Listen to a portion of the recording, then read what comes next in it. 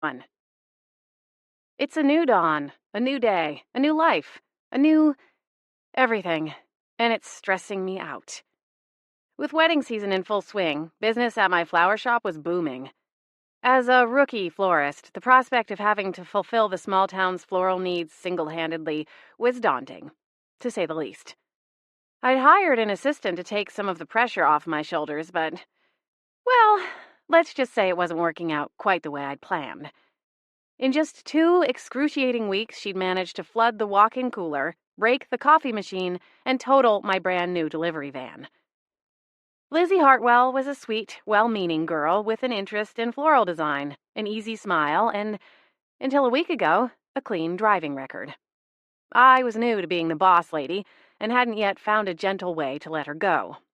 At the same time, summer was here, and I was in desperate need of an extra set of hands to help get me through the wedding season, regardless of how clumsy they might be.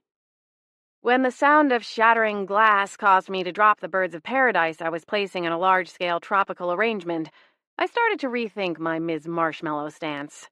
"Sorry," Lizzie called from the front of the shop. "Another one bites the dust," Gwen said from her place at the front counter. She was snooping through the computer that pulled local and online orders. "You're the one who recommended her," I hissed at my ghostly gal pal. Gwen shrugged her translucent shoulders.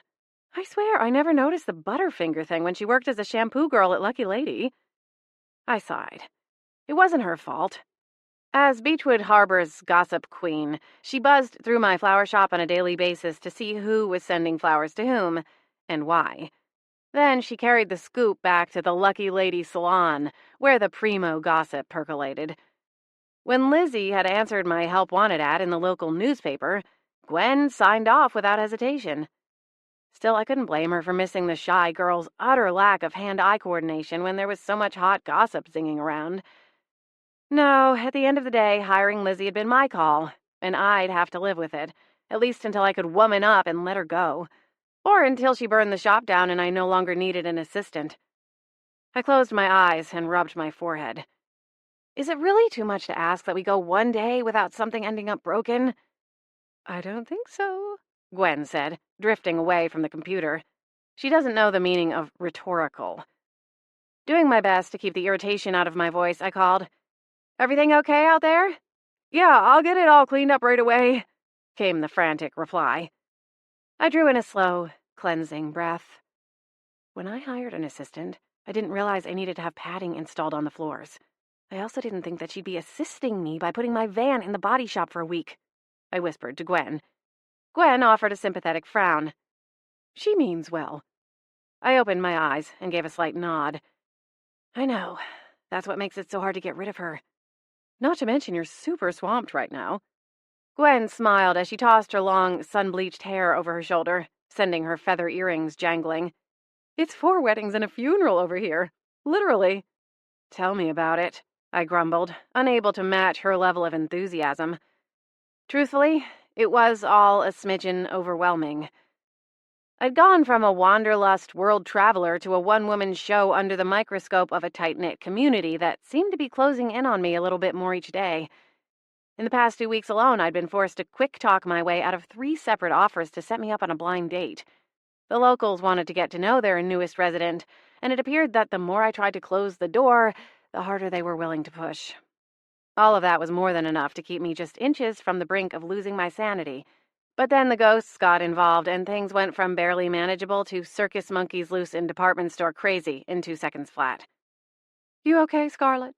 Gwen asked when I started massaging my temples. "I'll be fine," I told her. "I'm just feeling a little frazzled today." A Cheshire grin spread over her delicate face. "That wouldn't have anything to do with the fact that Lucas is coming back into town tonight, would it?" "No," I said, before heaving a sigh. "It has everything to do with the fact that I am vanless for the rest of the afternoon and have 3 deliveries to make." "Doesn't Lizzie have a car?" "She has half of a car," I replied, twisting my lips into a sour pout. "It's one of those mini something or others that has no cargo space whatsoever." Lizzie rounded the corner from the front of the shop into the studio space and carefully dumped a dustbin full of shattered glass into the large trash can by the back door. She shot me a guilty look. I'm really sorry, Scarlett. You can take it out of my paycheck. That's cute that she thinks she's still getting one. Flapjack, the ghost of my childhood Himalayan cat, sauntered into view from underneath my workbench. If I were you, Scar, I'd give her walking papers before she takes out everything else. Lizzie was not gifted/cursed with the ability to see ghosts, and stood wringing her hands as Flapjack handed down his sentence. I sidestepped the fluffy ghost and placed a hand on Lizzie's shoulder. It's all right, Lizzie. Accidents happen. Flapjack made a sneeze/cough sound that clearly communicated he thought I was being a pushover. I ignored him. If you can make note of what was broken, I'll take it out of the inventory database. Lizzie looked up at me through her thick lashes, her brown eyes glossy with unshed tears. Are you sure? You're not going to fire me? It was all I could do to keep myself from sighing. Instead, I forced a smile that I hoped came across as warm and shook my head. I'm not going to fire you, but please try to be careful. I know we've been busy since you started, but it's okay to slow down. We'll handle the workload, okay? Lizzie gave me a timid smile. Thank you, Scarlett. The phone rang, and Lizzie sprang into action. I'll get it. At least she's good at that, Flapjack said, as Lizzie rushed over to answer the phone by the cash register. Then again, teenage girls usually are. Heaven knows I suffered through your chatty Cathy phase. I frowned down at my one-time pet. No one asked you to stick around and listen in on all of those calls. It's not like you're bound to me. You could have gone anywhere, done anything. You know what I think? I think you liked listening to all those giggly conversations. Just like you liked hanging around for my slumber parties and birthday parties. You even followed me on my first date. Gwen covered her mouth to stifle a laugh, but her shaking shoulders gave her away. Aw, Flapjack. I always knew you were a big softy. Flapjack's eyes narrowed in Gwen's direction. For your information, I was keeping her safe. From what? Face masks and terrible rom-coms? Gwen asked, barely able to contain another laugh. I was talking about her first date, he replied, swishing his tail.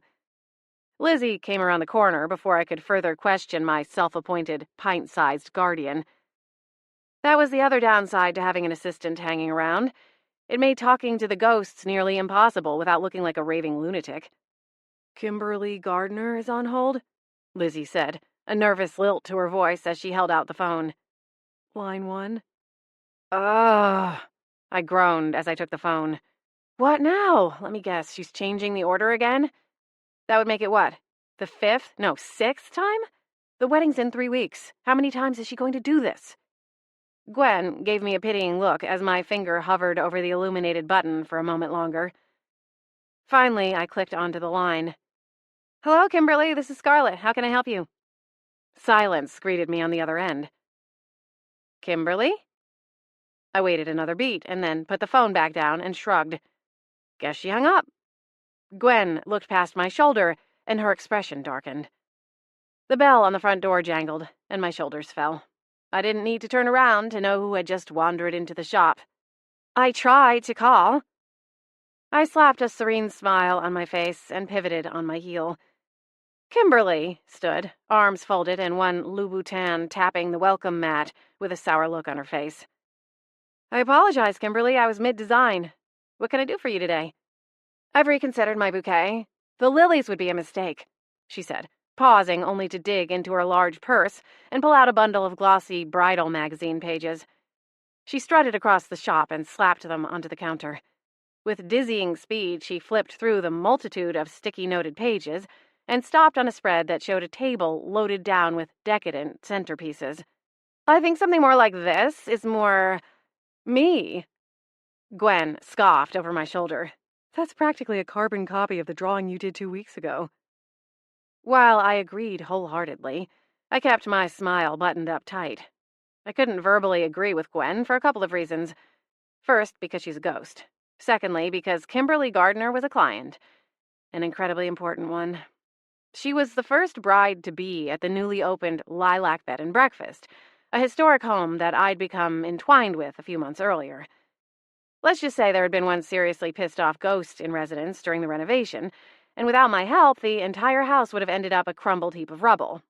thanks to my help with the spooky situation, I'd earned the exclusive right to provide florals for all events, including Kimberly Gardner's upcoming nuptials. Yay, me! Oh, and the whole thing was going to be on TV, adding another few degrees to the pressure cooker I found myself living in.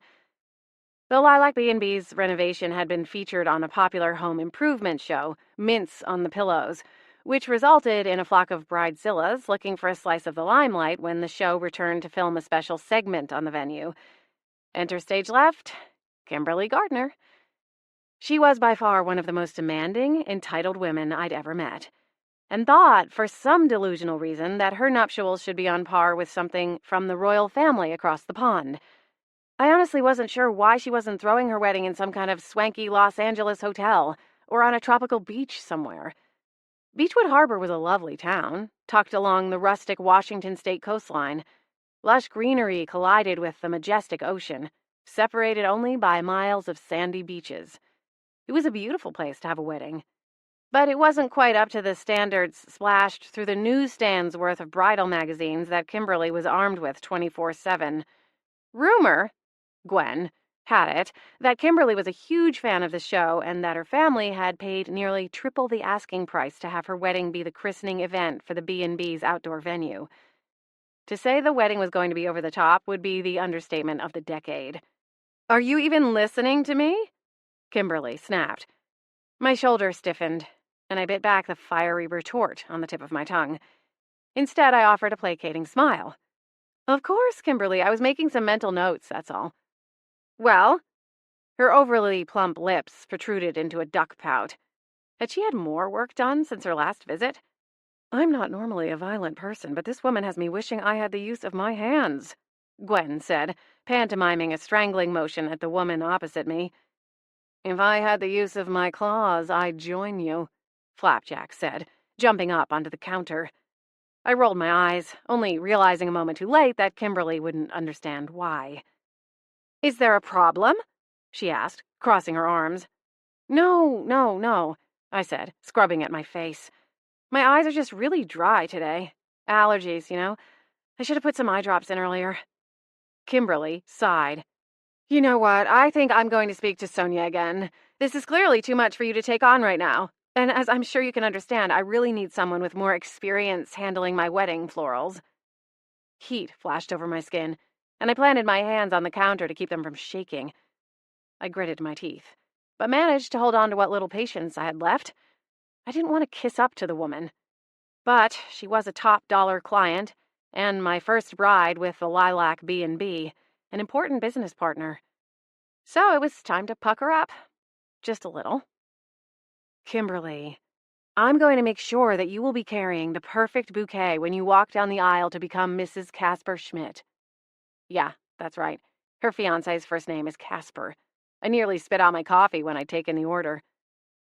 My plan worked.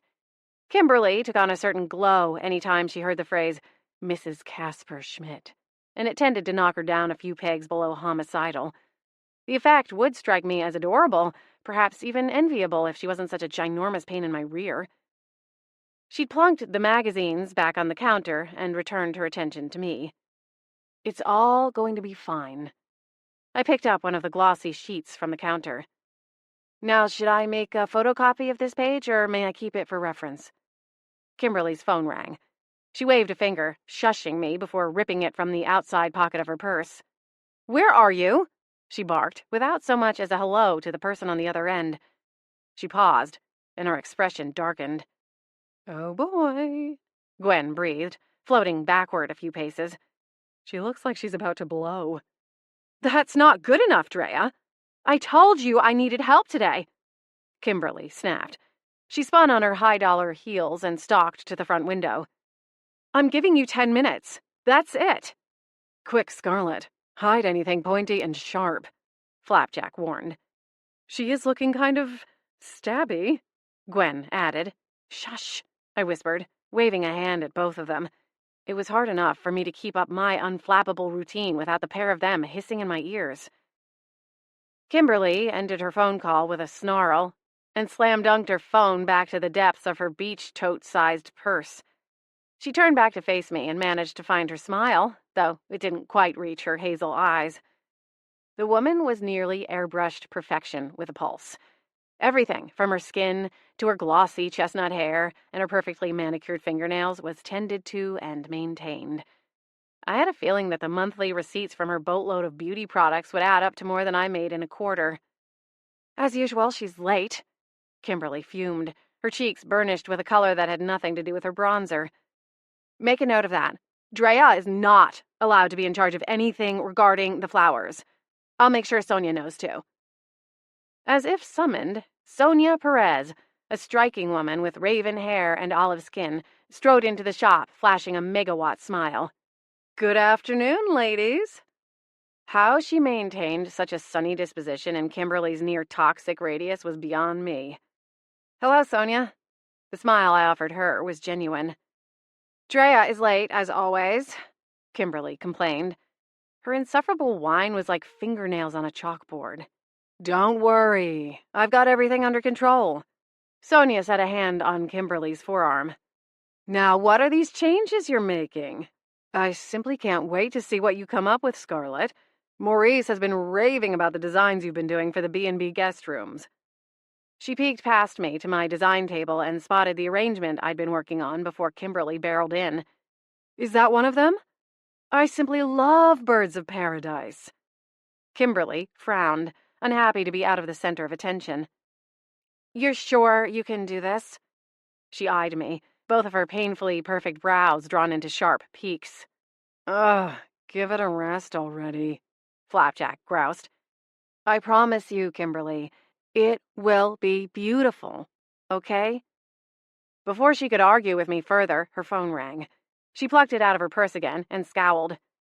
It's Drea. Probably more excuses. She answered the call and then reached for Sonia's arm. I'll see you at the restaurant in 1 hour. Without another word, never mind a thank you, she turned and stalked out. I'm really sorry about her, Sonia told me as soon as our shared little ball of sunshine was out of sight. Her bright smile faded, and for the first time since meeting her 6 weeks beforehand, I realized that she was just as fed up with Kimberly's theatrics as I was. For some reason, that made me feel a little better. Misery loves company, after all. It's fine. I handed over the magazine page labeled with 3 hot pink sticky notes. Here's what she wants now. I pointed at the design Kimberly had indicated before flipping to the next page. We didn't get around to talking about either of these, so I'm sure they'll be her choice du jour tomorrow or the next day. Oh, goody, Gwen quipped. All right. Sonia nodded as she considered the image. That works. Honestly, I don't know why she bothers to pay my fees. She doesn't even consult with me on these kinds of changes, just picks up the phone or fires off an email. And I'm usually the last one to know what's actually going on. I raised my brows. Seriously? Just last week, I chewed out the catering company for sending us the wrong quote for the 2nd time, only to find out that Kimberly had been changing the menu behind my back. She shook her head. So humiliating. Honestly, if it weren't for the absurd commission I'm set to make, I'd have bailed out months ago. No wonder her sister avoids her at all costs, I said, my voice lowered. Oh, Drea is a whole other story, Sonia replied, adding an exasperated sigh. Anyway, I know you're closing soon, so I'll get out of your hair and let you finish your work. We'll talk tomorrow, all right? Works for me. Have a good evening. Sonia waved as she headed out, and I returned to my studio.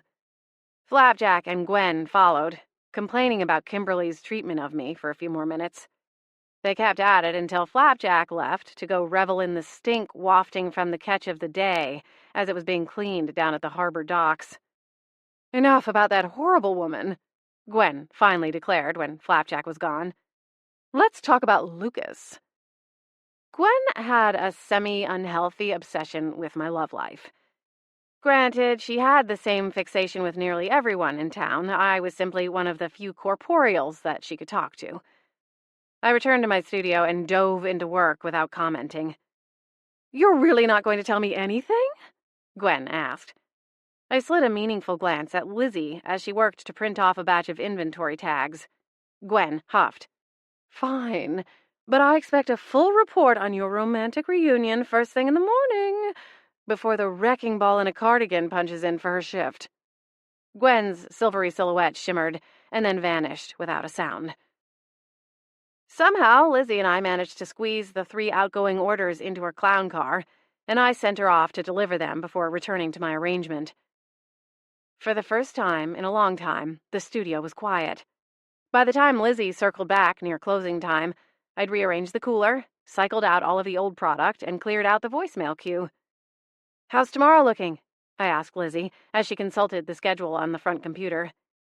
"Busy," she replied in an almost apologetic tone. I sighed. "All right. Well, the rental company said they would have a van available for me tomorrow morning, so I'll need you to run the show while I run over there to pick it up." Lizzie nodded violently. "Of course." The front bell rang, and she jumped up to go to the front counter, but I stopped her. "Why don't you go ahead and clock out, since I'll need you early tomorrow?" "Okay. Have a good night, Scarlett. Thanks for everything." She grabbed her purse and car keys from the office and slipped out the back door with a small wave. I went to the counter, eager to take care of the last customer so I could close up. Despite my cagey response to Gwen, I was looking forward to seeing Lucas again, more than I was willing to admit. He was flying into SeaTac and making the 3-hour drive into Beechwood Harbor in a rental car. He'd assured me that he would make it in time for a late dinner. "Evening, sir," I said to the tall, lanky man standing at the front counter with an expectant look on his face. "How can I help you?" "Are you Scarlett Sanderson?" "That's right." He reached up and rubbed his hand along the back of his neck. "I've never done anything like this before, but I need your help." "Selecting the right flowers?" I asked, cringing because I already knew from his posture he wasn't there to pick up a bouquet. "No, actually, it's about a ghost." Of course it was. Chapter 2. The man set a faded newspaper page on the counter. "I found your information from this article." If there was ever a night to close up early, this should have been it. I pushed the paper back to him and shook my head. "I'm really sorry, but I don't work with ghosts." "But the article?" "It's wrong." "My ex-wife is haunting me." A prick of curiosity needled at me. No, fight it, Scar. Remember what happened last time? "Strange things have been happening around my house ever since she died. I hardly ever go home now. She's always there. Then last week I was driving to work and all of a sudden my brake pedal wasn't working. I damn near crashed into a guardrail." I winced. He reached for my arm. "I need help from someone who knows what to do in a case like this. And according to this article, that's you." I wrinkled my brow. I couldn't walk away if he was in danger. "All right, fine. I'll see what I can do." I tugged my arm away. "But let's get something straight. I don't do exorcisms." He tilted his head. "What is it you do, then?" "It's more like counseling."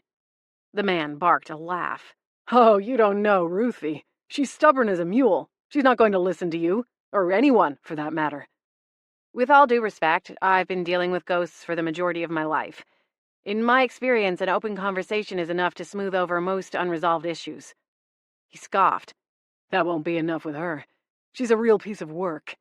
I used to tell her that she put the Ruth in ruthless." He laughed at his own joke, then quickly realized I hadn't so much as cracked a smile. His smile faded, and his expression turned stony. "I don't want a therapy session. I want her gone." I folded my arms. "Let's say you live in Florida, and one morning you go out for a swim, only to find a giant gator in your pool. You have 2 choices. Call the people who trap gators and release them somewhere else, or hire the people who will come shoot the poor thing. It's kind of the same thing with ghosts. I prefer to do the former. Catch and release, so to speak." "Fine, I don't care how you do it, Miss Sanderson, just so long as it works." I frowned. My clever analogy was completely wasted on the impatient man standing across from me. With a sigh, I held up a hand. "As long as that's understood. I charge $500 for house calls." I'd never seen someone write a check so fast. Call me a sellout. But hey, if I was going to spend my precious downtime chasing after a ghost, I was darn well going to get paid for it. Besides that, there was a good chance that if I added one more ghost to my already overflowing schedule, I'd lose my grip on what little sanity I had left. The fee was more like hazard pay. I'm Wilson Barnes. Just do what you have to do. I'll come out tomorrow after I close my shop. This is the correct address? I pointed at the information on the check, noting the doctor in front of his name. That's the one. I'll see you tomorrow around 6, Dr. Barnes. Thank you. He hurried out of the shop, clearly ready to be done with his unpleasant errand. I slipped the check into the front pocket of my apron and locked the front door before heading upstairs to my apartment. I'd have to ask Gwen what she knew about the departed ex-Mrs. Barnes. Hopefully it wouldn't be nearly as bad as he'd made it sound, but I learned long ago that asking, "What's the worst that could happen?" was just tempting fate. By 8 o'clock, my pending ghost adventure was the furthest thing from my mind as I paced in front of my front window. Lucas was on his way from the airport, and my nerves were pitching toward an all-time high. Nearly 3 months had passed since the last time we'd seen each other. We met under odd circumstances when I'd found myself at the business end of his taser. Not exactly the type of meet cute you'd find on The Bachelor, but it was working for us so far. Lucas worked as head of security for Mints on the Pillows, the reality show that renovated what is now the Lilac Bed and Breakfast, back in early spring. After we got past that whole move and I'll tase you thing, we realized we had a lot in common and started an unofficially official relationship. The only downside was that as soon as the renos were done, Lucas was off to the next city on the schedule. Since then, we'd managed to keep in near-daily contact, phone calls, texts, and an occasional video call. He'd offered more than once to fly me out to the set for a long weekend, but with everything ramping up at the flower shop, and good help being so hard to find, it hadn't worked out. Which, I decided as I stood at the window, nearly trembling, was both a blessing and a curse. In some ways, the anticipation of seeing each other was almost euphoric. But on the other hand, a nagging voice had started casting doubt. What if the way I remembered Lucas was an illusion? Some kind of construct I'd built up in my imagination? Or vice versa. There was a possibility that the entire visit was going to tear apart the tiny threads of connection we had formed over the past months. I didn't want to watch it all unravel. But at the same time, the possibility that the bonds might tighten and root even deeper scared me more on some levels. The tangled thoughts and doubts swirled around in my stomach as I waited at the window. After a few minutes, an unfamiliar car parked in the lot below, and I gasped out loud, excited that the moment was finally here. Lucas emerged from the driver's side of the dark sedan, and I smiled to myself as he straightened and stretched his long limbs. He was used to driving a burly pickup truck while on the set, and the idea that he'd been folded into a tiny sedan for the past 3 hours, cursing the lack of legroom, made me giggle. He glanced up and caught sight of me in the window, and our eyes met. My heart did a series of gymnastics, and then plummeted to my toes in a free fall at the smile he gave me. "Is your gentleman caller here, Lady Scarlet?" There was only one ghost in my life who would use the phrase, gentleman caller, and that was Hayward Kensington III, an old English gentleman who still clung to his sense of propriety more than 100 years post-death. It was charming in a weird way. I nodded at him as I raised a hand to return Lucas's greeting. He crossed the lot, and I jumped back from the window and scurried across the small apartment to stand post at the front door. Hayward followed, and I belatedly noticed the downcast look on his face. "Are you all right, Hayward?" "He's moping," Flapjack interjected, appearing at my other side. Hayward's regal face twisted into a nasty scowl as he glared down at the unwelcomed presence. "Butt out, Flapjack." My eyebrows shot up. Hayward rarely used such language.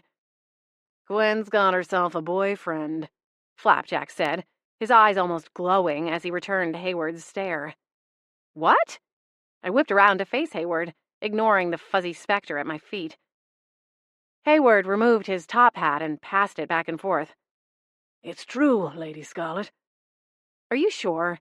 She hasn't said anything to me." I glanced back at the front door. Lucas would be knocking on the other side at any moment. He knew about my ability, but I hadn't planned to spend our first night back together in some kind of ghost intervention to cheer up my longtime companion. Flapjack wound around my ankles, tail swishing dangerously close to my skin. A cold breeze followed and sent a shiver up my back. I resisted the urge to kick out at his spirit. It wouldn't affect him and would only spread the chill through my body, but sometimes it was hard to hold back.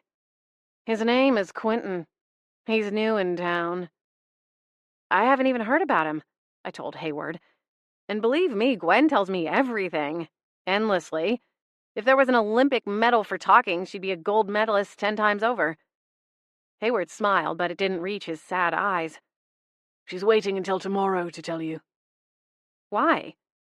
She didn't want to intrude on your evening with Mr. Green. I sighed. Of course. She knew I was nervous about seeing Lucas again. Gwen was the kind of person who was always thinking about others, which somewhat explained her fascination with the town gossip and everyone's comings and goings.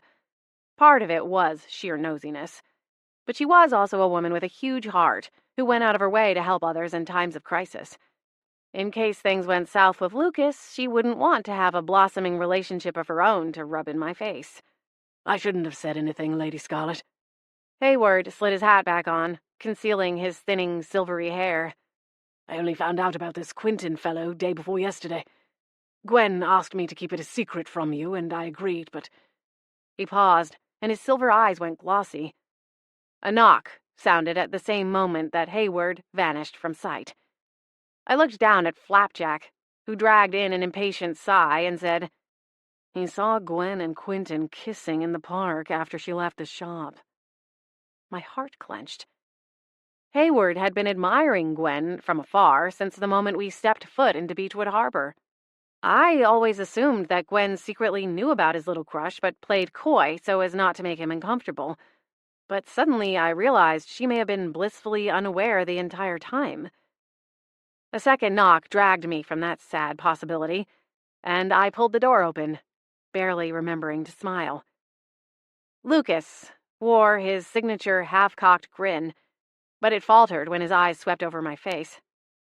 "Hey?" He squinted. "Scarlet, are you all right? You look like you just saw..." Lucas stopped short, and our eyes locked together. "Well, ghost?" "Story of my life, pal," I snorted, and we both dissolved into laughter. Come in," I said, still laughing. Lucas followed me over the threshold, and I closed the front door behind him. So much for a silver screen reunion. Lucas scanned the room, his hands in his pockets.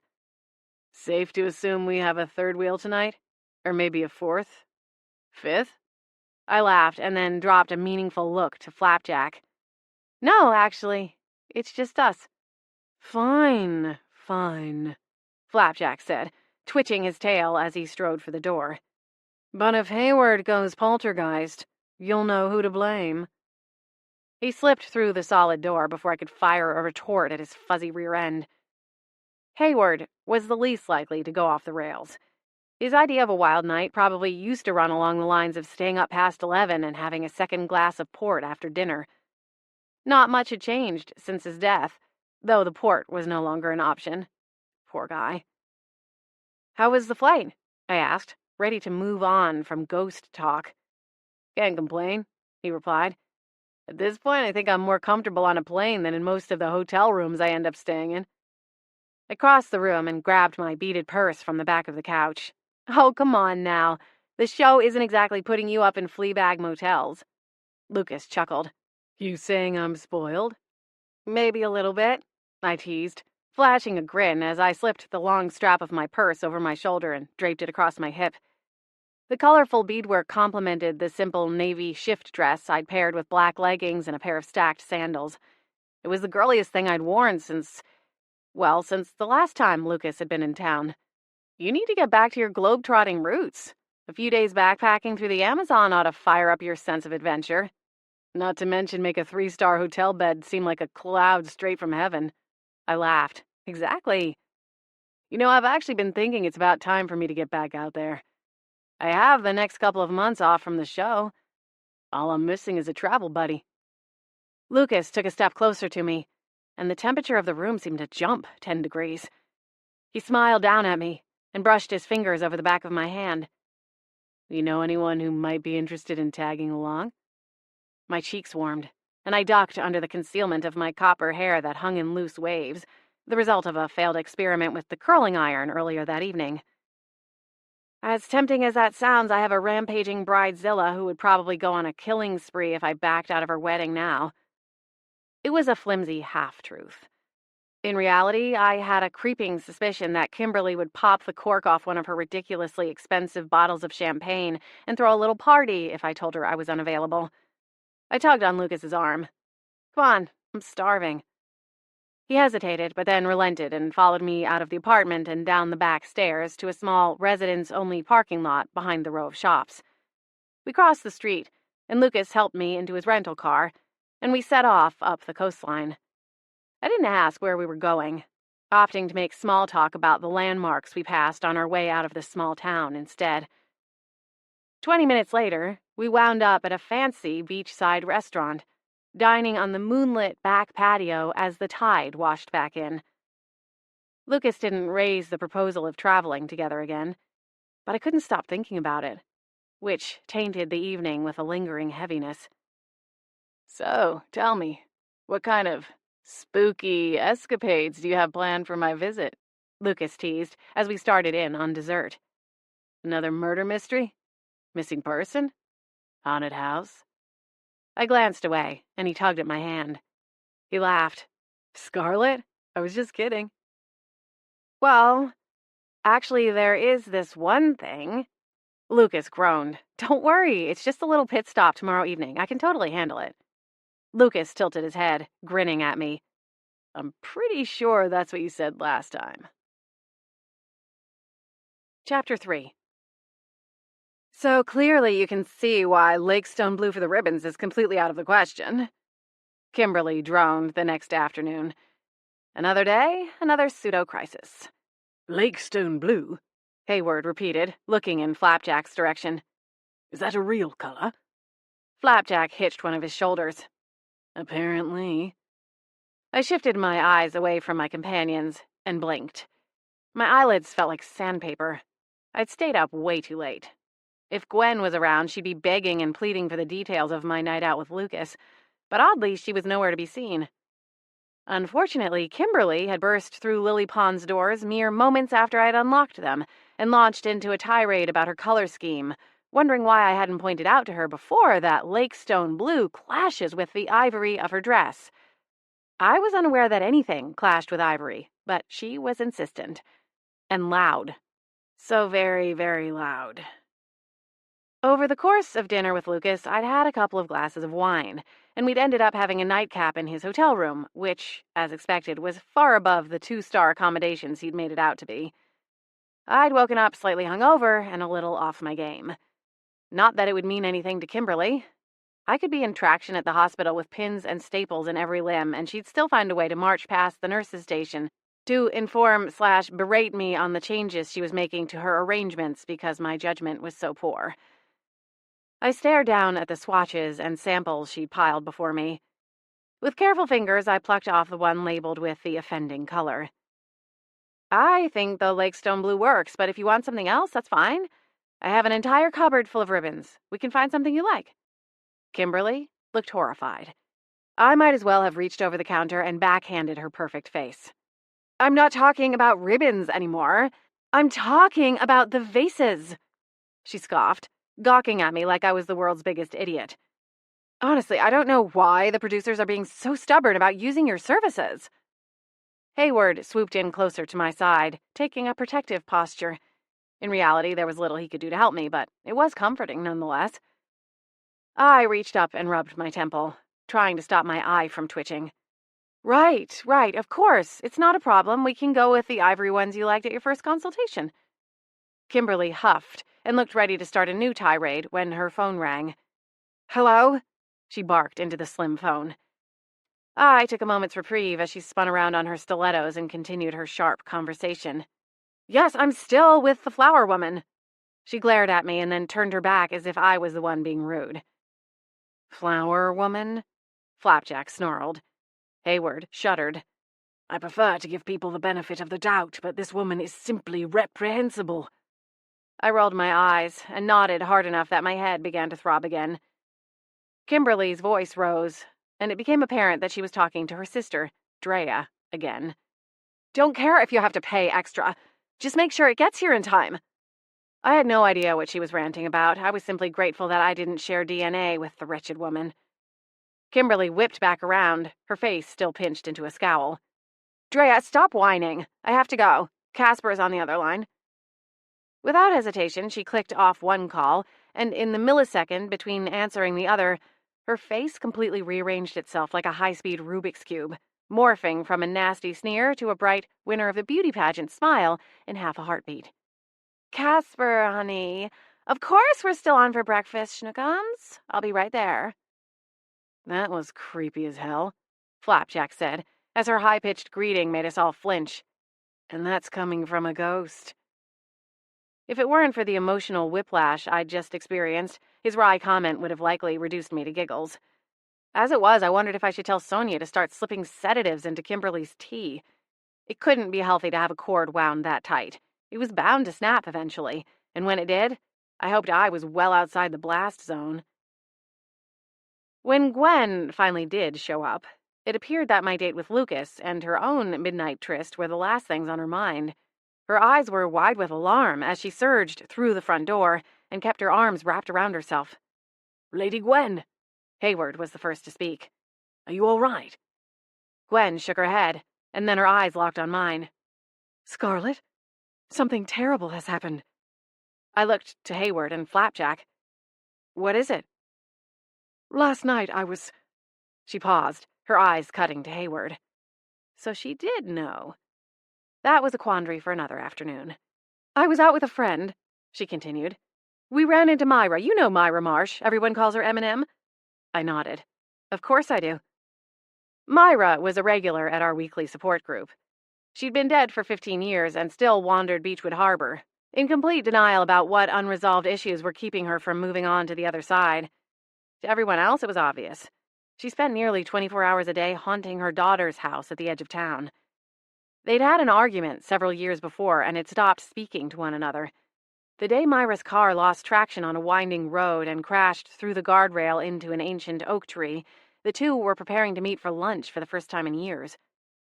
I'd offered to go and speak to her daughter, to tell her whatever it was Myra had been planning to say that day, but Myra always declined.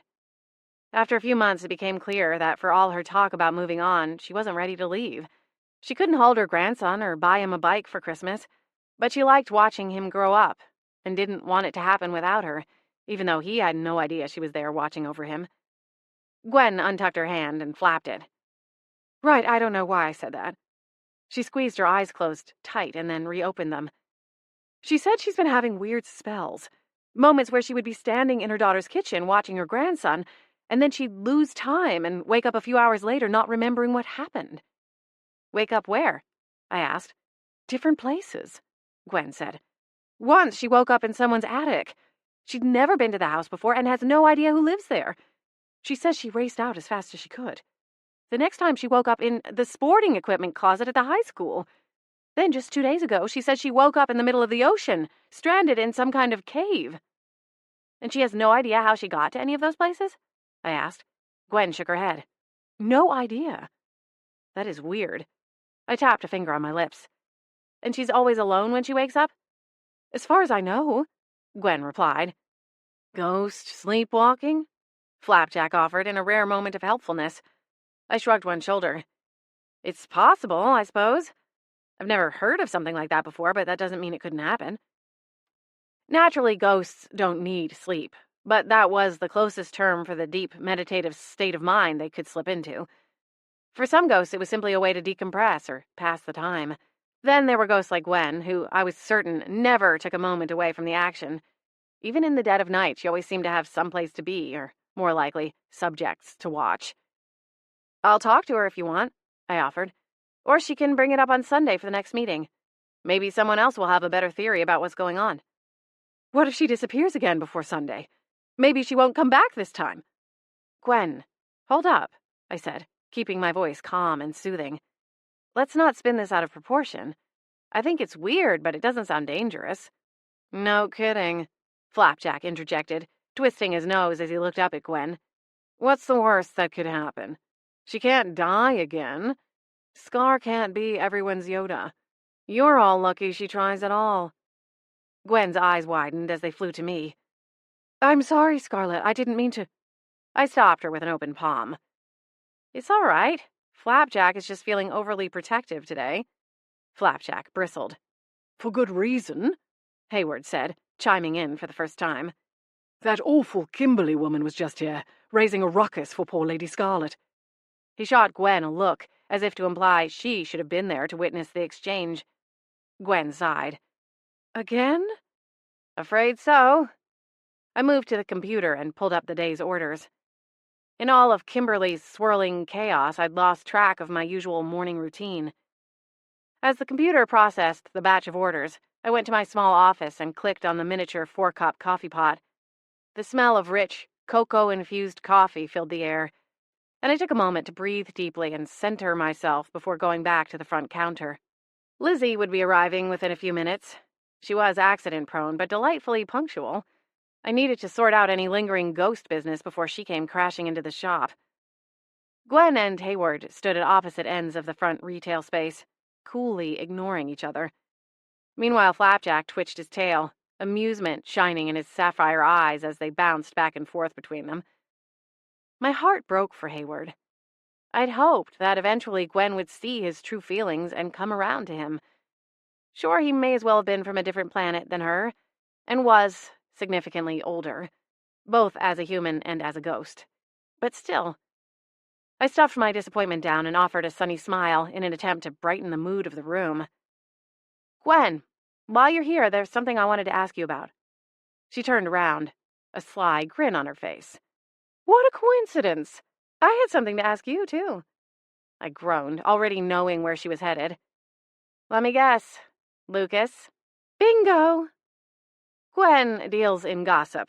The juicier the secret, the higher the currency.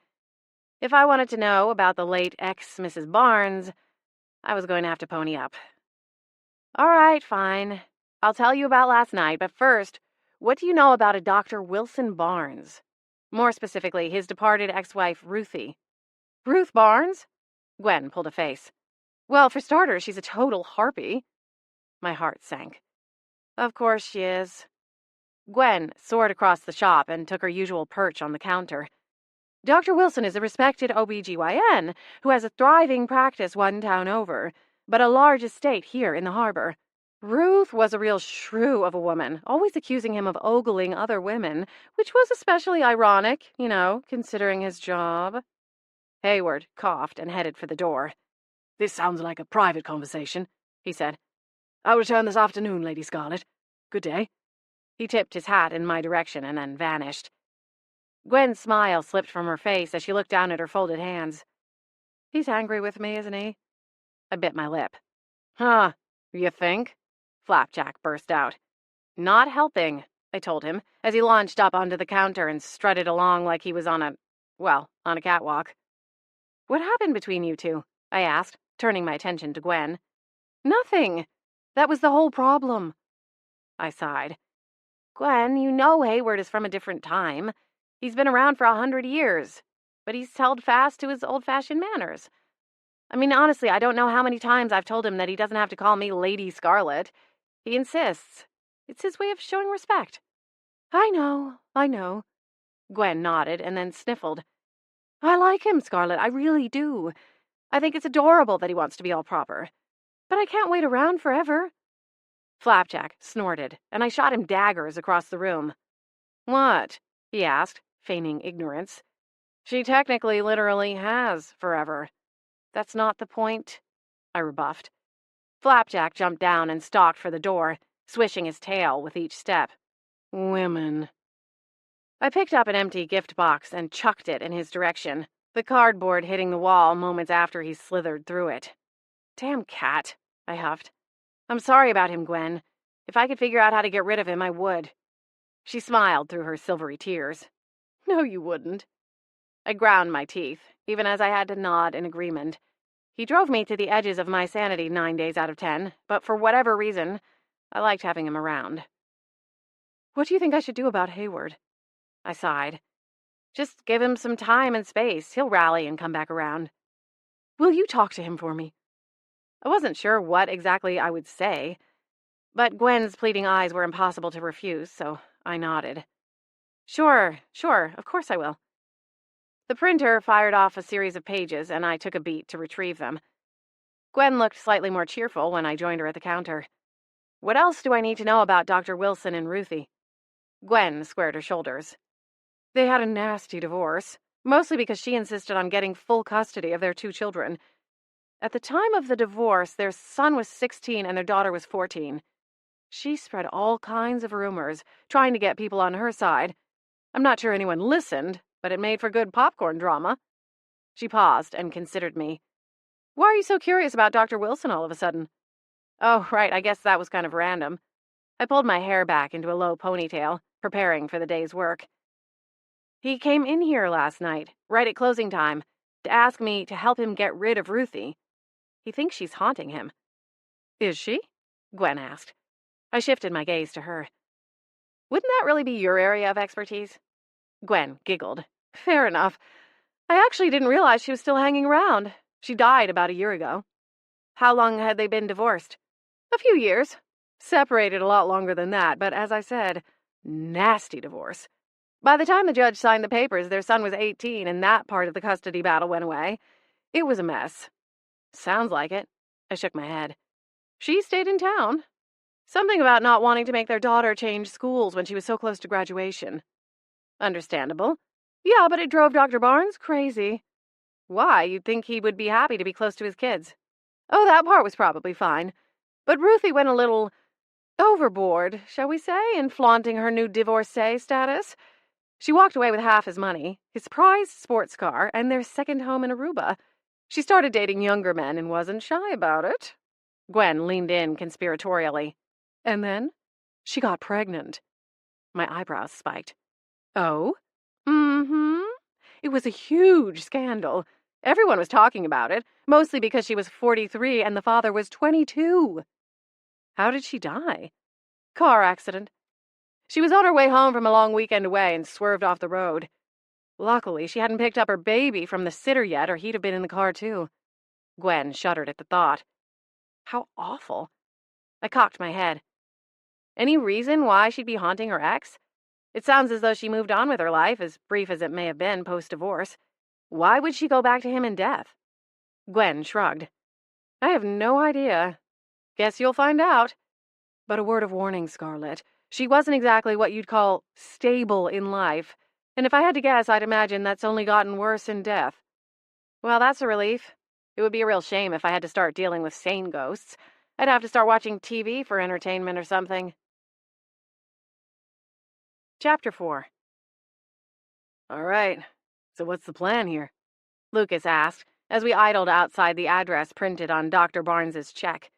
Somehow he'd managed to sweet-talk his way into accompanying me. I accused him of using his charm for nefarious purposes, which only made him laugh. I glanced up at the massive house. Regardless of what the former Mrs. Barnes had walked away with in the divorce settlement, it was clear that the good doctor was still doing well for himself. The Craftsman's Stunner was built atop a hillside that allowed a panoramic ocean view. We'd passed the nearest neighboring house on the way up the steep hill, and I figured it was at least half a mile away, offering Dr. Barnes's residence tranquility among the trees. Then I remembered what he'd said about nearly being driven off the road, and a pit formed in my stomach. If Mrs. Barnes's ghost was really behind the near accident, she was one peeved spirit. Yay, my favorite kind. We'll talk to Dr. Barnes and get a more detailed account of what's been going on. I shifted my glance away from the house to look at Lucas. Not for the first time, I wished we were anywhere but on a wild ghost chase. There were plenty of ways I would rather be spending the evening. Most likely there is a time of day or a specific room of the house that he feels the presence of the ghost. We'll find her, see what she wants, and try to negotiate her departure. Lucas cocked his head. Easy enough, right? I laughed. I would say it can't be harder than the fiasco with Rosie, but I don't want to jinx us. Lucas had been my irritation-turned-partner in my last ghost caper. Sometimes, in reflection, I hardly believed that I'd been crazy enough to tell him about my strange ability in the first place. He'd been open to it and almost a little eager to learn the truth. In his time as head of security with mints on the pillows, he'd seen some strange things. So apparently my odd life wasn't too hard for him to swallow, which either made him perfect for me or bonkers. Maybe both. Good call. Lucas peered out his window. Ready? I heaved a sigh. As I'll ever be. He chuckled and flung open his door. Dr. Barnes welcomed us in, after checking his watch to confirm that I was on time. We stood in the foyer of the house, and he gave Lucas a quick once-over. Dr. Barnes, this is Lucas Green. He's my... I stopped myself, realizing with a flurry of panic that I had no idea what he was. Assistant? Muscle? Hired help? Or, more terrifying, boyfriend? Lucas smiled and extended a hand to the doctor. I'm Scarlett's friend. I like to have her back when she goes on house calls. Make sure everything's on the up and up. Dr. Barnes shook Lucas's hand and offered him a tight-lipped smile. Great. Lucas's quick save should have filled me with relief. It lifted the burden of labeling our status. But instead of being happy about it, a pang of disappointment bit into me. I dismissed it and forced a smile. There wasn't time to sit around dissecting my emotions or worrying about what that sharp stab in my chest might mean. Didn't you bring anything? Dr. Barnes asked, returning his attention to me. Like what? A kit of some kind? Instruments? Sage? How do you plan on getting rid of her? He was clearly a man on a mission. I held up a hand. Dr. Barnes, please, as we discussed yesterday, we're doing this my way, okay? Now, where do you feel Mrs. Barnes's presence the most strongly? Ms. Jason, he corrected in an icy tone. She kept the beach house, but she didn't keep my last name. I saw to that. Oi. Okay, right. Let's stick with Ruth. Where do you normally feel her? Have you ever audibly heard her? Dr. Barnes relaxed slightly and waved his hand toward the staircase to the right of the front door. This way.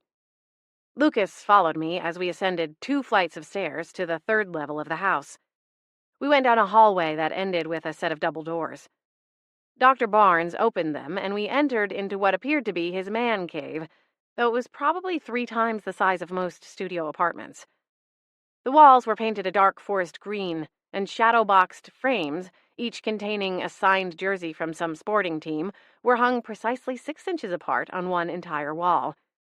I never paid much attention to sports, but the collection must have been impressive as Lucas let out a low whistle. I rolled my eyes and then turned to take in the rest of the room. A sprawling wet bar, complete with a full-size fridge, sink, and 3 different brews on tap.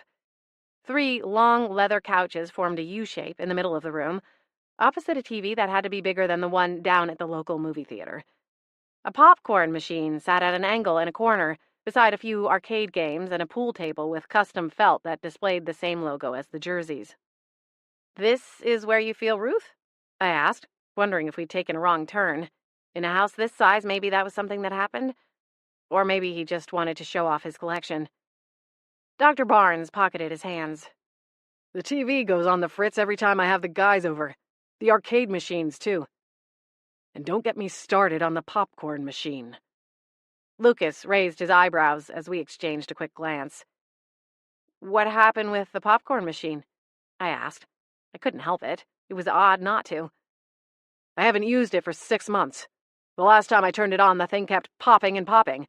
By the time I managed to shut it off, there were 3 inches of popcorn all over the floor. I blinked hard, wondering if I'd heard him right. How? I mean, that doesn't even seem possible. Where would all of the kernels have come from? Dr. Barnes narrowed his eyes. I paid you $500 to figure it out. She's here. Somewhere. Some way. I shook my head. Well, for the moment, she's not. There aren't any ghosts in here. Dr. Barnes threw his hands into the air. Search the whole house. I don't care what it takes. He stormed from the room before I could fire off any further questions. When the sound of his angry footsteps faded, I slowly pivoted on the heel of my sneakers to look at Lucas. Of course, he was busy getting up close and personal with every encased jersey that hung on the wall.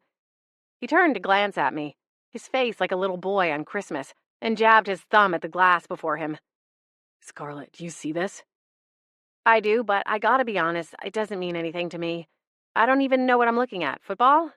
Basketball? Lucas's jaw dropped again. A series of sputters came out, but he was apparently too appalled to find actual words. Okay, I get that this is like man heaven, but we have a ghost to find, all right? He followed, begrudgingly, as I began the search.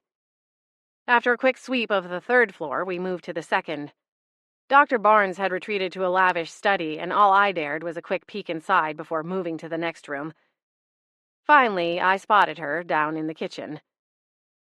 Ruthie Jasson, formerly Barnes, stood in the kitchen, elbows propped on a granite-covered island that was longer than my delivery van, staring wistfully out the picture windows that lined the opposite wall. She didn't tear her gaze away even as I said her name. Ruthie? Is that your name? She sighed. Will always complained about my cooking, but I'm telling you, I made some truly beautiful meals right here in this kitchen, all while watching my babies play in the backyard. I looked over my shoulder and gave Lucas a nod.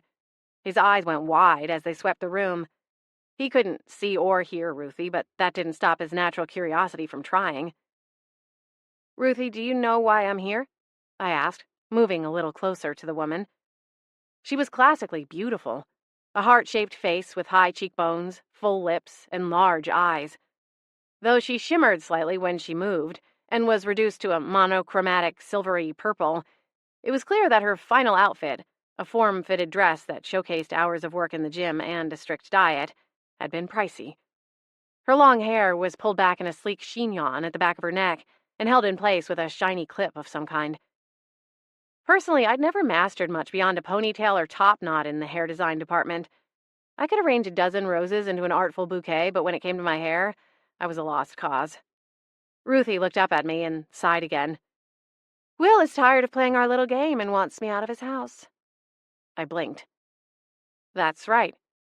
She pushed up to her full standing height, a few inches shorter than my own 5'6" frame. Her eyes drifted past me and locked onto Lucas. Ooh, who is that? If you brought him as a distraction, consider it mission accomplished. I'd be happy to haunt him any day of the week. No, I said, a little too emphatically. Lucas straightened, and I held out a hand, silently telling him at ease. You're not going to haunt anyone, I told the woman. Ruthie's expression shifted, the serene, almost dazed look disappearing in an instant. Is that so? What are you going to do, exorcise me? That's not what I do. She smiled. Then it seems my position is safe. I folded my arms. What is it that you want, Ruthie? Something tells me that you have a price. Women like her always did. Jeez, I've been listening to Flapjack too much. Apparently his jaded worldview was transferable. Ruthie mirrored my posture and met my firm stare with one of her own. I want Will to send my alimony money to my son, Damon. I cocked my hip. I'm not exactly a divorce expert, but I would think alimony payments would stop when you drop dead, Ruthie snapped. Technically, yes, but old Moneybags up there has plenty to go around. I was counting on that money for my son's schooling and future endeavors. Without it, he might have to... Well, I shudder to think it, but he might have to go to public school. Oh, good grief. What's she saying? Lucas asked. She wants money. Would you mind getting Dr. Barnes so we can get these negotiations underway? Lucas gave a nod and headed back toward the stairs off the kitchen nook. I turned my attention back to Ruthie. And if he says no? Well, until he agrees, I'll be here, breaking up boys' nights. And if he so much as thinks of bringing a date back here, he'll see what I can really do. And I can assure you, it will be a lot less pleasant than some spilled popcorn on his plushy Berber carpet. Just simmer down. I scoffed and turned away from her. Dr. Barnes and Lucas appeared moments later. The good doctor's casual swagger must have evaporated during the walk, because his face had gone a bit green, and he shifted from foot to foot as he stood considering the kitchen. She's here, he said, barely above a whisper. I gestured at Ruthie for reference. She wants you to continue her alimony payments. She wants the money sent to ensure that her son Damon has a secure future. Dr. Barnes barked a sharp laugh. So, in addition to being dead, she's also lost her mind. Ruthie, puffed up her chest and levitated a few inches off the floor, bringing her to my eye level. You tell that warthog of a man that he has a week to comply, or the next time his car goes a little squiggly, it's going to be a far bumpier ride. Her bastard of a son isn't my problem. She should have thought of him before she defaulted on the payments for the beach house in Aruba. She could have sold that and had more than enough money for her snot-nosed little brat. How dare you! Ruthie screamed. The sound vibrated off the glass, but Lucas and Dr. Barnes's expression remained unchanged. They hadn't heard the ear-piercing cry. Dr. Barnes scoffed. Why can't her stripper-turned-bartender boyfriend pay for him? Dr. Barnes, if you don't mind, I squeezed my eyes closed against the high-pitched shriek as Ruthie began swirling through the room like a ghost tornado. Ruthie! She stopped screaming and landed on top of the island, glowering down at all three of us. I took in a deep breath and willed the residual ringing to stop. Dr. Barnes, it's none of my business, but it seems it would be easier to write her son a check than to let this continue. She's not getting a penny, he replied, his jaw so tense I worried he was doing muscular damage. His eyes darted around. How do I know she's really here? What if this is all some scam? You're going to tell me the address to send the money, and I'm supposed to trust it will go to that woman's son? What? I whipped my head around, shocked at the sudden turn. You do realize that you're the one who asked me for help. It's not like I'm hoofing it door to door selling exorcisms and carpet shampoos. Lucas snorted. This was a mistake. All of it. Dr. Barnes huffed and threw a hand toward the arched entry into the kitchen. Just leave. Gladly, I said, stalking back toward the front of the house. Enjoy your hauntingly ever after. Can you believe that jerk? I asked Lucas, throwing the passenger door of his rental car open minutes later.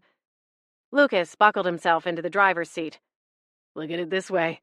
He's the one who's going to have to figure out how to get all of that butter out of his carpet. Oh, the trials of the wealthy. I feigned a swoon, and we both cracked up. Can you imagine? A whole sea of popcorn?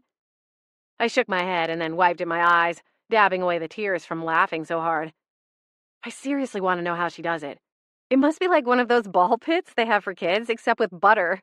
So much butter.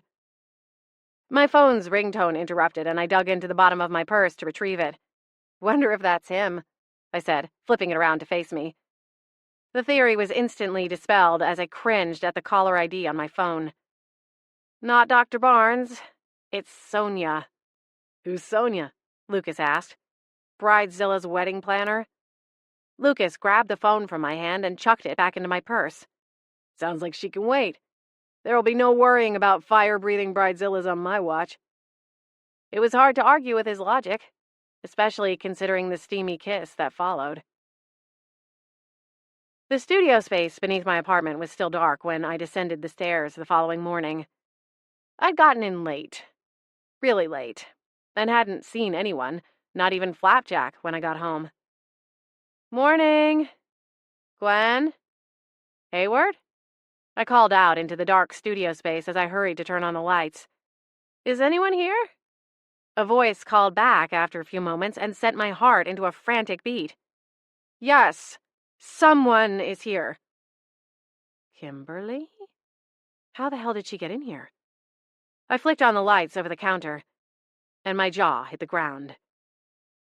Kimberly Gardner was indeed standing in my shop. But there was something different about her. Mainly, she was dead. Chapter 5. Kimberly? I stuttered, trying to wrap my brain around the silver silhouette version of the woman who'd single-handedly doubled my wine budget ever since she blew into town. What happened? You're dead? She gave a haughty flip of her hair. Yeah, I've been informed of that. I staggered forward and braced my hands on the counter, needing something solid to lean against. I couldn't stop staring at her. She was wearing the same sundress she'd been wearing the morning before when she'd ripped into me for not pointing out the snafu in her color scheme. What the hell happened to you? Eloquence before coffee was a rarity in my world, on even the best of days. I don't know, she replied quietly, showing the first sign of anything less than pure bravado and firepower. I woke up this way, right there in my hotel. I thought it was a strange dream. I saw a double of myself sprawled across the bed. You don't know how you died? She shook her head. Someone knocked on the door, loud. The next thing I knew, there were paramedics, firefighters, hotel staff, and police officers swarming the room. They shoved Casper right out of the room. I tried to talk to him, to any of them, but they couldn't see me. She fell silent, her eyes roving unfocused past my shoulder for a few moments. I tried to wake up. I tried so hard, but it just wouldn't work. I'm so sorry, Kimberly. Well, it's awful. A sharpness returned to her eyes as they shifted back to meet mine. You have to help me. I can't be dead. This isn't how this was supposed to go. A silver streak burst through the front door. Scarlet! I just heard the craziest... Gwen stopped abruptly, her eyes locked on Kimberly. Thing. Who are you?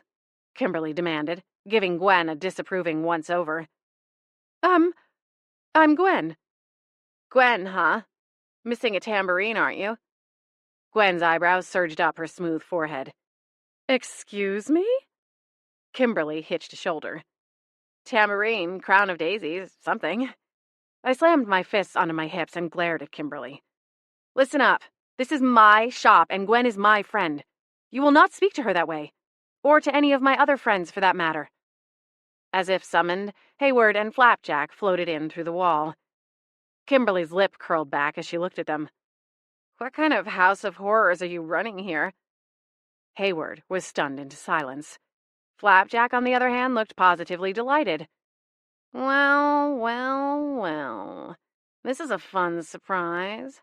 I see someone finally gave you a dose of your own nasty medicine. I hope it was painful. I drew in a slow breath. Flapjack, please. His sapphire eyes shifted to me, then to Kimberly, and back again, before he gave a slight nod and sat back on his haunches. He'd back down, for now. What are you even doing here, Kimberly? I'm really sorry that you're gone, but surely I'm not at the top of your list for potential haunting victims. Kimberly turned away from the standoff with Flapjack. I was told that you could help me. Apparently, in addition to subpar flower arrangements, you have some kind of Day of the Dead side business going on here? I narrowed my eyes and made a conscious decision to ignore the snarky jab at my designing skills. I can try. What is it that you need? I want my body back. Duh. A startled laugh burst from my lips. What?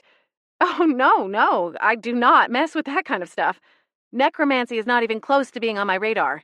Not now, not ever. Kimberly frowned. Then what use are you? Why would that woman...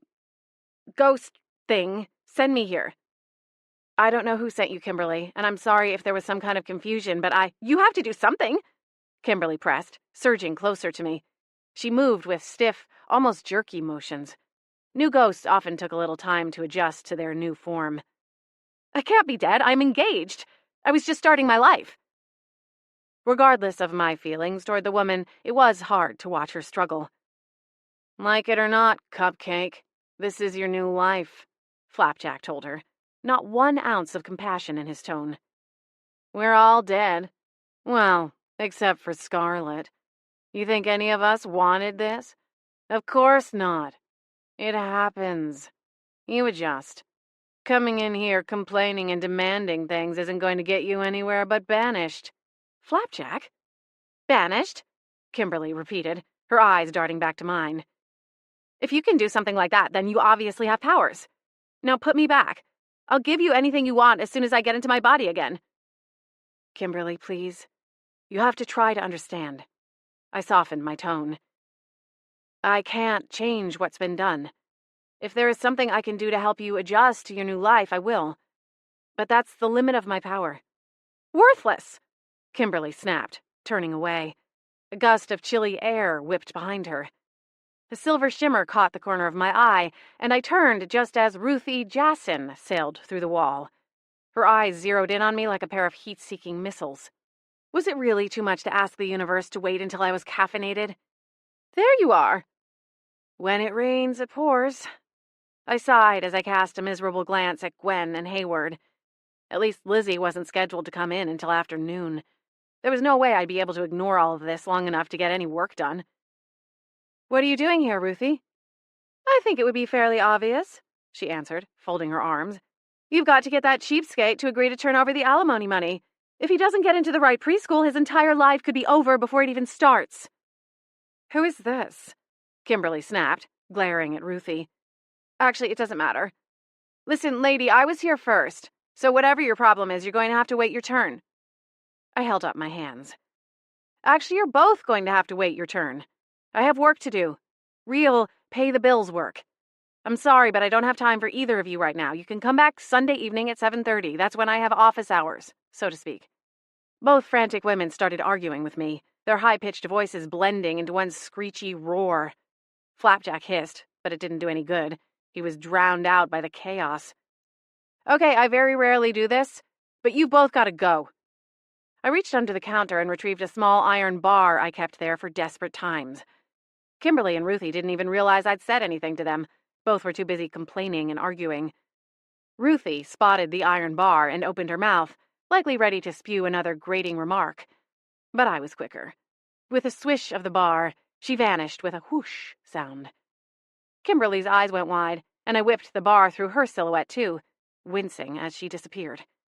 I'm sorry, I told the remaining spirits with a cringe. Scarlet?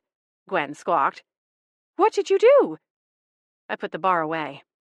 Disperse them. What does that even mean? She asked, searching the room with frantic eyes. They'll both reset to where they died.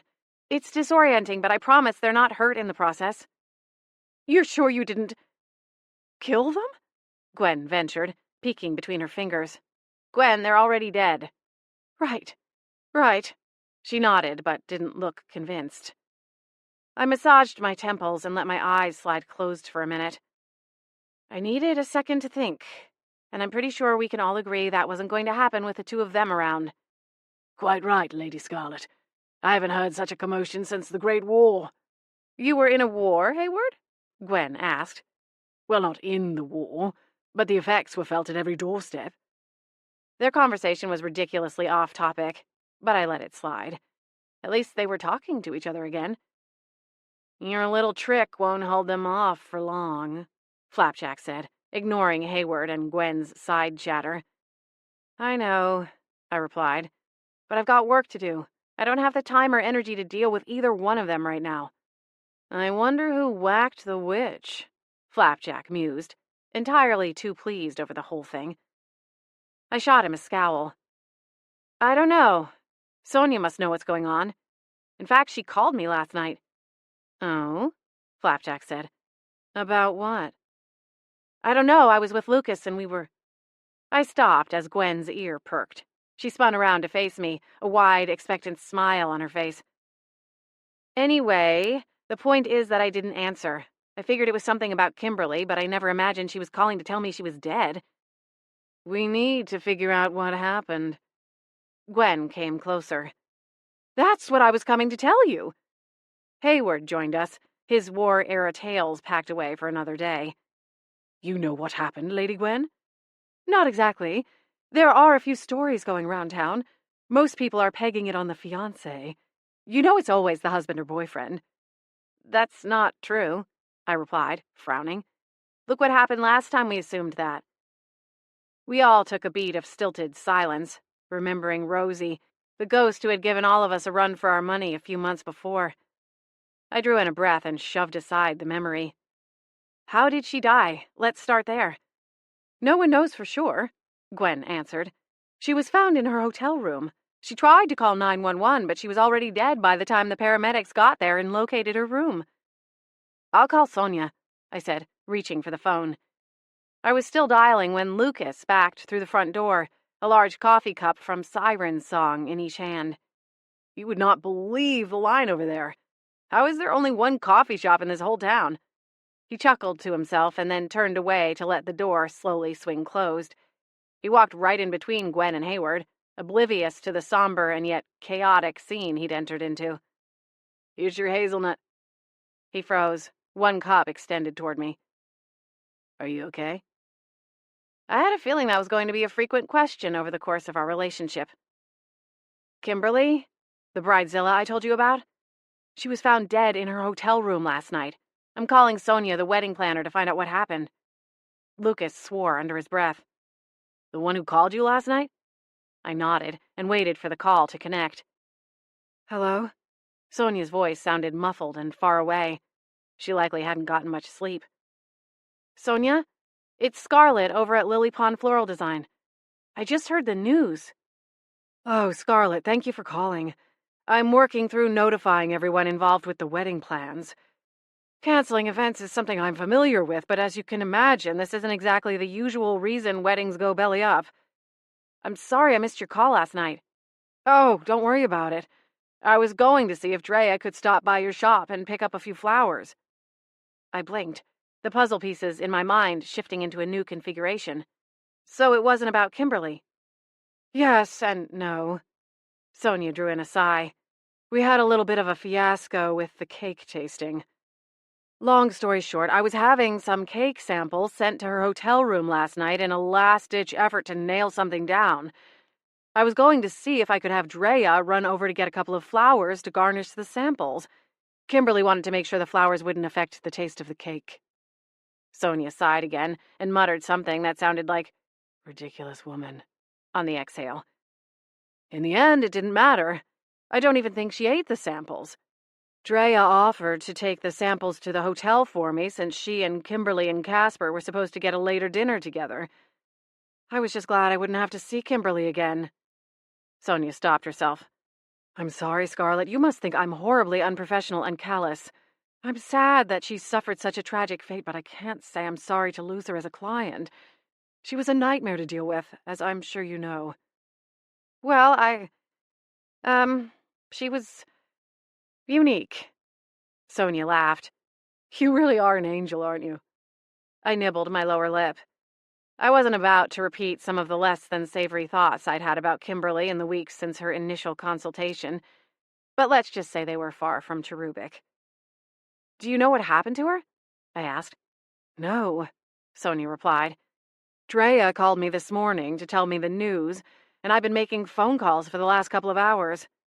She said she went to the hotel last night to drop off the cake samples, but bailed before dinner because the not-so-happy couple was arguing and she didn't want to listen to it. Oh? My eyebrows hitched up my forehead. That was a fairly common thing, Sonia continued. Casper and Kimberly were one of the least compatible couples I've ever worked with. I keep my lips buttoned in situations like that, but it was difficult with them. I wanted to take Casper aside many times and tell him to run for his life. Yikes. I don't mean to be cruel. I understand. Listen, my other line is buzzing. I lied. As far as the wedding, I'll refund the security deposit to the family as a goodwill gesture. Actually, they were wondering if you could put it towards funeral arrangements. They've decided to hold the funeral here in town at the Lilac House since Kimberly was so fond of it. Oh, yes, of course. Great. 2 birds, 1 stone. I'll give you a call later to go over the details once I've talked to the family. Her parents are flying into Seattle a little later today. The lack of compassion in Sonia's voice was starting to disturb me. Sure, I wasn't a prime member of the Kimberly Gardner fan club, but I wasn't able to sweep aside her death as easily as Sonia. Then again, it might be easier for her, seeing as how she didn't have Kimberly's ghost barging into her morning coffee routine. Chapter 6. It didn't take long for Kimberly and Ruthie to find their respective ways back to my front door. 4 hours and 17 minutes, to be precise. Ruthie arrived seconds ahead of Kimberly, mad as a wet hen, hissing threats at me if I didn't get her ex-husband to come around to her side.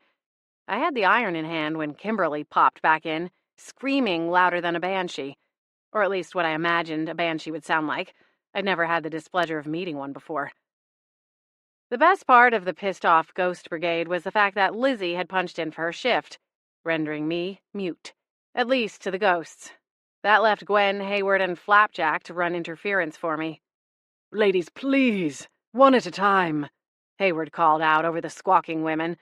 I'd never heard him yell before, but I had a feeling he was about 3 minutes from throwing his propriety right out the window if the pair of histrionic divas didn't put a sock in it. My problem is a little more important than this This cougar wannabe," Kimberly shouted in reply, shooting daggers in Ruthie's direction as they squared off on opposite sides of my work table. "I mean, really? A baby at your age?" "Not that it's any of your business, but he's not a baby anymore," Ruthie said, snarling back at Kimberly. "He's 3, and it's imperative that he's accepted into a good preschool." Scarlett doesn't have time to worry about your walking midlife crisis' preschool arrangements. She has to get my body back.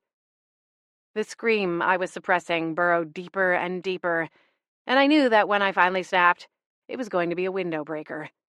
"Let them tear each other to pieces," Flapjack interjected, floating up to sit at my side as I tried to work on a large arrangement that needed to be ready for pickup in less than half an hour. "Saves you the trouble once we get Blondie out of here." He jerked his chin at Lizzie's back as she hummed away, blissfully unaware of the rampaging ghosts standing right behind her. "Scarlett told you she will help you, but you have to come back on Sunday night. That's when we hold our meetings," Gwen said, her voice a soothing sing-song tone. Moments like these, I realized she missed her calling as a kindergarten teacher. "Oh, butt out, hippie," Kimberly snarled. "Okay, that's enough." I threw my shoulders back and cleared my throat. "Lizzie, would you mind running this out to the delivery van?" I asked, tying a large bow around the glass vase containing a spray of blooms and greenery. It wasn't my best work, but considering I had 5 ghosts in a tangled war of words, it wasn't bad either. "Sure," Lizzie replied, turning around to face me. "Do you want me to do the delivery?" "No!" Gwen, Flapjack, and I all shouted in reply. She could only hear my voice, but the effect was still enough to make her wince. A pang of guilt surged through me. "Sorry, I'm just a little on edge today. A little drive will do me good. Thanks, though." Lizzie still looked hurt when she reached out to take the vase from me. I watched, a small frown on my lips, as she gingerly carried it out the back door with a determined expression. As soon as the metal door clicked shut, I whipped around, waggling my finger at the 2 intruders. "Listen up. You 2 are going to leave me alone. I will not stand here listening to you complaining and fighting all day. Kimberly, I already told you, you're dead. There's no body recovery, no second chance. This is it. Got it? Dead. The end." I rounded on Ruthie. "And you? There's nothing I can do. I tried talking to your ex. He said no. I can't hack into his bank account and steal the money, and I can't reach into his brain and change his mind, so we're at an end, too." I stalked to the cash register and grabbed the iron bar. I brandished it at the 2 ghosts. "I'm very sorry. I wish I could help, but I can't. Now either you leave on your own volition, or you're getting whacked. Either way, you're going." "Geez," Ruthie said, looking at Kimberly. "Is she always like this?" Kimberly gave a bored shrug. "I think she's deeply unhappy. I've never seen her smile. She needs a man." "Ugh!" I lurched toward her with the iron, but she vanished seconds before I could disperse her. Ruthie rolled her eyes and gave a humph before she too vanished. Hayward burst into applause. "Bravo, Lady Scarlett." I shoved the iron bar back into its hiding place and then raked my hands through my hair, roughly tying it back in a ponytail. "Thank you. Now, if you'll all excuse me, I have a delivery to make." Lucas and I sat at my consultation table, enjoying an early dinner he'd brought over from the local pub, when Sonia and Drea stepped into the shop. Lizzie had gone home for the day, without breaking anything, and so far Ruthie and Kimberly were leaving me in blessed peace. "Hello, ladies," I said, as the front door swung closed behind them. I dabbed my lips with a napkin and wiped the French fry grease from my fingertips before jumping up from my place at the table. "Sorry to interrupt," Sonia said with an apologetic frown. "Drea's parents just got in and wanted us to come over and get the order placed for the flowers. They want to hold the funeral 2 days from now." I blinked. "Oh, wow, that's fast." "They don't want to be in town any longer than they have to," Drea responded. She was so different than her flashy big sister. Where Kimberly was boisterous, loud, and borderline obsessed with her looks, Drea was slight, quiet, and kept most of her pretty face hidden behind a curtain of dark, almost black hair. "I'm so sorry for your loss, Drea. Kimberly was a really special woman." Flapjack snorted, and Gwen shushed him loudly. "Thank you," Drea replied. Lucas stood up and started to clear the table, throwing all the wrappers and napkins back into the brown paper bag. "I'll get this out of your way," he said, swiping away some crumbs. "Thanks, Lucas. I'll see you tonight?" He nodded and shot a quick, muted smile at Sonia and Drea before slipping past them and out the door. "Here are the details for the funeral arrangements." Sonia handed over a page torn from a pastel pink legal pad. "Will that work?" I glanced over the paper. Sonia was an event pro. She knew the types of flowers and foliage that a florist was most likely to have on hand. I'd need a few things from the floral market, but it was doable. Drea stepped over to the table and started rummaging in her purse. Moments later, she came up with a checkbook. "I can write you a check for the difference." I reached out and set my hand on her arm. "Please, don't worry about it.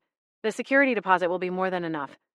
I'll be sure to leave an itemized statement with the delivery, along with a refund if applicable." "Thank you, Scarlett, but don't worry about a refund. I know how many hours you've likely put into this already." Drea tucked the checkbook away. "Sonia, I think I'm going to head back to the hotel." "Of course. I'll see you back there a little later this afternoon. I just have a few more errands to run." Drea and I exchanged goodbyes, and she left the shop. "Poor thing," I said, releasing a heavy sigh as the doorbell jangled after her. "It's a nightmare," Sonia agreed. "Her parents are just as pushy and demanding as Kimberly. It's a wonder Drea ended up being so normal." "Any word on what happened to Kimberly? No one seems to have a solid story." Gwen had flown in and out of the shop half a dozen times over the course of the morning, each time returning with a different hypothesis as to how Kimberly had met her end. Of course, for Gwen, the theories and speculations were her favorite parts. I was more concerned about the immediacy of whether or not there was some looming boogeyman hiding in the shadows, attacking women in their beds. Sonia eyed the vacant table. "You mind if we sit?" "Not at all." She took a seat and immediately kicked out of her sky-high heels and began rolling her ankles in small circles. "The details are still coming in, but it seems she had some kind of allergic reaction. An attack, really. As Drea said, it appears Kimberly and Casper had an argument. He left to get some air. She stayed behind in their hotel suite. She ate something that didn't sit well, and by the time she realized what was happening, she was puffed up so badly that she couldn't even speak. She called 911, but she was impossible to understand. She made it out into the hallway, and one of the maids recognized the symptoms and got one of those epinephrine pens. But it was too late. By the time the police got there, she was gone." I shuddered as the chilling words painted a gruesome picture in my mind. "Poor Kimberly," I breathed. "It's all pretty awful. Casper came back as the paramedics were trying to revive her." Across the room, Gwen made a gulping sound. I twisted slightly in my chair and saw that she was sobbing into Hayward's shoulder. I shook my head as I turned back around to face Sonia. What a tragedy. Especially for Casper. Having that argument as his last memory? "He's a mess," Sonia said with a nod. Did they have any idea what caused the reaction? "Not yet. The police processed the scene, of course. Bagged up everything. Apparently, Kimberly had quite a few allergies. But according to Drea, no one in the family knew they were that serious." Wow. Sonia slipped her feet back into her pricey shoes and pushed up from her seat. "Thank you for handling the funeral arrangements. Call me on my cell if you need anything." "I will," I replied, rising along with her. I walked her to the door and held it open as she passed through. When she was a good distance away from the shop, I turned around and addressed my trio of ghostly companions. "Well, I guess now we know how she died. The next question is what the heck she's still doing hanging around in this realm." "More importantly, how do we get her out of it?" Flapjack added. Chapter 7. On a scale of 1 to 10, how weird would it be for me to pack this little omelet skillet in my purse? I held up the small iron pan for Hayward and Flapjack to consider. "I'd rank it a solid 7.5, Flapjack replied. I frowned and put the pan back on one of the stove burners. "Well, it's the smallest thing I have that's made of real iron. You know, in case crazy cougar and bridezilla decide to crash my dinner plans." Hayward's lips twitched. sending his bushy but well-maintained mustache into a strange dance. "My apologies, Lady Scarlet, but don't you think it might be a touch peculiar if you were to brandish a small cooking pan in the middle of a crowded dining room?" "Agreed," Flapjack nodded. "Once it comes out of the purse, that automatically bumps it up to a full 10. It was worth a shot." I sagged into one of the painted chairs clustered around my small kitchen table. "Lucas will be here in a few minutes, and I don't want to tell him we have a third and potentially fourth wheel." "Maybe they're out there somewhere in the fog having a spooky catfight," Flapjack said, throwing in a few nasty-sounding yowls for effect as he slashed his front paws through the air. I dropped my chin into the palm of my hand as I braced one elbow on the table. "Maybe. If you ask me, you should be dancing on the ceiling," Flapjack said. "That Kimberly woman was a royal pain in the rear. You don't have to deal with her as a client anymore, and you're still getting money for the funeral flowers. It's a win-win." "Flapjack," I said, throwing a little sternness behind the admonishment. In truth, I had to admit he had a good, albeit inappropriate, point. "Quite the classy fellow, aren't you?" Hayward told the smug feline. Flapjack tucked his head, his eyes glimmering with delight, and then leaped from the kitchen counter to trot back through the apartment. "I think I'll go wander around McNally's. It's their annual swordfish buffet this weekend. Might be some good smells floating around." He started to go, and I called after him. "Better hope they haven't doused it all in lemon." Flapjack muttered something as he vanished. Though it wasn't completely clear, after 2.5 decades together, I could pretty much guess what he said. For whatever reason, despite his love of all things fish, he hated the smell of lemons. It was beyond revolting to him in ghost form, and possibly had been in life. I'd never thought to ask, and he often had his favorite sensory experiences ruined by a few sprays of the sour fruit. Not that anyone felt sorry for him. As soon as Flapjack was gone, I looked back at the small frying pan. "You're sure it would be weird?" I asked Hayward. He gave a solemn nod. "Fine." I pushed up from my chair. "What do you think it's going to take to get rid of Kimberly?" Hayward asked, following me as I went down the small hallway to the only bedroom in the apartment. "Besides putting her back in her body?" I shrugged and came to a stop in front of the mirror over my dresser. I pulled my hair back and fastened it with an elastic band. "I have no idea. New ghosts are always the most difficult. They don't know what they want or need, and most of them are so angry about being dead that they can't even be helpful." "I can still recall the moment when I first realized what had happened to me." I shifted my eyes in the mirror to Hayward. He'd removed his top hat and was passing it back and forth, a nervous habit of his. "What did you do?" "I woke up in the Vienna Opera House and could see my family in the crowd. I tried to go to them to see why they were so upset, only to realize that it was me there on the ground." "Oh, Hayward," I breathed, barely able to muster a whisper. "I'm so sorry." In the years we'd spent together, he'd never told me the account of the moment he realized he was no longer among the living. Most awakening stories were tragic, but knowing how much Hayward adored his family made it particularly gutting. "It took quite some time to accept the truth," he continued. He placed the hat back on his brow. "It's been so long now that it's hard to remember what it was like to be alive." I wondered if that was a small mercy or another layer of tragedy. "Do you think you'll ever want to move on? To the other side?" Hayward ducked his chin, and the hat concealed his face so that I couldn't read his expression. "I don't rightly know, Lady Scarlet. At one time, I thought that perhaps there was something here worth waiting for, but in light of recent events—" He didn't need to elaborate. I realized what, or rather whom, he had been waiting for. Gwen. Hayward had been nursing quite the crush on Gwen since our arrival in Beechwood Harbor. She made him happy and light. Even the polished crispness faded a little when she was around, almost like she was slowly revealing a new version of him, one that was ready to let go of some of his old ways and move into a new stage of life. Afterlife. Sadly, all of that had come crashing to a halt, and the formalities and serious tones were back. "Just give it some time, Hayward." I didn't know what else to tell him. What Gwen had shared was in confidence. She'd asked me to talk to him, but I wasn't sure how to broach the topic without saying too much. Wait and see how things pan out. And maybe next time when you're interested in someone, you should tell them how you feel. Or else—" "No matter, Lady Scarlet," Hayward interrupted. He straightened, thrusting his shoulders back.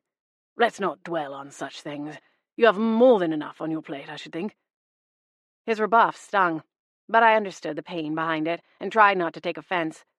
I turned my attention away from him and slipped on a pair of turquoise earrings and a matching necklace. I wasn't much of a jewelry fanatic.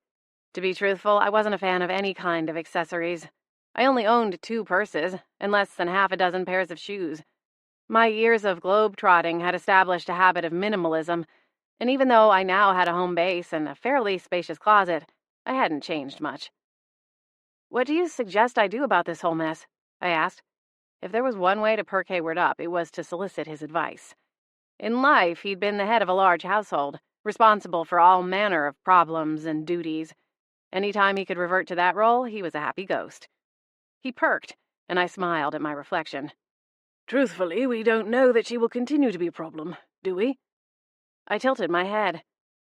"You've got a point. I guess we don't know what she'll do next." The thought was equal parts relieving and terrifying. My nerves were still frayed from dealing with my last haunt-happy harpy. It had all worked out in the end, but I wasn't in a hurry to deal with another high-maintenance ghost. If Kimberly was anything, it was that. Lucas dropped me off at my apartment following our dinner date. Stuffed, sleepy, and a little tipsy, I made my way upstairs and collapsed onto the couch. "What's got you so goofy-looking?" I scowled as Flapjack leapt up beside me and started casually grooming himself as he not-so-silently judged me. I am not goofy, just happy. I managed a full dinner conversation without interruption, or even a hint of ghost talk. Flapjack swiped his fluffy paw across his face. "Which for you is a real feat." "Exactly." I giggled at the slip of my tongue. Flapjack sighed. "You're drunk." I shook my head. "Happy. Just happy." "Mm-hmm." Flapjack eyed me and then curled into a ball and tucked his feather duster of a tail under his chin like it was his personal pillow, which I supposed it was. For some reason, the thought made me break into giggles again. Flapjack gave a long-suffering sigh and closed his eyes. I looked around. It was odd to only have one ghost on the premises. Despite Flapjack and Hayward's near-constant verbal sparring, it was rare to find one without the other. Additionally, Gwen had become quite the fixture in the house and shop below. "Where is everyone?" "Hayward went out." "Out? Out where?" Flapjack's brilliant blue eyes slid open and swiveled toward me. "I didn't ask. He's been extra stuffy lately." My heart sank. "Show some compassion, Flapjack. He's having a rough time." Yeah. He lost his girlfriend, yada yada." I scowled at the sassy cat, but didn't comment on his bad attitude. It wouldn't do any good anyway. "Have you seen Gwen?" "Not since this afternoon." I tapped a finger against my lips. "Oh, you know what sounds good? I have a leftover poppy seed muffin from Siren Song." I shoved off the couch and started for the kitchen, wobbling a little. "Didn't you just get back from dinner?" "So? The muffin will help me think." "Or at least absorb some of that booze," he muttered. "It was 2 glasses of wine." "Yeesh, you sound like my mom." Flapjack made an amused sound, a cross between a purr and a sneeze. It wasn't quite the same as a laugh, but it was the closest he could manage. "We really should go visit her sometime soon. Eh, Scar?" I frowned as I located and unwrapped the muffin. Yeah. My mother, Larissa, had called not 2 nights before to ask the same thing. When was I planning a visit home? Was I going to need to borrow money, or was my inheritance still holding out? Had I met any available men? On and on and on. "You just want to go scare Fern," I replied, referring to my parents' golden retriever. He was still alive and well, but seemed to have some kind of sixth sense when it came to Flapjack. Whenever we visited my childhood home, Fern went berserk trying to get at Flapjack's ghost, a fact that Flapjack exploited for his own amusement, teasing and torturing the poor thing from dawn to dusk. Flapjack snorted. I took the muffin back to the couch and flopped down beside him. He raised his head and wrinkled his nose. Oh, oops. I covered the pastry. I forgot it's lemon poppy seed. Mm-hmm. Forgot. You have no idea how we can cheer up Hayward? I need to talk to Gwen. I don't know why you're so worried about it. Hayward is a grown man. Not to mention he's been dead for 100 years. I think he can take care of himself. See, this is your problem, Scar. You always poke around into other people's business and get too wrapped up. I arched my eyebrows. Says the cat who followed me around like a big fluffy shadow for over 2 decades. Flapjack twitched his tail. That's different. Uh-huh. Before I could lay out a defense for myself, Gwen's head poked through the front door. Knock, knock. I sat up straighter and dropped the muffin into my lap. Gwen. Hello, Scarlet. Flapjack. She shimmied through the door and floated farther into the living room. Did you get those 2 ghosts sorted out? I shook my head.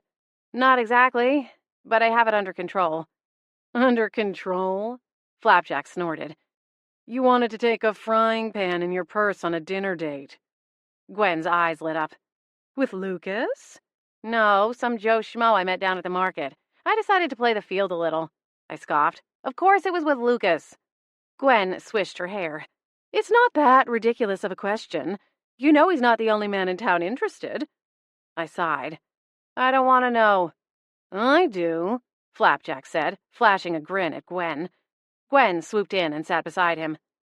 Well, just yesterday I overheard Jason Keith asking Cheryl, you know the blonde who does dispatch, if you were seeing anyone. How would Cheryl know? Oh, Cheryl knows everything. She's a real gossip hound. Gwen replied with a dismissive flap of her hand. I bit down on my lower lip to keep from bursting out laughing. Flapjack, not one to bother with self-control, snorted. Pot. Kettle.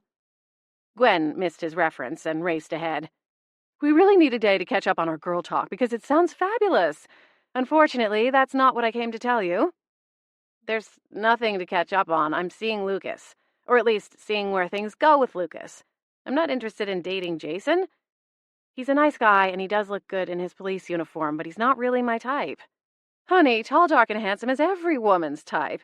Well, except maybe those women who like the surfer boy types. All oiled up on the beach, sand and sweat covering their chiseled bodies. Gwen, I said, clearing my throat. You're drifting. Her eyes snapped open. Right. Where was I?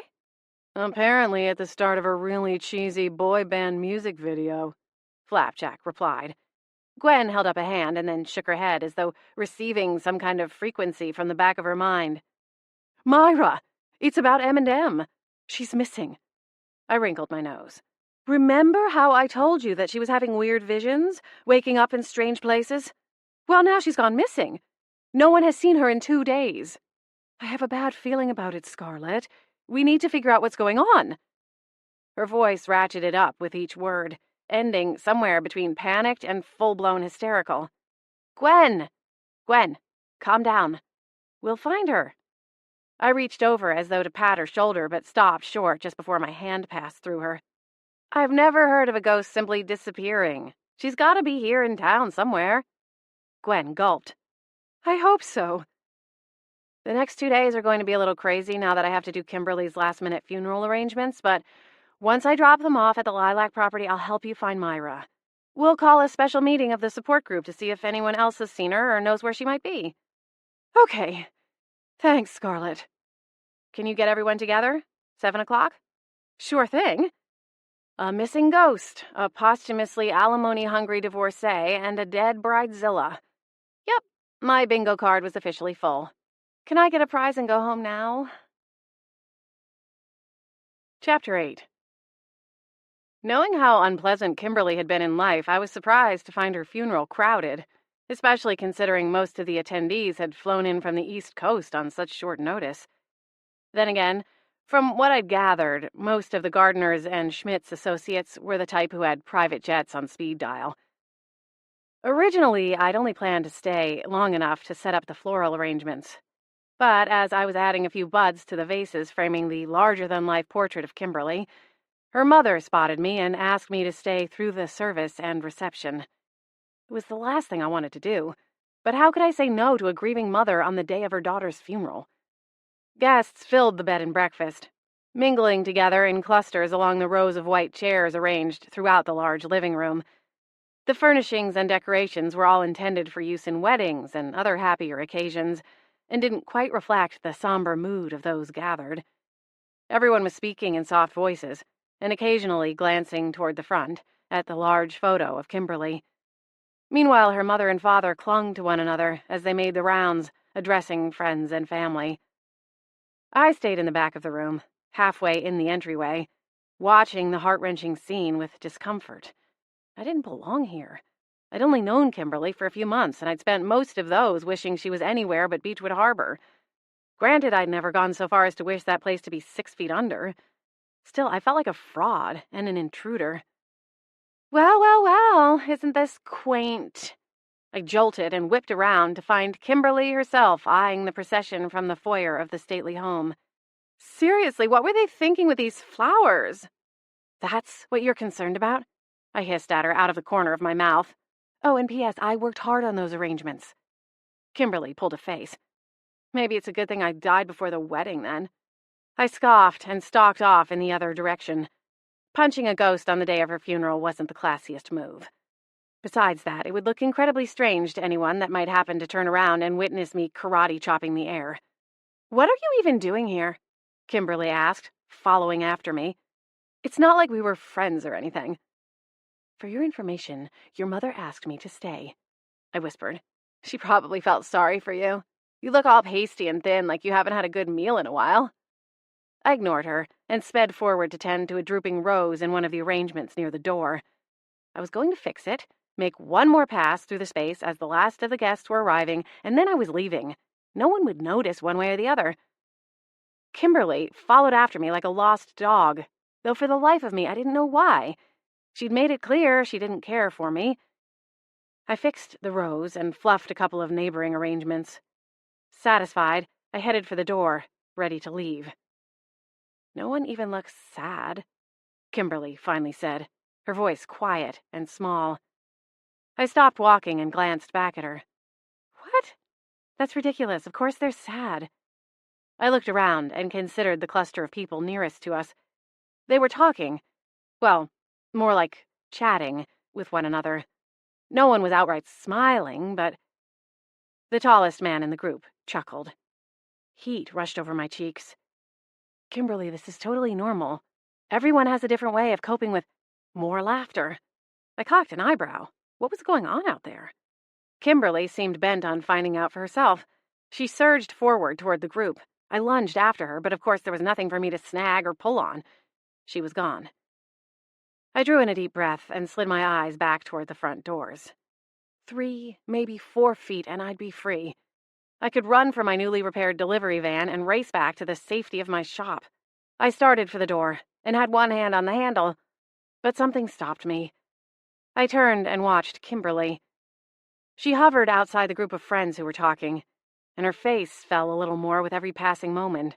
After another round of quiet laughter, she pivoted away and floated to observe a new group, then another, and another. Each one left her more deflated. She came to a stop in front of her parents and sister. They were standing with Sonia, speaking in quiet, respectable tones. "Mom! Dad!" Kimberly bellowed, inches from their faces. "Look, I'm right here!"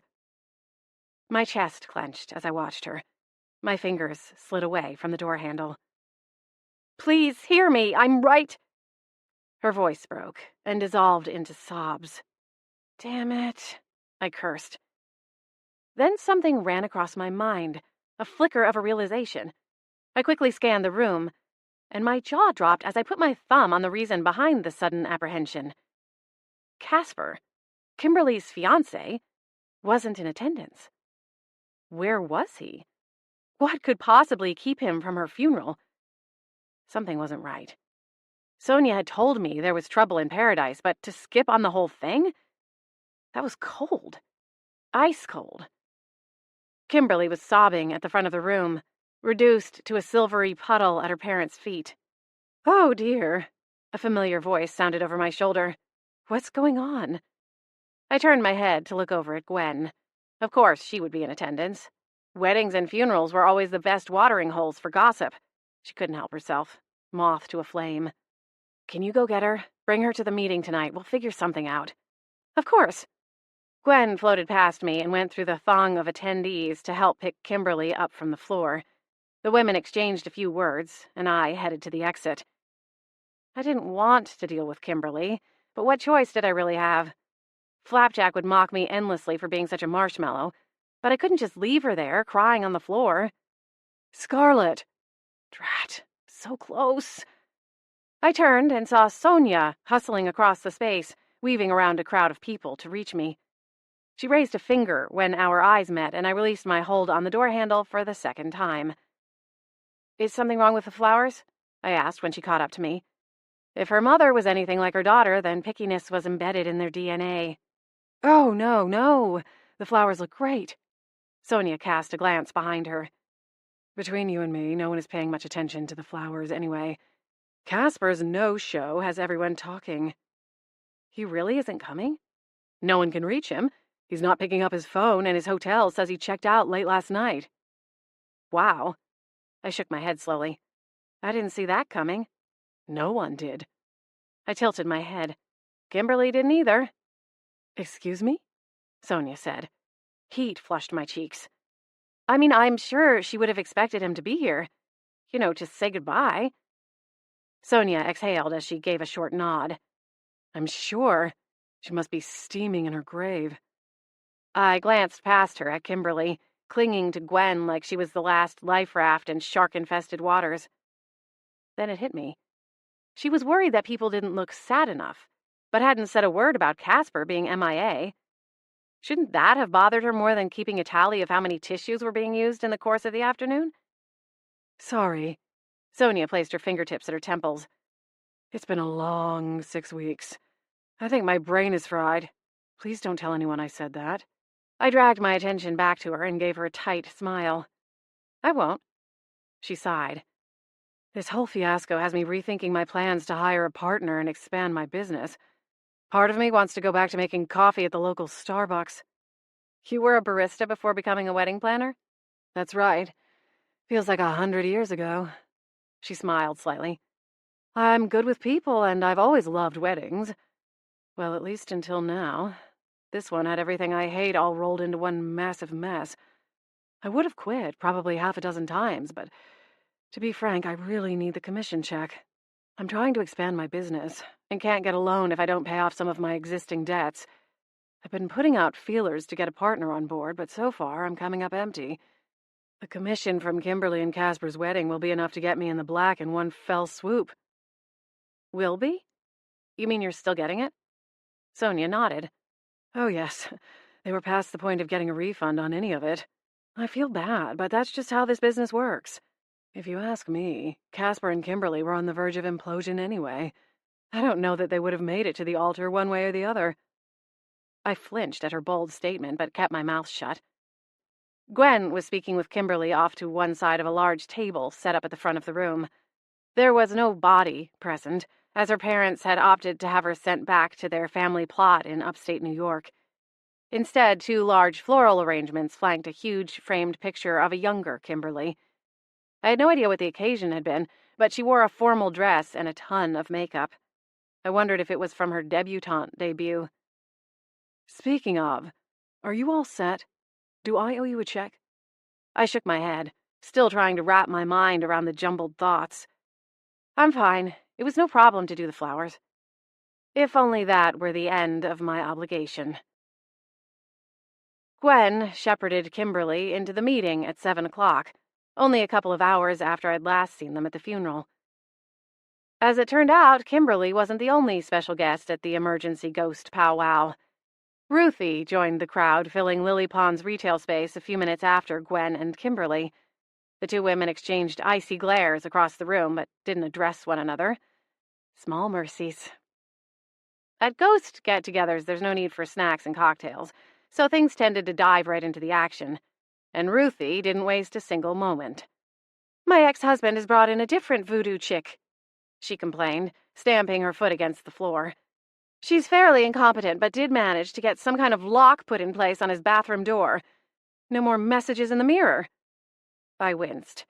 Dr. Barnes hadn't even mentioned that detail of the haunting. You write on his mirror? Gwen stammered. Ruthie flashed a conniving grin. They're more like drawings.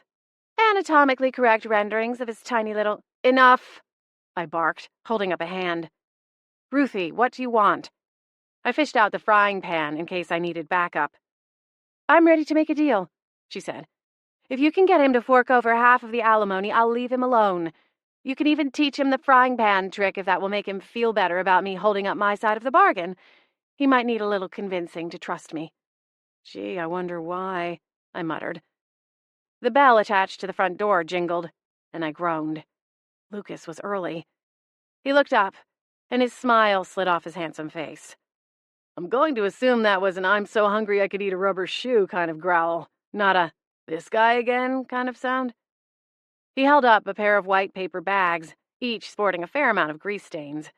My mouth watered, just imagining the fried delights they might conceal. The smell of chili cheese fries wafted my way, and I nearly drooled down the front of my t-shirt. Though if you need some more convincing, these ought to do the trick. Actually, it was a crap, there are 10 ghosts in here kind of groan. I cast an apologetic glance around the room. It was awkward ignoring them as they stood there in a semicircle, blinking and uneasy. Gwen was used to Lucas being around, maybe a little too used to him, but the others were wary of strangers and probably even more so when I blurted out their presence. We're having a bit of a last-minute meeting. There's a ghost missing. Missing? How does that even happen? I'll explain later. Give me 10 minutes. Lucas nodded as he rounded the front counter. He paused when he reached me and dropped a kiss to my forehead. He might look special ops, ready to jump out of a helicopter, but inside, I was learning just how much of a romantic he was underneath the layers of sheer, rock-hard manliness. It was rapidly becoming my favorite thing about him. I'll take this upstairs and find a movie. Okay, thanks. I watched him go with an appreciative eye, momentarily forgetting my audience. Not RoboCop again! He laughed as he tugged open the metal security door and started up the steep set of stairs that led to my apartment. When the door clanged shut, I turned back to face the group. Sorry about that. 20 pairs of eyes blinked in unison. He knows about us? One ghost in the back of the crowd asked. Can he see us too? Another asked, though the answer seemed obvious. I lifted both hands, palms out to the small crowd. Lucas knows about my gift. That's as far as his involvement goes. I was going to make sure of it. Now, let's get back on track. My fries are getting cold. I sighed and swiveled my gaze to one end of the room. Ruthie, I'll speak to Dr. Barnes, but I can't make any promises. In the meantime, leave him alone, okay? I don't think turning up the temperature is going to get you anywhere. Next time, he might find himself someone who can actually get you kicked out. And you'll be lucky if you just end up expelled from the house and not from the entire plane. A collective chill went through the ghosts gathered. Apparently there were worse things than death. Chapter 9. Ruthie departed, satisfied at least for the time being, and I attempted to bring the meeting back to order. Now, the real reason I've called you all here is to discuss an emerging situation about Myra, or M&M as most of us know her. Has anyone here seen her since Tuesday? I waited, clinging to the hope that Gwen was simply being overdramatic. But when the crowd was quiet, my heart sank. Wait! Kimberly surged forward, planting herself front and center. I thought this meeting was about me? My eyes slid shut. This is what I get for trying to be nice. Kimberly, we'll get to your concern in a... Concern? Are you kidding me? I just came from my funeral. My funeral, people! I cocked my hip and crossed my arms. You do realize that excluding myself, everyone in this room has had a funeral? You can't really pull rank among the dead. The spirit world doesn't work like that. There is no rich or poor, important, not important, or any other classification that applies in the human world. So, while I'm happy to help, you're still dependent on my generosity and discretion, and right now, I'm more worried about the fact that a ghost who has lived here for years has suddenly up and disappeared. Kimberly's expression soured as she mirrored my closed-off posture. Then why bother bringing me here? I glanced around the room and wondered the same thing. For some reason, watching her crumple and fall apart at her mother's and father's feet had awoken my compassion for the woman. Naturally, I felt compelled to help ghosts, to the point that the spirit world had eclipsed my participation in the mortal one during various seasons of life. At first, all I'd wanted to do was get Kimberly's spirit away from me, and the entire town of Beechwood Harbor if possible. But that had shifted. Though the question remained, what could I really do? Her sole focus was on getting back into her body. An impossibility. Returning my gaze to her pinched face, I drew in a slow breath and dropped my arms. Honestly, I thought maybe being around other ghosts would prove helpful to you as you adjust to your new life. Life? Ha! Kimberly surged up, moving higher and higher until her head nearly reached the ceiling. This isn't living. All of you need to wake up. A wave of whispers swept through the room, but no one looked angered. Instead, the faces cast up at Kimberly were filled with pity and a sad, shared understanding. I hadn't known any of the ghosts in the room long enough to have witnessed their transition. Kimberly was my first kinder ghost in quite some time. I'd forgotten how exhausting the beginning was. Kimberly, please try to understand, I started, raising a hand to beckon her back down. This is your new life. You can choose to accept it and make the best of it, or you can reject it and spend years, even decades, wandering the earth growing more and more bitter with each passing day. There's only one way out, and it isn't through your physical body. Kimberly's eyes narrowed. What is it then? Normally, I kept talk of crossing over reserved for after a new ghost was at least a few weeks old, because being dead was a lot to process without unpacking their entire history to figure out what blocked them from doing so at the time of their death. But, as in life, Kimberly was a special case and would require a different approach. There's another realm beyond this one. Some call it the other world, the afterlife. Religious people refer to it as heaven, eternity, etc. Kimberly slowly drifted back down to the floor, like a mylar balloon losing its last bit of helium. Now, I can't tell you how to get there, because it's different for everyone. What I can tell you is that there is probably something holding you back, something gnawing at you. You won't find that true peace until you confront it.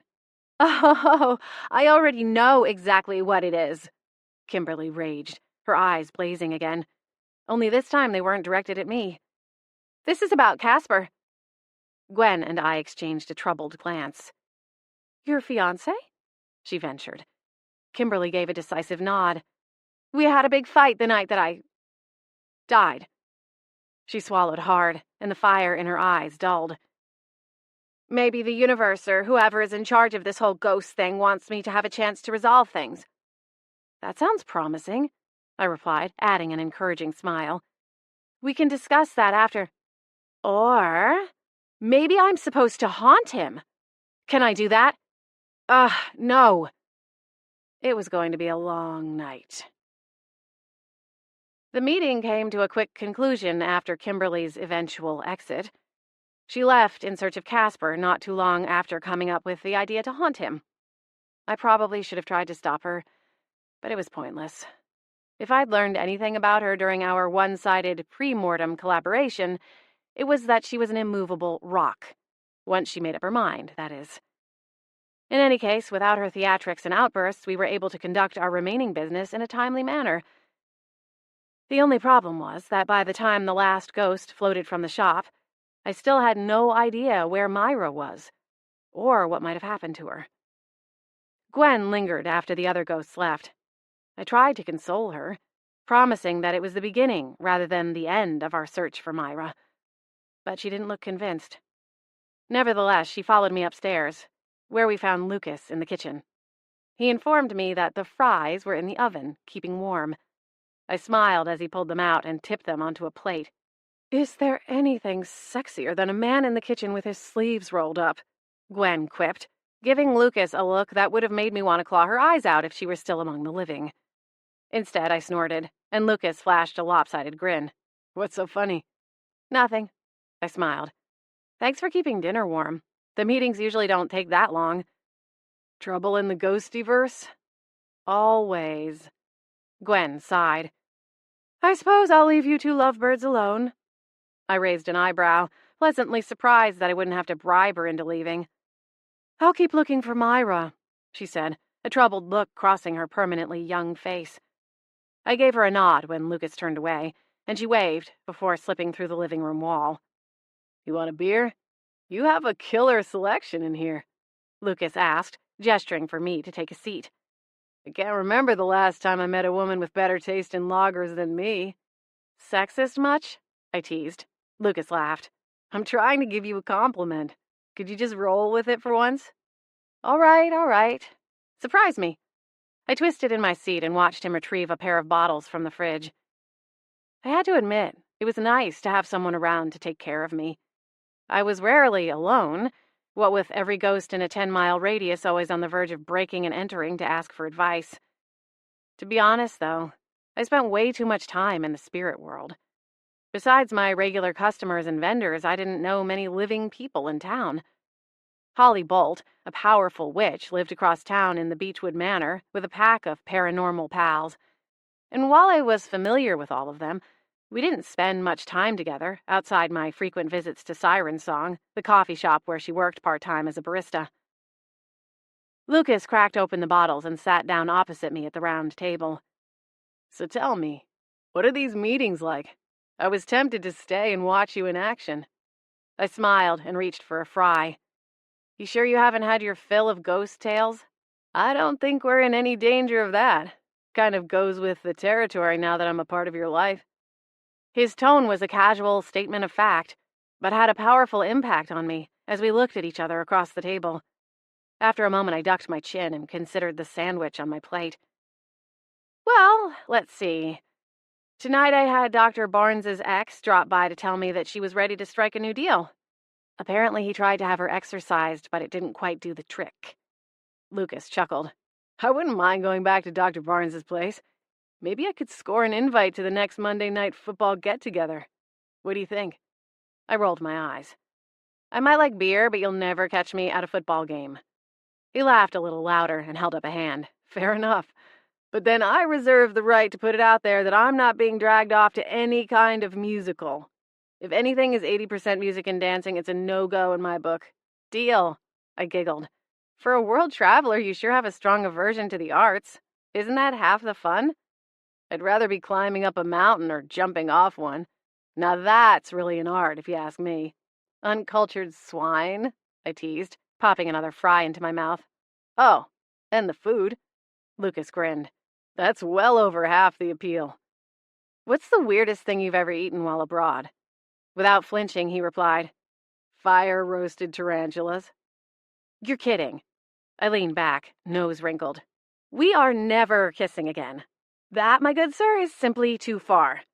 Lucas roared with laughter. "I've gargled a lot of mouthwash since then, if that helps." I shook my head. "Nope, not even a little bit." He reached for my hand, his eyes sparking with mischief. "We'll see about that."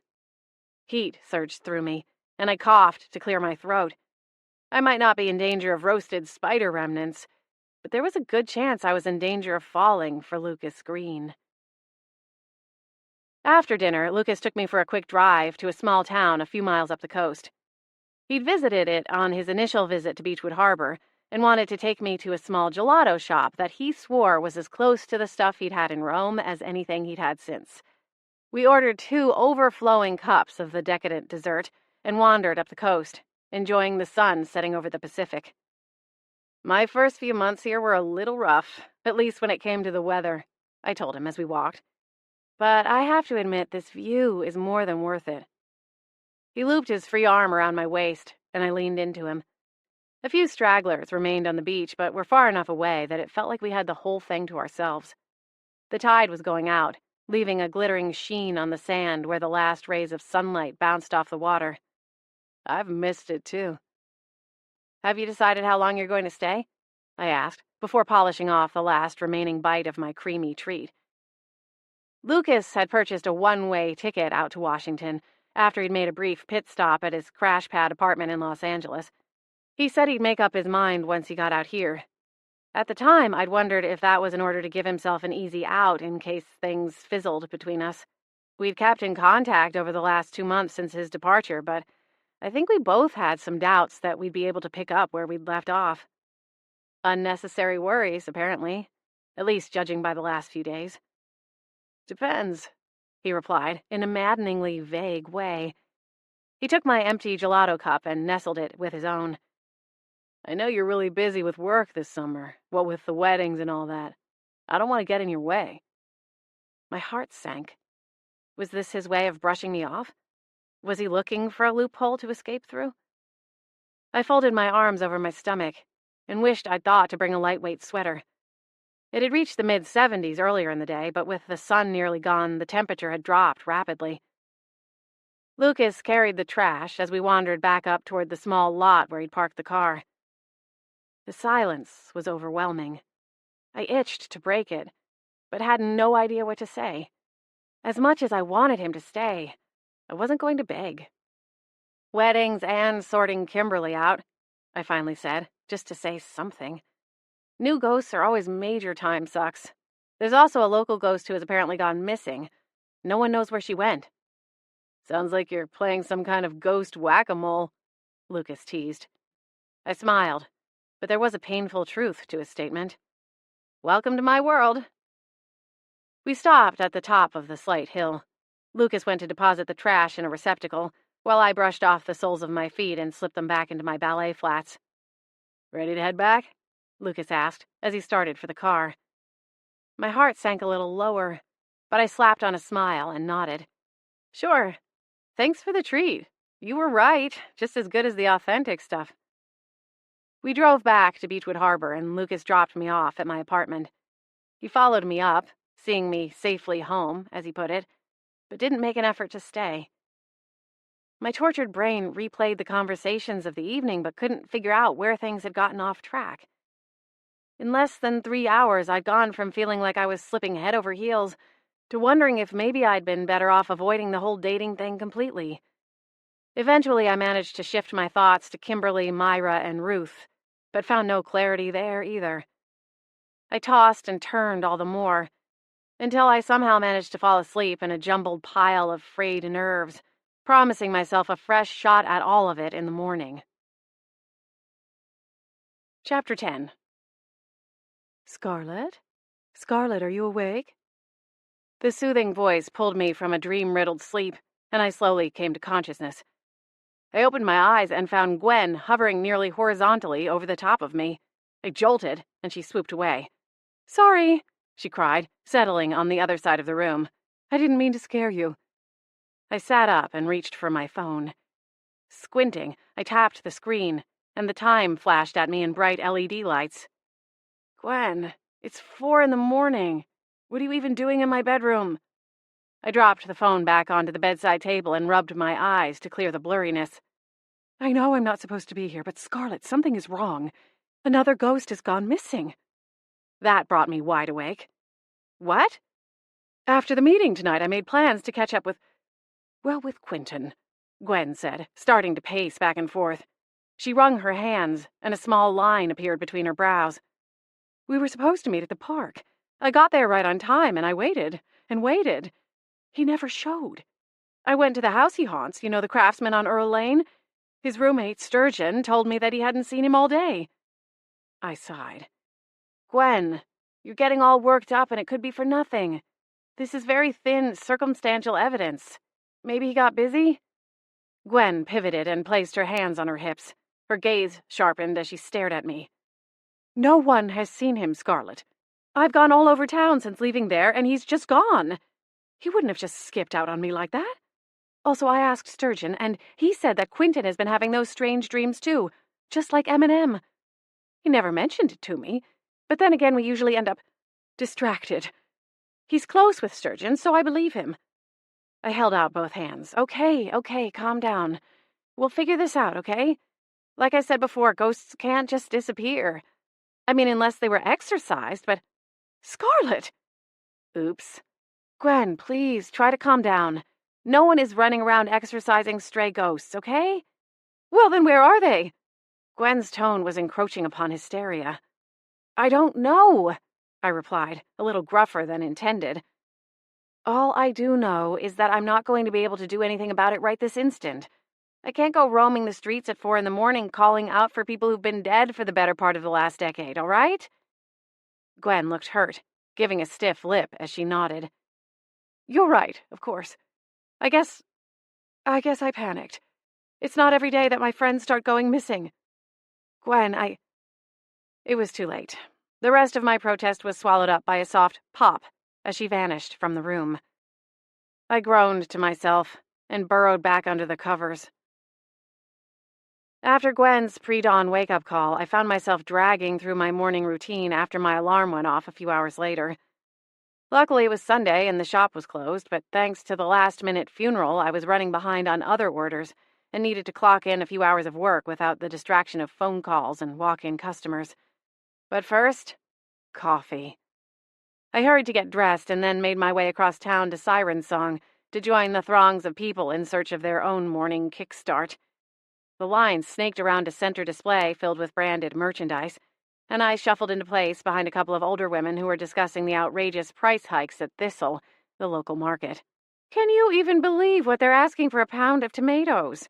Back in the old days, you could plant a full acre of tomatoes for the price of a 5-pound bag. Oh, I agree. It's simply outrageous. How am I supposed to make my homemade marinara with prices like that?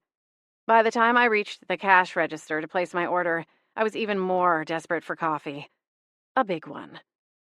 To my relief, Holly was working the opening shift and offered a bright smile as she took my order. Coming right up. Thanks, Holly. You're a lifesaver. Though I'm not sure if you're saving mine or someone else's, I added, shooting a look at the two women who had apparently moved on to discussing their hairdos, if gesturing was any indication. Wonder if the hairdresser was charging too much, too. The horror. How Gwen sat and listened to them all day was beyond me. Holly rang me up and then relayed the order to Siren Song's manager, Cassie Frank, who was working the espresso machine. Within a few moments, I had my latte and a blueberry scone, and decided to take one of the few remaining tables to enjoy my breakfast treat. Knowing Gwen, she'd eventually circle back to ask for or provide an update on the missing ghost situation, and I still didn't have any ideas for her. Holly wandered through the dining room a few minutes after I sat down. She held a carafe of coffee and was offering free refills to the patrons who were getting their daily caffeine dose straight up. She stopped by my table, her carafe nearly empty. How's business going? She asked with a friendly smile. For a moment, I wondered which business she meant. There was my flower business, but then Holly also knew of my frequent side projects. They didn't really equate to a full-fledged business, but certainly kept me busy enough to be considered one. It's picked up quite a bit, actually, especially since the Lilac B&B opened its doors. I'll bet. Holly tucked a stray lock of her auburn hair behind her ear.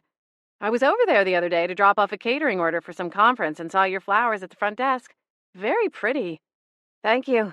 I sipped my latte. What about you? It seems like this place is always jam-packed. She laughed softly. It's that time of year. The tourists come out and it feels like we don't get a spare moment for 3 months solid. I glanced around the dining room. It was full, but everyone was engrossed in their own morning routines. Most people had newspapers, tablets, phones, and laptops in front of them. I decided it was safe and looked back up at Holly. I actually had something I wanted to ask you about. Fire away. I kept my voice low. Have you ever heard of ghosts going missing? Missing? How? That's the problem. I'm not really sure. I briefly caught her up, using as general terms as possible, and keeping my tone soft enough that no one else could hear over the quiet hum of the ambient noise. Unfortunately, Holly hadn't heard of a similar case. I'm really sorry, she added. I can ask around. If nothing else, there's always my grandmother Honeysuckle. Thanks. If you hear anything, let me know. I'm sure it's nothing, or at least nothing serious, but I'd like to put Gwen's mind at ease. Not to mention my own. Holly nodded and said her goodbyes when Cassie called her over to cover the front. She smiled wide as she headed up to greet a second rush of morning customers filing through the doors. As I was finishing my scone, the table beside me cleared, and the two ladies who had been in front of me in line circled the small cafe and took the table beside mine. Great. Let the whining commence. Do you know why there was a police car outside Matilda's bakery last night? An audible gasp. You haven't heard? I stilled, the last bite of scone crumbling between my fingers as my ear perked. This was way better than the finer points of picking out a ripe cantaloupe. Penny was taken into custody for questioning. Whatever for? The second woman asked. I could practically hear her salivating in anticipation of the juicy gossip. Well, I'm sure you know all about that spoiled brat from New York, the one who was getting married at that gaudy bed and breakfast. The other woman added a sanctimonious before replying. I thought she died. She did. Oh, that's the whole point. Apparently it was just more than an allergic reaction. The police think there was foul play. Another gasp, followed by some coughing. Gotta hate choking on muffin crumbs. They think Penny killed her? But why? Penny's a sweet girl. She couldn't so much as hurt a housefly. The first woman sighed heavily. There was something in the cake. That's why the police wanted to talk to Penny. It was from her shop. Oh, my stars. I bet her mother is simply losing her mind over this. I'm sure. If that were my daughter, I'd be standing outside the station banging on the doors until they let her go. I wonder why they think the young woman was killed. I don't know, but it does seem suspicious enough. You heard that her fiancé didn't even bother showing up at her funeral? I turned as the second woman was nodding like a bobblehead doll. My friend Sarah's daughter works the front desk at the hotel they were staying in. She said every other night there was some kind of complaint about the noise coming from their room. And not the kind of noises you might expect to hear from the hotel suite of a soon-to-be-married couple, if you catch my drift. I rolled my eyes. The entire population of Washington could have parasailed on that drift. Some people. I heard they were fighting like cats and dogs. Very strange behavior, if you ask me. Indeed. A group of people walked between the tables on their way to the exit, briefly muffling the women's conversation. Real piece of work. She had Gigi reduced to tears after their trial run-through on the makeup. At least the wedding coordinator had good manners. Well... What? What did you hear? I think she was looking for a way out of the whole thing, the woman clarified. I caught her rolling her eyes after they left the lucky lady that day. Looks like she got what she wanted. The ladies shuffled around, rising from their seats. We should go see Matilda, offer our support. Code for snoop and pry.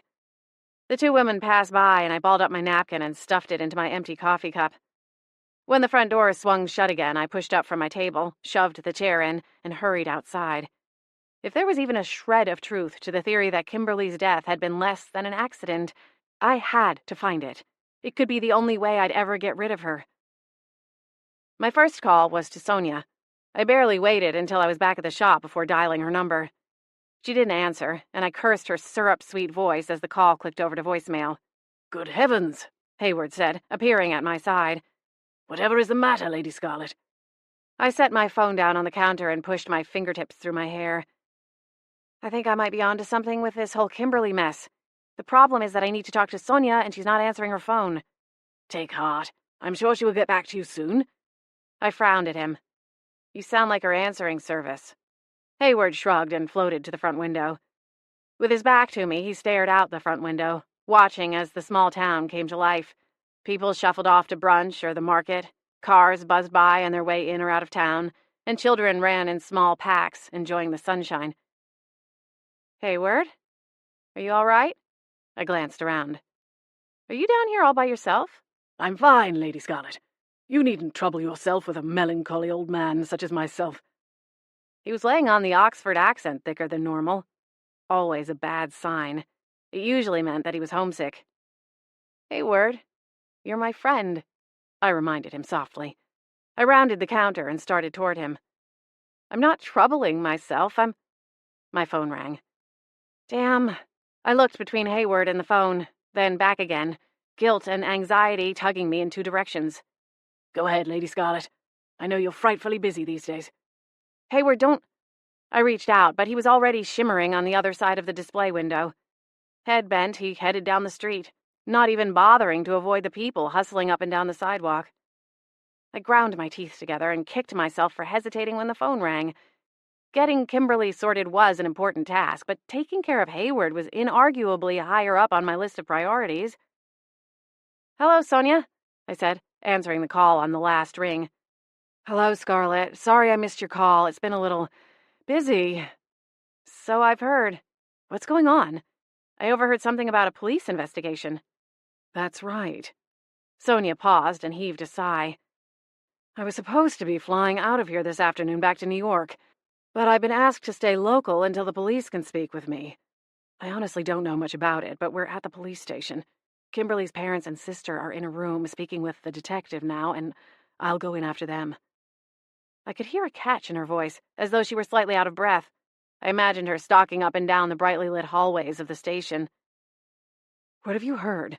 I'm desperate for information, Sonia asked. Just that they brought in someone from the bakery for questioning. Seems like they think there was something in her cake samples. I can't for the life of me think of the reason why. Sonia snorted. That's because you weren't there when we did all 3 of her tastings. The first time, she took one look at the plate of samples and stormed out. Why? The color of the frosting was wrong. I tried to console her, told her the samples were just for taste, not look, and that we'd figure that out later, but she refused to go back in. The second time, she took a few bites and spit it back out, insisting she was not going to serve sugar-coated sawdust to her very important guests. I cringed. The bakery was popular in several nearby cities. I'd heard they even took orders for big events all the way in Seattle from time to time. There was no way their cake was anything close to sawdust, sugar-coated or otherwise. I'm afraid to ask what happened on the 3rd visit, I told Sonia, bracing for the next horrifying account. Yeah, you should be, Sonia scoffed. Ironically enough, it was on the day that Kimberly passed. We'd gone in for a final shot at making it work. The venue has a similar deal with the bakery as they do with you regarding large-scale events. However, I had a feeling that if things didn't turn around, they were going to be more than happy to make an exception and let us go somewhere else. I was actually contacting bakeries in the car on the way over to the appointment. She sighed. Anyway, at first it looked like we might have turned a corner. The colors were right. Kimberly tried the first 2 samples and actually seemed pleased, which, as you know, was a real miracle. The 3rd sample was where it all fell apart. What happened? There was a miscommunication. It was my fault, really. I'd heard some locals raving about their banana cake and asked Penny to slip one into the lineup, thinking maybe Kimberly would take to it. Big mistake. Kimberly spit it out, flipped over the plate of the samples, and threw a huge fit in front of a couple of other customers. Poor Penny was reduced to tears before I managed to get Kimberly out of the bakery. Drea went back to try to comfort her, to pay her for her trouble, but it didn't seem to help much, at least not according to Drea. She refused to take the money and said they weren't going to be able to fulfill the order for the wedding cake. Not that I could blame them. But you ended up taking samples over there later that night, right? I asked, recalling the conversation I'd had with Sonia at my flower shop. Matilda, the owner, called me that afternoon and apologized. She said they had a special custom recipe they wanted Kimberly to sample and asked if I would have her give it one more try. To be honest, I think they wanted the exposure. As you know, the wedding was going to be featured on the season premiere of Mints on the Pillows, and all the vendors would get a mention in the credits as well as on the show's website. It would be a lot of potential revenue to walk away from. I agreed, and by some miracle cajoled Kimberly into trying them. So now they think the cake was laced with something? I suppose. Drea was the first one questioned, since she was the one who found Kimberly. She must have told them about the whole thing and turned their suspicions to Penny. I conjured up an image of Penny, the sweet young woman who helped her mother, Matilda, run the local bakery. For the most part, I got my pastry fix from Siren Song, though a lot of their product was from the bakery, but had occasionally visited the small shop since arriving in Beechwood Harbor. She was a tall, slender woman with straw-colored hair and a shy demeanor.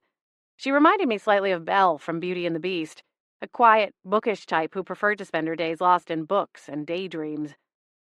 She was the farthest thing from a killer that I could imagine. Then again, wasn't there some kind of phrase about the silent ones? Scarlett, sorry, I'm going to have to wrap this up. They're calling me back. I started to reply, but she'd already disconnected, leaving my head spinning and my stomach churning with a dozen new questions. Chapter 11. After my phone call with Sonia, the morning quickly dissolved into madness. The printer jammed while spitting out orders.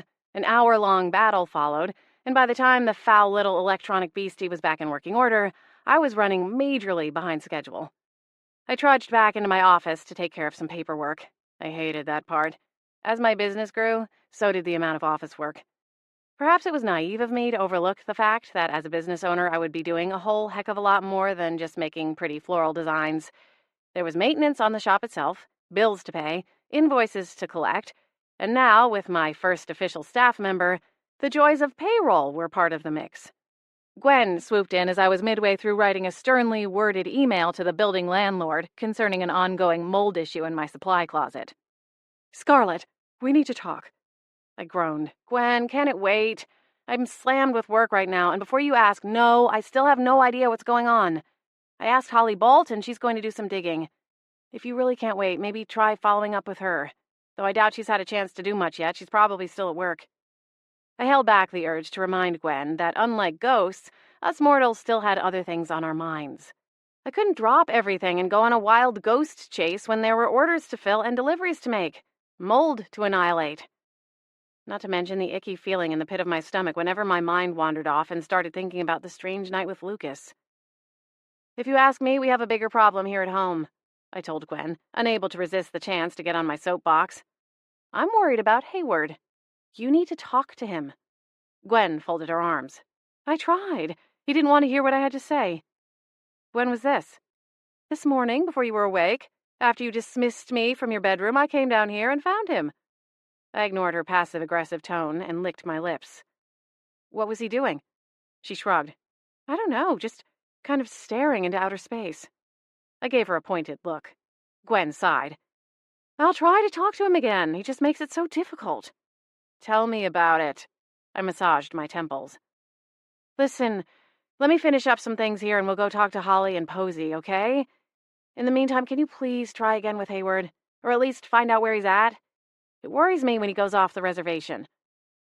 I couldn't explain why it bothered me. It wasn't like there was anything that could happen to him. He was already dead. The worst had already occurred. But still. Gwen agreed and floated through the opposite wall that led out into the small alleyway between my shop and the one beside it. "So, when were you going to tell me that I was murdered?" My eyes slid closed at the seething voice over my shoulder. So much for productivity. "Kimberly, I don't have time for this today," I hissed when the thick metal door of the refrigerated room was closed. "As you can see, I'm in the middle of my workday. In life, you could barge in here at any given moment, ready to launch into a tirade, but those days are over. This is my world, my rules, and you have got to accept that." "Well, aren't you just a regular Ms. Congeniality?" she sneered. "Talking to me like that on the day I find out I've been murdered." I rolled my eyes to the ceiling, silently pleading for an ounce of patience. "Do you know how I found out? The gossiping front desk clerks at that dump of a hotel Casper and I were staying at. I was searching for him and stopped to hover over their shoulders to get a look at the registrations, and they were talking all about it." "I'm sorry, all right? I know this isn't easy, but you have to—" "Why would someone want to kill me?" It took every shred of my self-control not to snort. Instead, I drew in a slow breath. "Well, to be frank with you, you weren't a very nice individual, Kimberly." I glanced over at her and found a scowl had replaced the forlorn look from moments before. "Maybe you were back in New York, but since your arrival here, you've managed to whip up quite the frenzy. The people who live and work in this town, myself included, all work very hard, and you stormed through and tore it all to little pieces with your temper tantrums and crappy attitude." She scoffed. "Since when is having standards a capital offense?" "It's not, Kimberly. I didn't say you deserved this, but you asked for motive." "Do you think that bakery lady did it?" she asked, her tone surprisingly cool. "Penny," I corrected, and then shook my head. "And no, I don't. Penny doesn't have a mean bone in her body. I have no doubt you drove her to drink, but kill? No way." "The concierge didn't think so either," she replied. "Oh?" "He thinks it was Casper." Kimberly let out a laugh. "But of course that's ridiculous. Casper adored me." I considered her for a long moment, but decided to keep my opinion to myself. She met my stare, but relented after a moment with a pained sigh. "Just tell me what I'm supposed to do now." "I don't know. Ghost things? You can go anywhere. Isn't there someplace that's more appealing than hanging around here all day? Somewhere? Anywhere. I wasn't going to get too picky about the details." She didn't look convinced. It doesn't feel right. My heart sank a little. Kimberly, listen to me. This is all brand new for you. Just like any major change, there is something of an adjustment period, okay? Give it some time. You'll settle in. No, I don't think so. She shook her head. If there's a way out, even if it's not back to my old life, I want to find it. I want to move on from all of this madness. You and me both, sister. I sighed. Like I told you before, when someone dies, their body is gone, but the spirit remains. Gee, how enlightening. I kind of figured that part out already. My hands balled into fists. You want me to get the iron? Kimberly crossed her arms. No. Then drop the attitude. She pursed her lips, but thankfully kept them closed. As I was saying, I continued, emphasizing each word, some spirits get stuck here on Earth. Now, in my experience, this is usually caused by some unresolved issue left over from their lives. So, if we figure out what has held you back, we can try to fix it. Then I can go? It's possible. I can't really make a guarantee, but I have been doing this a long time. A long, long time. I paused and released a slow breath. Anyway, if we can figure it out, you'll probably be able to cross over. Kimberly cocked her hip. And do you have any experience with murder victims? Seems like that would be a big, fat, unresolved issue. I cracked a smile. I'd say this is the first time we've agreed on something. So, we solve the murder, I get my angel wings? Something like that. She brightened, but the effect was short-lived. How do we do that? I had a feeling that Kimberly wouldn't even know how to properly load a dishwasher, so asking her to try to tackle something like a potential murder investigation was a little far-fetched. I know one of the officers over there. He'll probably know something. I'll go talk to him after work, okay? Great. I'll circle back at 6 so that I can go with you. Swell. Just swell. Chapter 12. As promised, or was it threatened, Kimberly showed up at 6 o'clock. And so did Lucas. He tapped on the locked front door and my heart jumped into my throat. In the craziness of the day, I'd lost track of my anxiety over our strange post-date conversation the night before.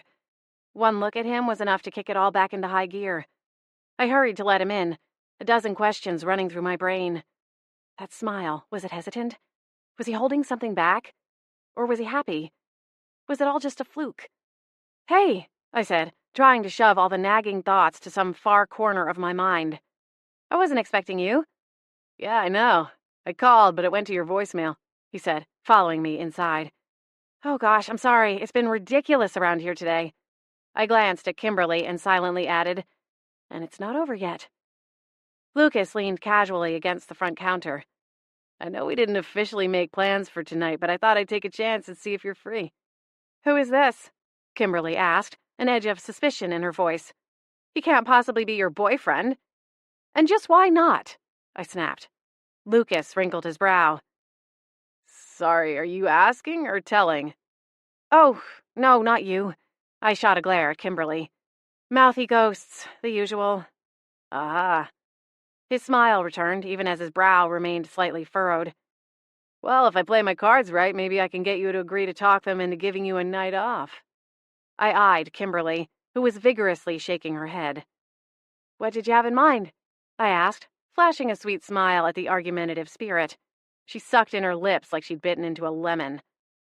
Dinner, for starters. I nodded. Dinner sounds great. Kimberly cleared her throat. I just have to make a quick stop. Can I meet you somewhere? Sure. We made the plans, and Lucas sauntered out of the shop. I locked up after him and then returned to finish ordering some flowers on one of my favorite wholesale websites. Kimberly watched him go. He's really your boyfriend? You know, if there's someone's love life that we should talk about, it's probably yours, I replied.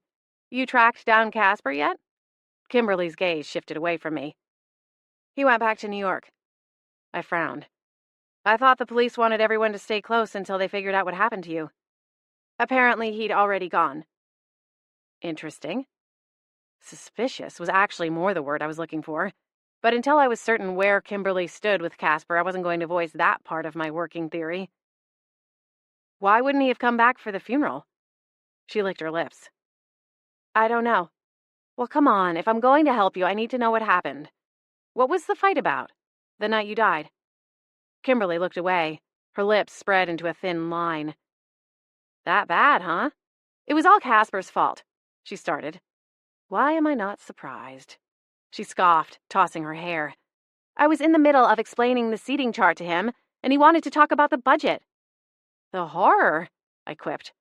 Kimberly shot me a nasty look, but continued, unprompted. My parents were the ones paying for the whole thing, so I honestly don't know why he even cared. I mean, sure, they gave me some parameters, but those were flexible. Uh-huh. Anyway, one thing led to another, and he brought up the whole house hunting thing, and away we went. What's the house hunting thing? In addition to being in the middle of planning our wedding, we're also trying to decide which house to buy. It's taken 10 months of looking to even get close to something we might consider, and now there are 2 properties. Casper leans toward one, and I want the other. It's been a sore spot for a few weeks now. My heart went out to the poor sap who'd been trying to scour the city of New York for housing that was up to Kimberly's standards. Considering her detailed preferences in the botanical world, I could only imagine what she would have to say about things like square footage and closet organizers. Those 10 months had probably felt more like 10 years. Okay. Obviously, setting wedding budgets and house hunting are 2 loaded topics. But how did it go from that to a screaming match so loud the front desk was getting calls about it? I don't see how anything could have kept him from attending your funeral. I mean, that sounds like a pretty big break. Oh, it was always like that between us. He'd call me selfish. I'd call him cheap. The blasé way she said it made my eyes widen. That didn't bother you? To me, that was like a big, flashing caution sign on the freeway to marriage. Turn back! Danger ahead! Kimberly tilted her head. No, not really. I mean, at the time, obviously, yes, but it was normal. For us, I guess. So you tossed some barbs. Casper left the hotel room. Then what? I was going to take a long bath, drink some wine, and wait for him to come back. A glint sparked in her eyes. That was always the best part. Anytime we had a blowout fight, the making up part was always so... I snapped up a hand. Stop, TMI. Kimberly rolled her eyes. I get it. You were in the bath.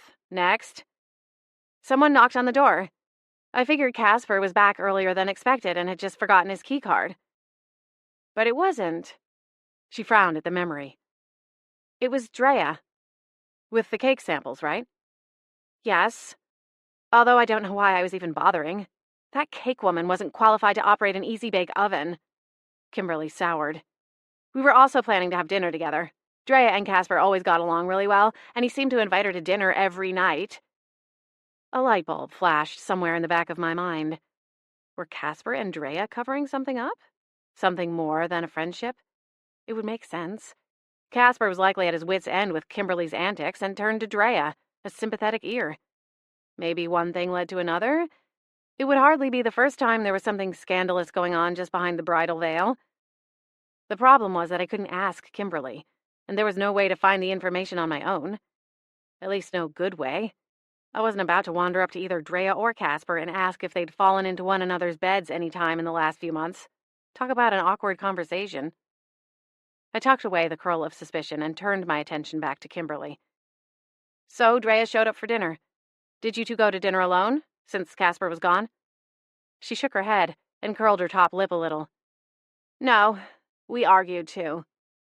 A sigh slipped from my lips before I could throw a bridle on it. Kimberly sank a little lower, her semi-translucent form curving into a question mark. One perk of having no bones or muscles, you could hold odd postures without fear of cramps or stiffness. Drea told me that she agreed with Casper. Our parents were stressed about the wedding budget, but hadn't brought it up to me before. I told her she was lying, that she was jealous that I was getting married and she wasn't. She told me that I was delusional and selfish. It got ugly. Did you 2 ever get along? I asked, somehow unable to picture it. Whenever they'd been in my flower shop at the same time, the whole room would crackle with the tension. Dark looks, irritated sighs, and mumblings. Kimberly straightened. Not really. We're 5 years apart. I was starting school when she was a baby. We never shared friends or interests, for that matter. Drea is different. She's quiet and reserved. Geeky. Whereas you were the captain of the cheerleading team and homecoming queen? I ventured. She didn't deny it, but her lips twisted into a deep frown that left grooves at the corners of her mouth. What happened after Drea left? I asked gently. She'd brought over some cake samples, so I got a fork and the entire bottle of wine and went to the bath. What do you remember after that? Kimberly thought about it for a moment. I remember that I didn't feel good. I figured it was the sugar and wine. I've been dieting like a crazy person for 8 months. Shredding for the wedding, she added in a sing-song voice. It all seems so pointless now. From what I've heard, you died from an allergic reaction, I told her. They think it was something in the cake samples. Her eyes didn't register any surprise. I know. I spent most of the day at the police station. Oh. I rocked back onto my heels. Well, do you think that's what happened? Does it line up? I don't know. I remember getting out of the tub. I got to the phone. My throat was scratchy and my whole face itched. I thought I called the front desk, but it must not have worked or something. I'm allergic to dairy, shellfish, and most types of grass. Oh, and sesame seeds. Yikes, she nodded. My parents had me tested for food allergies when I was young. They thought there was a link between that and my bad grades. My brows cinched together. Why would they think that? I had trouble concentrating in school. The teachers would call my parents and tell them I needed to see a specialist. They took me to shrinks, doctors, a nutritionist, and even some ancient guy who was supposedly practiced in the art of healing. Did any of it help? Not really. But it got me out of school, so I didn't really mind. She smiled at a memory. For a while, I convinced one of the counselors that my parents weren't letting me out of my room and would push my meals under the doors twice a day. I blinked. Why would you do that? She shrugged. I was bored. Trying to get them to pay attention to me, I guess. I guess that's one way to get it. Kimberly's expression shifted. Something darkened in her eyes. It's past 6 o'clock. Can't we go now? I'd really like to get this over with. My natural curiosity made me reluctant to drop the conversation when it was clear we were right on the fringe of a breakthrough. But if she clammed up, there was nothing I could do. Let me grab my purse. Officer Jason Keith was on duty when we arrived at the station. I asked for him at the front desk, and he appeared within minutes, wearing a bright smile. My heart sank when I realized how my impromptu visit might be misinterpreted. A couple of months back, Jason had been instrumental in helping me deal with an even more obnoxious, and ultimately more tragic, ghost than Kimberly. It had been clear he was interested in more than a working relationship, but I was already in the beginning of my relationship with Lucas, or at the very least emerging from the denial that I even wanted a relationship. Hello, Scarlett. It's been a little while, Jason said, slipping his hands into the pockets of his black, police-issued slacks. He was always polished and neat, not a button or a pleat out of order. I supposed it was an admirable quality, but at the same time it was hard to imagine his attraction to me. I didn't wander around full-blown bag lady or anything, but my jeans usually bore holes at the knees, and getting dressed up meant wearing shoes that didn't have scuffs on the toes. I returned his easy smile. Hello, Jason, how are you? Doing all right. Working a lot of overtime. The summer always brings out the crazies. I'll bet.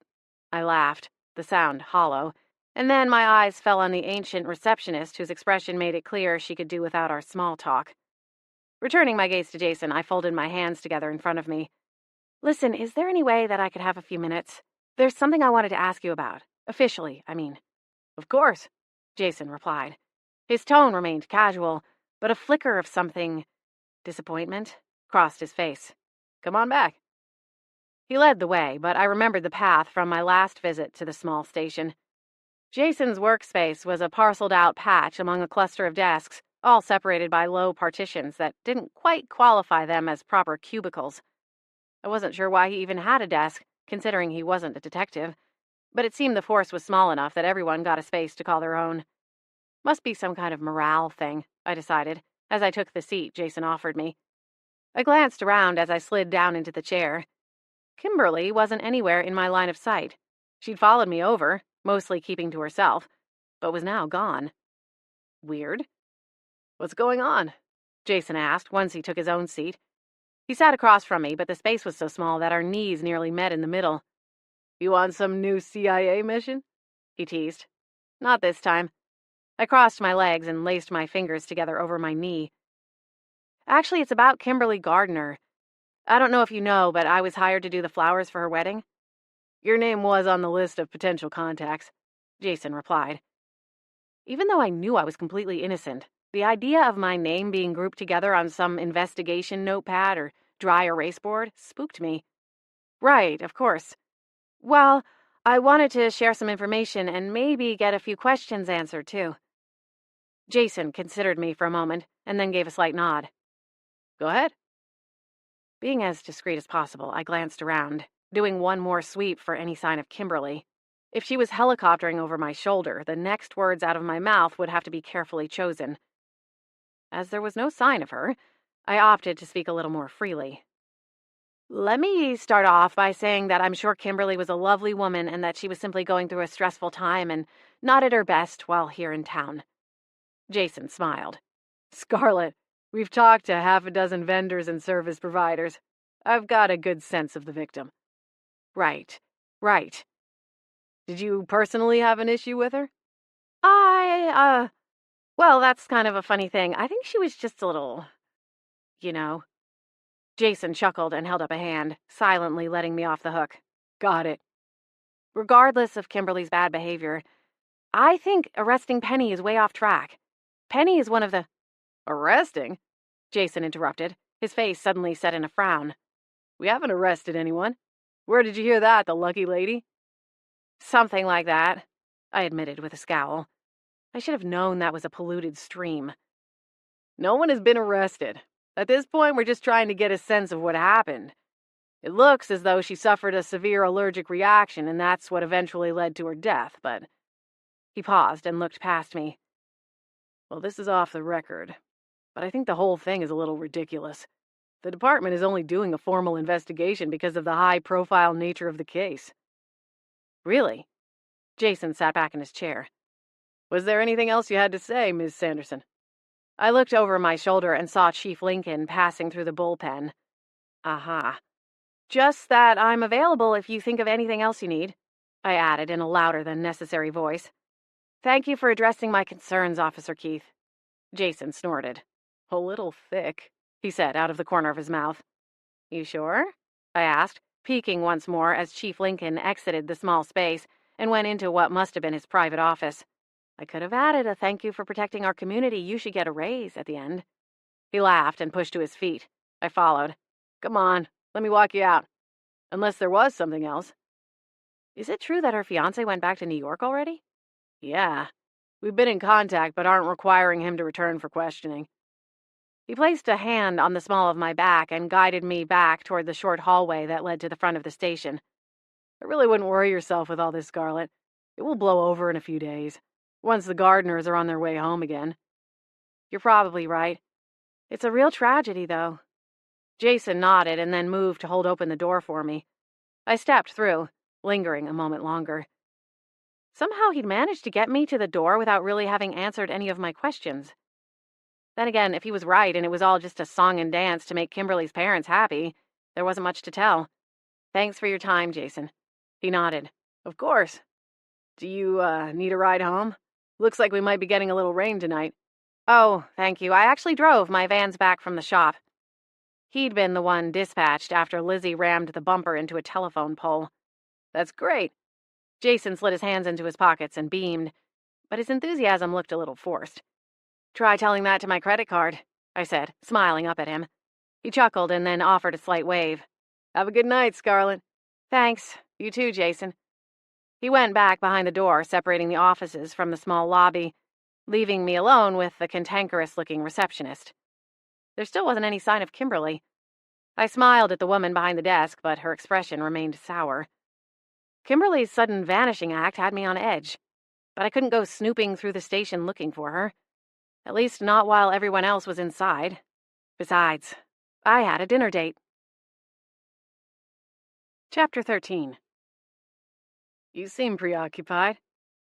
Lucas's statement wasn't said in an accusatory way, but made my cheeks flare with heat anyway. We were barely midway through our entrees, and while the food was delicious and the atmosphere cozy and intimate, I couldn't focus. After my visit to the police station, I'd returned home to change and found that both the shop and my apartment were ghostless. I'd gone room to room, calling out for Gwen, Hayward, even Flapjack, but got no response.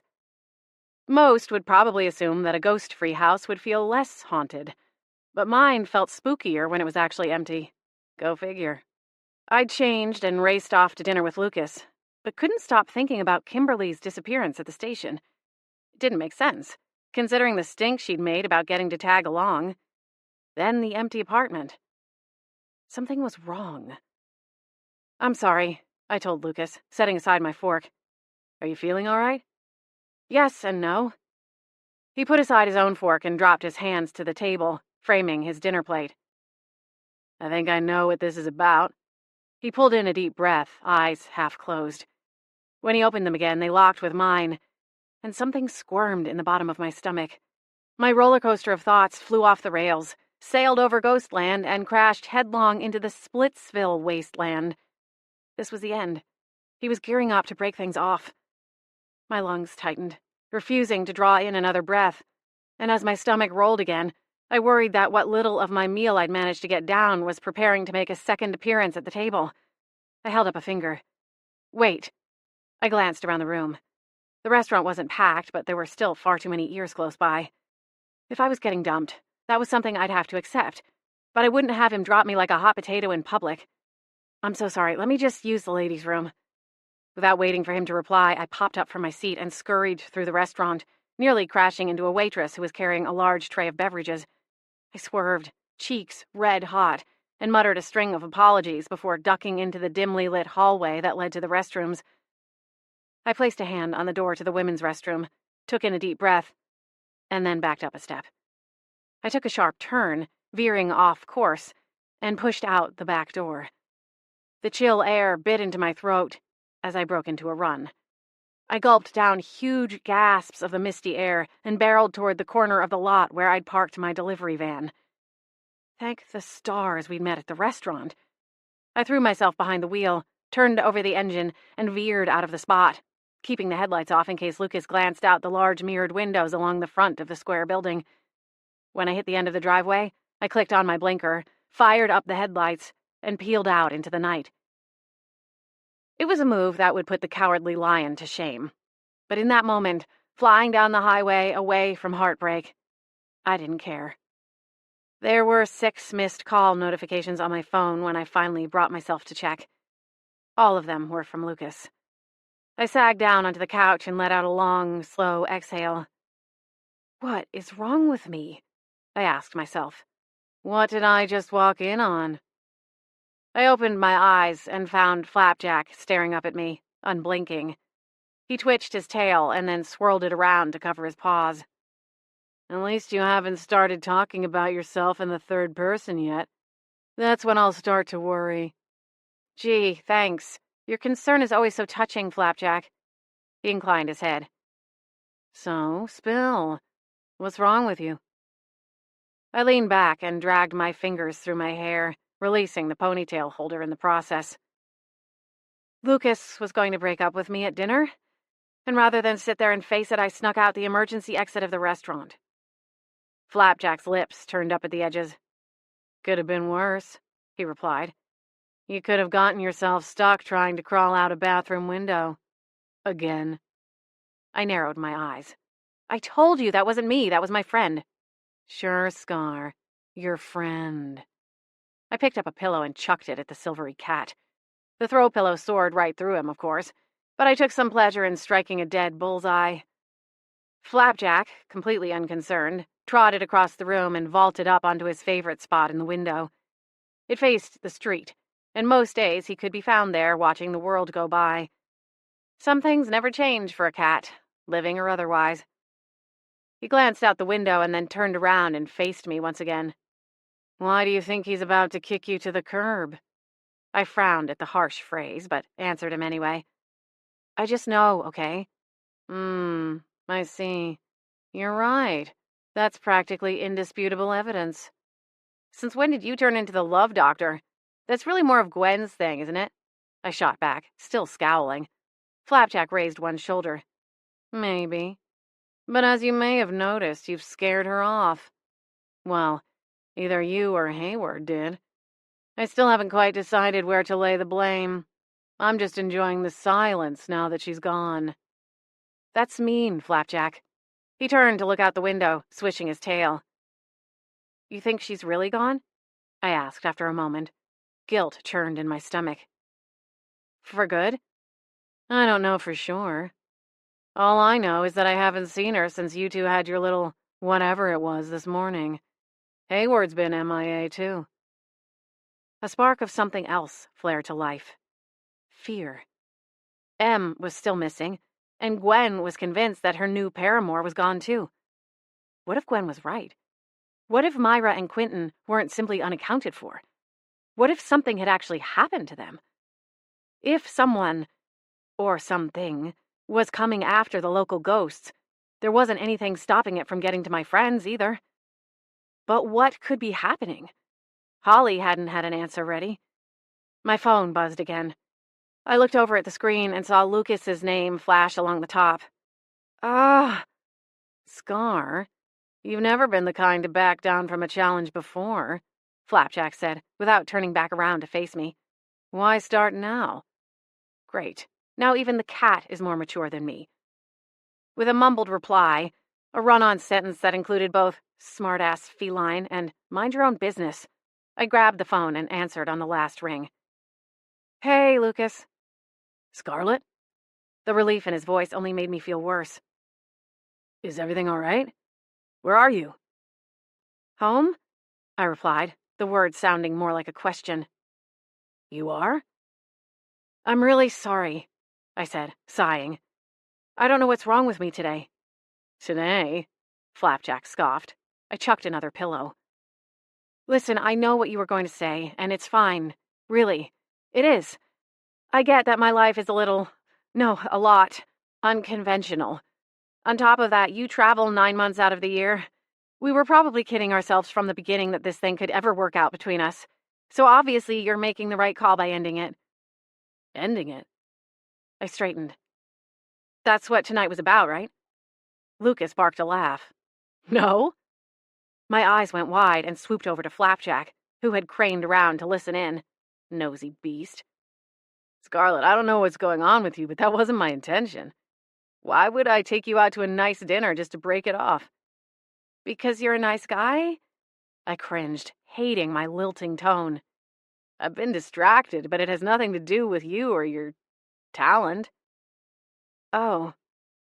Stay where you are, okay? I'll be there in 10. You really don't have to. He was already gone. Great. I tossed the phone down on the couch. Flapjack, I think I'm losing my mind. Caught that. He jumped down from the windowsill and came over to join me on the couch. You're my oldest. What do you call a ghostly cat who is part childhood pet, part long-term companion, and a giant pain in my rear? Friend. So I trust you to tell me the truth. Just so long as you don't ask me if your ass looks big in that pair of jeans with the embroidered pockets. I scowled and made a mental note to donate said unflattering denim. Be serious. I was, he mumbled. Flapjack. All right. Calm down. He stretched, arching his back so high that his legs shook before he dropped back down into a lazy puddle. What do you want to ask me? I was regretting opening my mouth, but he was the only one available. Do you think that I ran out of the restaurant tonight because I'm afraid of having a relationship? Well, of course, he scoffed. I don't have to be Gwen or Dr. Phil to see that one. What am I supposed to do? I shoved up from the couch and started pacing, my arms folded over my stomach. This is why I don't do this stuff. I've never been good at it. Flapjack cocked his head. I don't think you're not good at it. It's like you said, you're afraid. I think you like Lucas because he's kind of unattainable. He travels. You're building something here. He'll always be at arm's length. I spun on my heels and stared down at the pile of silvery fluff. I'm sorry. And when was it you got your PhD in psychology? I must have missed that development. You leave the TV on sometimes when you leave for work. If I happen to end up watching daytime talk shows, it's your fault. I was wondering how you knew who Dr. Phil was. He scoffed. I'll try to remember to switch it over to Animal Planet next time. I suppressed a smile. But seriously, what do you think I should do? Maybe it was better when Gwen was here, he muttered. At least then I didn't have to run a hotline for your love life woes. Oh, shut up. You love it. He blinked slowly, but couldn't conceal the sheen in his large, once cobalt eyes. Scar, there's nothing wrong with you. The way I see it, this is all brand new for you. You went from growing up under a microscope to traveling the world on your own terms. Now you're starting to put down roots for the first time in your life. It's a lot of change. Adding another person, Lucas or anyone else, is another big change. As someone who's been there through it all, I'd be worried if you weren't a little off balance. My nose burned as tears pooled at the edges of my eyes. For all the whining I did about his near-constant presence in my life, there were a handful of moments like these that made it all worthwhile. Thanks, Furball. Anytime, Scar. The doorbell rang, and I wiped at my eyes on my way to the door. It was bad enough that I'd flown into a full-blown panic earlier in the evening. I didn't need him to think I'd been sitting alone in the dark, bawling my eyes out over a pint of Ben & Jerry's finest, too. I straightened my top and ran my fingers over my hair, then pulled open the door. Lucas stood there smiling at me, and right beside him was a pissed-off Ruthie Jason. Not this again, I muttered, sending Lucas's smile crashing to the ground. Chapter 14. I'm going to go ahead and assume that I'm not here alone, Lucas said, glancing to his left and right. Which one is it this time? The fact that this was suddenly so normal to him made me burst out laughing. I must seem completely Dr. Jekyll, Mrs. Hyde. Ruthie crossed her arms. I'm glad you're having a good time. Meanwhile, I barely escaped some madman wielding some kind of ghost trap. The laughter died on my lips with a strangled sound. A ghost trap? I repeated, adding a healthy dose of sarcasm. Lucas groaned. I'm going to put this on ice, he said, holding up a bottle of wine. I'm sorry, Lucas, I said, stepping aside as he entered the apartment. Ruthie shot daggers at me, but I ignored her for a moment. Let me just... It's fine, really. He smiled and slipped past me on his way to the kitchen. Where do you keep your wine glasses? Will coffee cups work? He laughed. Sure. Ruthie, you can come in, but if you're making this up, I'll personally see to your ex's wish for a full exorcism, I said, turning back to the irate ghost. If she was in full Technicolor, I had no doubt her cheeks would be the color of the wine Lucas was about to pour into a pair of mugs. I might not have another clean dish in the house, but I always kept at least a couple of coffee cups clean. Something of an unbreakable rule. I wouldn't be here if it weren't serious, she sniffed. I've recently met a man and would much rather be spending my evening with him than you. Well, well, Flapjack commented from his seat on the couch. Who knew ghostly cougars were so in demand? Ruthie's eyes narrowed into tiny slits as they found the patronizing feline. Who do you think you are? She asked, undeterred by the fact that a cat was talking, well, insulting her. Ignore him, I told her, flapping a hand in his direction. You've got 5 minutes. Start talking. Ruthie glared at Flapjack for another moment and then shifted her cold stare back at me. I don't know how he did it, but apparently Will figured out how to get rid of me for good. 1 minute I was standing in the kitchen, looking out at the backyard and thinking up my next move. Then all of a sudden, it felt like I was falling. You know as well as I do that's impossible, but that's what it felt like. The next thing I knew, I was standing in a dark room lit only by a ridiculous amount of candles. There was this man. No, a lunatic, staring at me. He laughed and started reciting words. I don't know, some kind of spell, I guess. A spell, Flapjack said.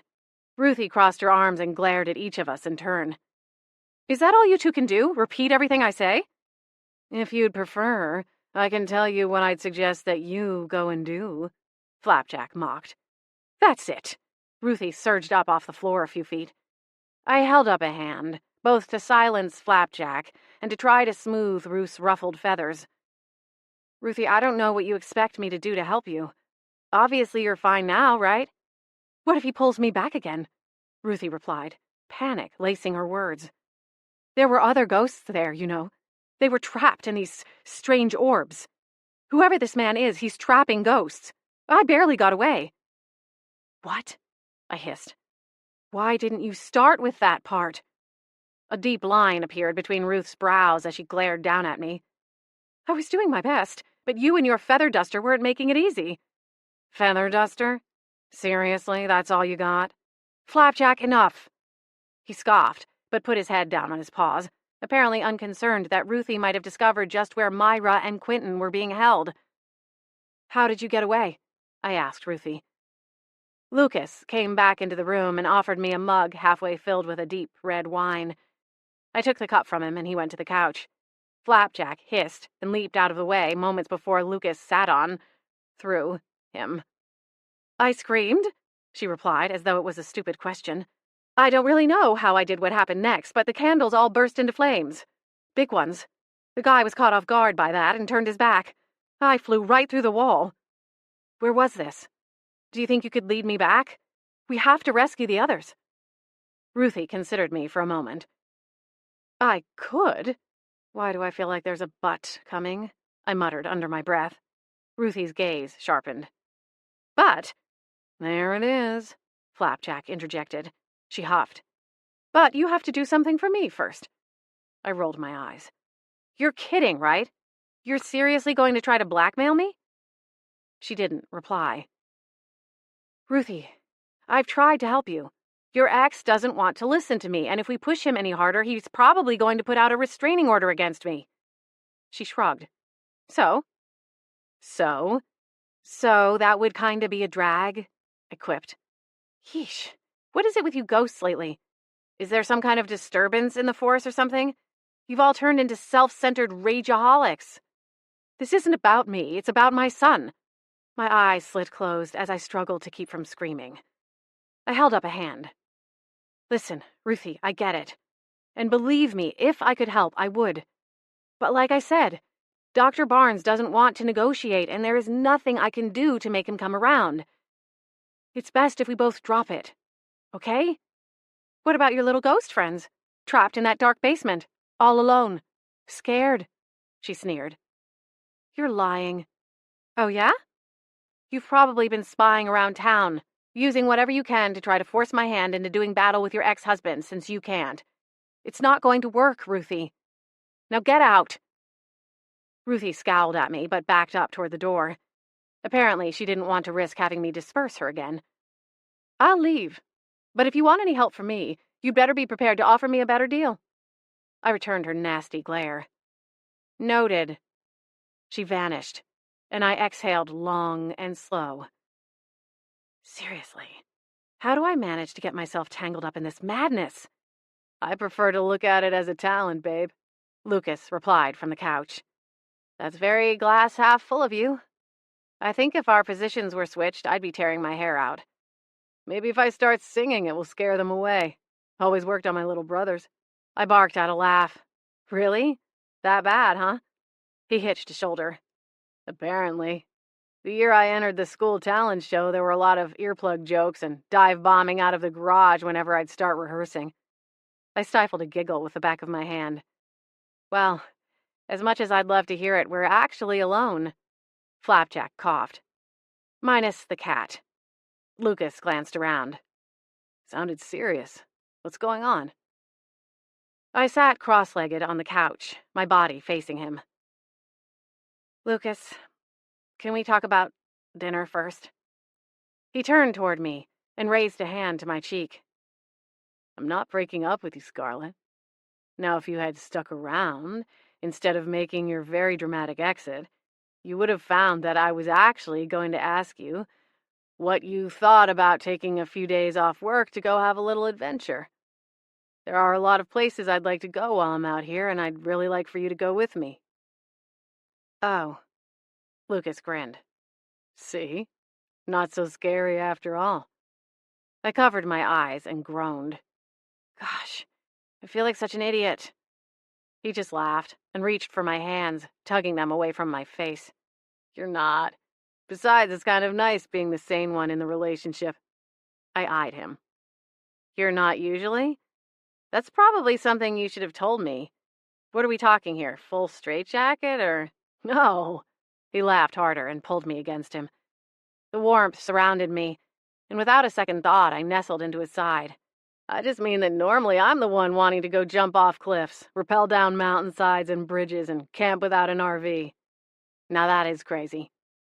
In the past, I've always been with someone who tried to hold me back or put me in a cage.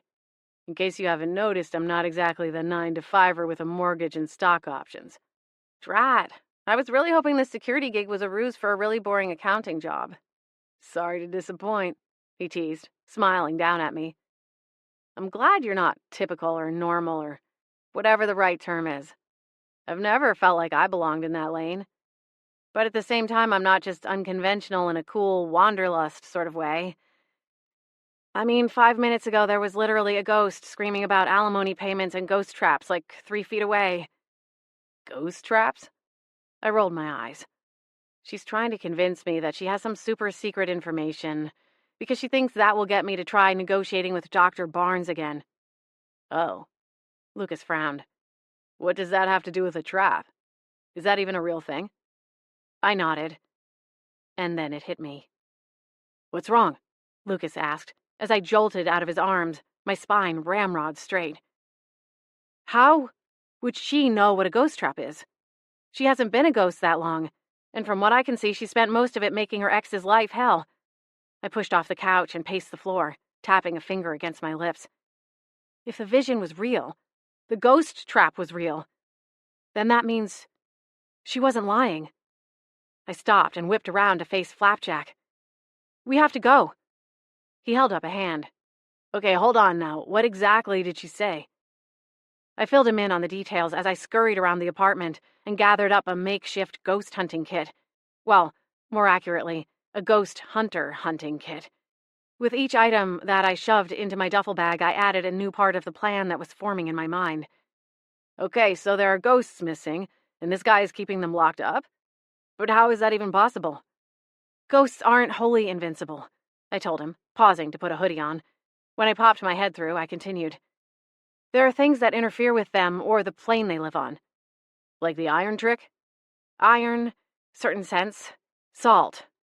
So this guy could be calling up the ghosts like with a seance, and then keeping them trapped. It's possible. I stopped, ice flooding into my veins. Or we could be dealing with some dark magic. Whoa. Did you just say magic? I crossed my arms and stared up at him. You're totally on board with the ghost thing, but magic being real weirds you out. Lucas thought about it, and then nodded. Yep, I think that about sums it up. I sighed. All right. Well, then, let's just put it this way. There are ways something can be charged. I have a small pouch that works as a temporary holding place for spirits. It's hundreds of years old, but still holds its power. Gee, it would have been nice if you brought that up when we were dealing with Miss Havisham over at the Lilac property. I shook my head. It wouldn't have worked on Rosie. The spirit has to be willing to enter the vessel. It's how I got Hayward over here from England. You didn't think I bought him a plane ticket or something, did you? Flapjack snorted. I shudder to think of enduring a transatlantic flight with that gas bag chattering away the entire time. I rubbed my temples. I'm really sorry, but I have to go deal with this. Thanks for understanding. Truthfully, I wasn't giving him room not to. Luckily, he was too much of a gentleman to point that out. Wait, you think I'm letting you go charging after some voodoo ghost summoner all by yourself? Lucas asked, folding his arms. He smirked. Babe, you gotta know me better than that by now. Chapter 15. Protesting, debating, and flat-out arguing got me nowhere. Lucas followed me out to my delivery van and hopped in behind the wheel as soon as I hit the button on the keypad to unlock the doors. Hey, I complained as he extended a hand, silently asking for the keys. This is my van, I'm driving. Sure doesn't look that way. He flashed that half-cocked smile and wiggled his fingers. Come on, We're burning daylight. You don't even know where we're going. Neither do you. I scowled but handed over the keys and raced around to hop in the passenger seat. Flapjack was on my heels, unwilling to miss out on the adventure. When Gwen was telling me about Myra's episodes, she said that Myra would wake up in weird places. An attic, then the gym at the local school. So what if this summoner, let's say, is calling ghosts to him and then trapping them? I thought you said the ghost trap has to be mutual. The ghost has to want to be trapped. That's the kind I have, but who knows what other ghost whisperers use. Have you ever met any? Yeah. Most who claim to have some kind of power are straight up full of it, but not all of them. Like in the whole Dr. Barnes fiasco, apparently after I couldn't/wouldn't help him, he hired some other... My eyes widened as I stared out the van's windshield. That's it. I know where to go. Miss me? Ruthie asked, floating through the side of the van. Without waiting for an answer, she settled in the cargo area, sitting cross-legged on the tarp I used to keep the floor protected from water spills. I believe you. Happy now? I snapped, looking at her in the rearview mirror. Yes, I can see ghosts in mirrors. There is literally no escaping them. Now tell me what you know about the exorcist Dr. Barnes hired after I left. Was he the man from the vision you had? Ruthie's face screwed up into a pinched expression. Maybe. Did he say anything to you? She shook her head. He didn't get a chance. I took one look around and screamed bloody murder. I twisted back and looked at Lucas. You remember the way to Dr. Barnes' place? You kidding? I've been dreaming about that man cave all week. I rolled my eyes but didn't prod at him. All that mattered was getting there. Fast. By some mercy, it appeared that Dr. Barnes was home when we pulled into his driveway. Lights illuminated the front of the huge house, and most of the rooms inside appeared to be lit up as well. Ruthie scoffed before getting out of the van. He runs this place like it's some kind of museum, but can't afford to pay for my son's preschool? Selfish bastard. Ruthie, I said, working overtime to keep my voice calm. That's not helping. Now, as we agreed in the car, I will help you, but you have to stay under control. No lashing out, no tirades. And be reasonable. All right? Yeah. Lucas killed the engine and we all piled out, Flapjack included. He refused to be replaced as my right hand. Cat? Scar, when are you gonna buy a place like this? We could really use some more room, you know. There are too many ghosts tripping over each other in that cardboard box you call an apartment. I frowned at him. First of all, both you and I know there is no tripping. Secondly, if you think we're ever going to live in a place this size, you might want to reconsider your daily catnip intake. Lucas laughed and reached for me, settling his palm on my back. You don't want a McMansion someday? Not in the slightest. He pressed a quick kiss to the side of my head. Good. Me neither. Startled, I looked over at him, but his attention had drifted. Don't read into it, Scar. You already damn near scared the poor guy off once tonight. Though, on second thought, I'd been the one running away, so maybe Lucas wasn't as shakeable as all that. Either way, it was a commitment-phobe meltdown moment for another evening. I had ghosts to find. We walked up to the door, a silent little quartet, and Lucas rang the bell. Dr. Barnes answered the door, and I lunged into attack mode. I heard you're playing with a little dark magic, I said, as soon as he pulled aside the oak monstrosity. What are you talking about? He demanded. You know, you really should have called me first. You can't just trust anyone with this kind of task. I mean, honestly, it's not like there's a Yelp review system in place for exorcists. I made a clucking sound and shook my head. Now, Dr. Barnes, if you'll allow me, I'd like to get to the bottom of this without causing any more damage. He took a step back, and Lucas moved forward, taking it as a non-verbal welcome. I followed as Dr. Barnes backtracked into an expansive living area off the foyer. How did you even know about that? He asked, glancing around his living room with a suspicious eye, as though we might have planted secret spy cameras on our previous visit. Unlike the quack you hired, I actually know what I'm doing. Ruthie told me what you had done. Dr. Barnes's face went pale as he looked at Lucas. He nodded. I planted my fists on my hips. Where did you find this so-called ghost hunter? I found him online, Dr. Barnes said, with a resigned look. The joys of the modern world, Flapjack replied. Order takeout and exorcisms all under 5 minutes. What a time to be alive, I added. Tell me everything that happened. Dr. Barnes considered me, trying to keep his stony facade intact, but it collapsed like a cheap tent. He ruined everything. After you left, Ruthie went crazy. I couldn't get the house warm enough. The popcorn machine went berserk again. It's my one cool party trick, Ruthie interjected. I was desperate. I went online to some forums that talk about, well, this kind of stuff. There was one guy who offered to come and give a consultation. A free one, I might add. Flapjack snorted. Oh, good. Because, when my spiritual livelihood is on the line, the price tag is my first consideration, too. Jeez. You really want to complain about my fees? I asked, baffled. Just fix it. All of it, Dr. Barnes bellowed, waving a hand to get us to enter the home. I don't care what it costs me anymore. All I know is that since he left, things have been worse. Screams late at night, blasts of heat, and then ice. I'm halfway considering putting this place on the market and getting out of town altogether. I don't know how much more of this I can take. I held up a hand. There's no reason to get hysterical, Dr. Barnes. Lucas snorted. Dr. Barnes frowned, but kept any barbed comments to himself as he crossed his arms. I squared off with him. I don't want your money. All I want is the name and contact information of the person who was here. Fine. Dr. Barnes fished his phone out of his pocket and scrolled through it. A few moments later, he flipped it around and displayed the screen. Dr. Paget. Peace Again, Spiritual Artistry. The phone number and a P.O. box followed. I scowled as I typed the information into my own phone. Peace Again, Spiritual Artistry? Stars above. It just sounded like a crock. Thank you, I told Dr. Barnes when I finished and returned my own phone to my pocket. Are you going to fix it? I sighed. Yes, I'll fix it. But if you want Ruthie gone for good, I'm afraid you're going to have to come to the table and negotiate regarding the funds she wants for her son.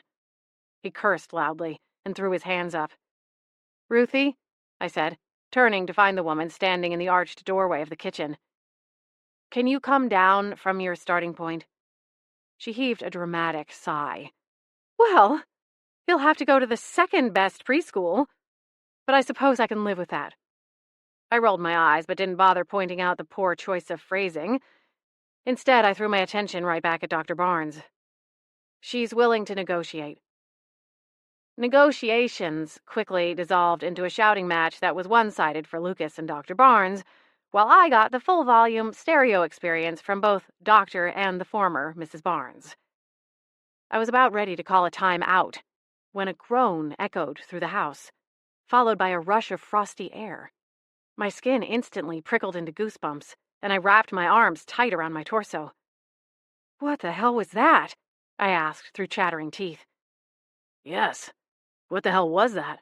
Lucas asked, frantically looking around the kitchen. It's Ruthie. That's what I've been trying to tell you. She's a maniac, a menace, Dr. Barnes roared. Dr. Barnes, that's not... Tell her she can have the full payment.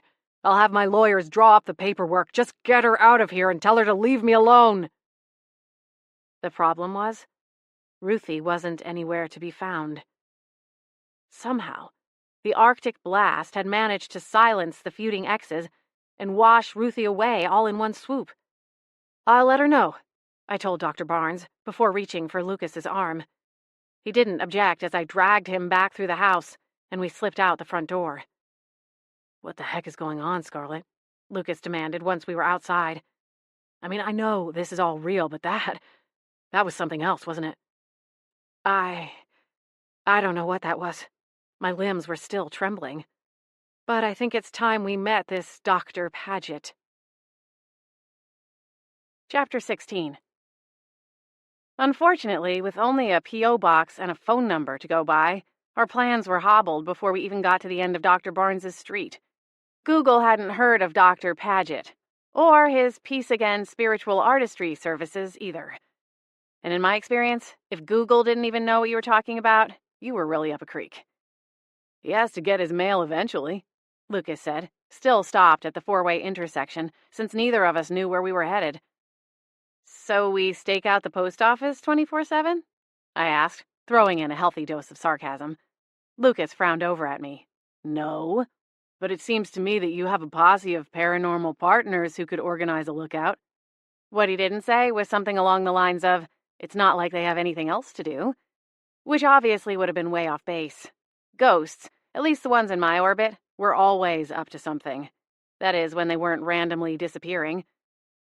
I looked out the passenger window. Ruthie still hadn't circled back to catch up with us. Where had she gone, anyway? If I had to guess, I would have bet money that she was busy setting off Dr. Barnes's popcorn machine one last time, for posterity's sake. But what if she wasn't? It was the second time that afternoon that I'd had one go AWOL mid-conversation. First, Kimberly at the police station. She still wasn't back.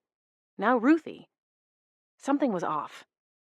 My gaze shifted to the business card still pinched between my fingers. Dr. Paget's stealing ghosts. Myra, Quentin, and maybe Kimberly, too. I didn't know there was a third. I gave a slight nod.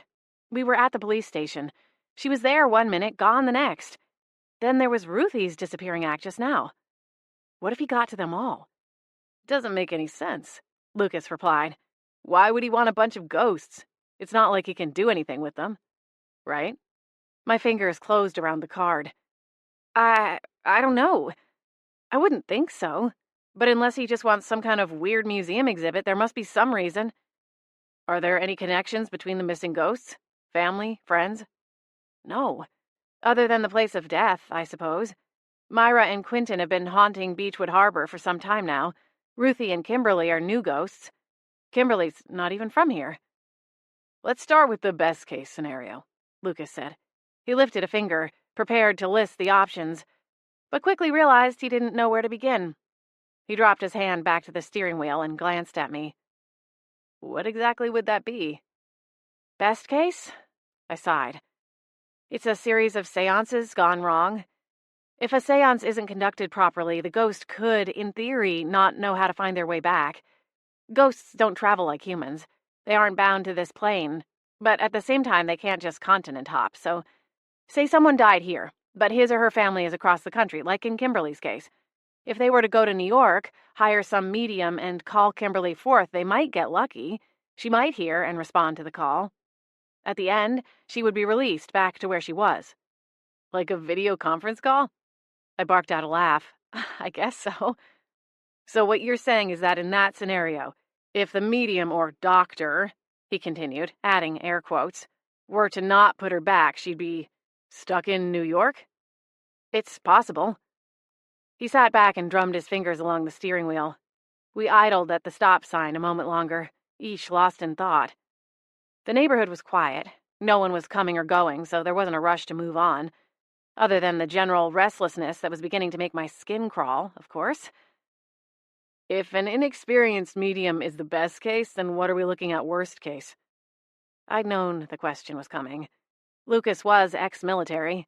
He was the man with a plan. Then another plan in case the first one failed. The problem was that I really didn't have an answer for him. I didn't even have the beginning whispers of a plan.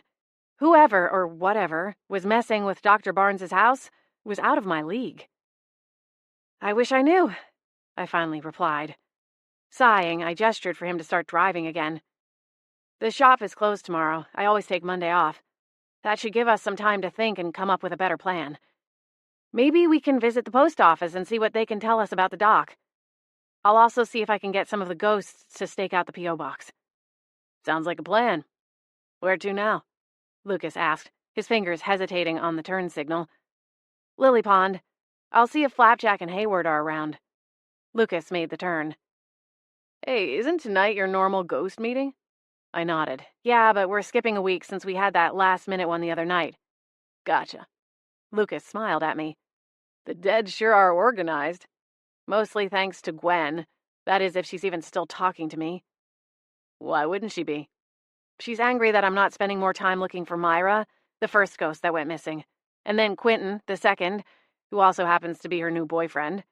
Lucas looked at me like I just started speaking Swahili. Boyfriend? Beau? Sweetheart? Paramour? I get the concept, he said with a wry look. I guess I'm missing the point? I shrugged. The same reason anyone gets into a relationship? Companionship? Shared interests? Attraction? Huh. I grinned over at him. Are any of those ringing a bell? After all, you're the one who got ditched at a restaurant and still came back for more. I must have some kind of hold over you. I wiggled my fingers as though consulting a crystal ball. Not that I'd ever tried anything like that. Lucas chuckled and dropped a hand to rest on my knee. Nah, I'm just here for the ghosts. Yeah. After a distracted, speculation-filled dinner, we returned to my apartment. Lucas made popcorn while I picked out a movie and queued up the DVD player. What's our current head count? He asked, bringing a large bowl into the living room. He grinned as he shoveled a handful into his mouth. I glanced around.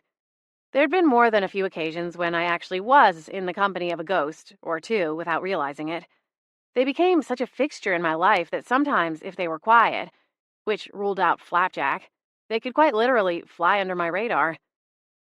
Seems we have the place to ourselves, I told him, which means there will be no one to join your side in protesting when I stick this baby into the machine, I said with a laugh, holding up the DVD case for one of my favorite rom-coms.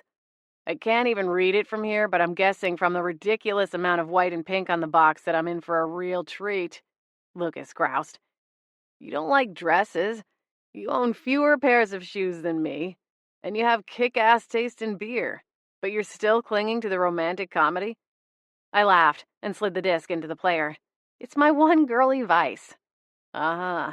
Don't worry, I'll still watch the movies where things blow up every 2.5 seconds. That's a relief. Lucas gestured for me. Come here.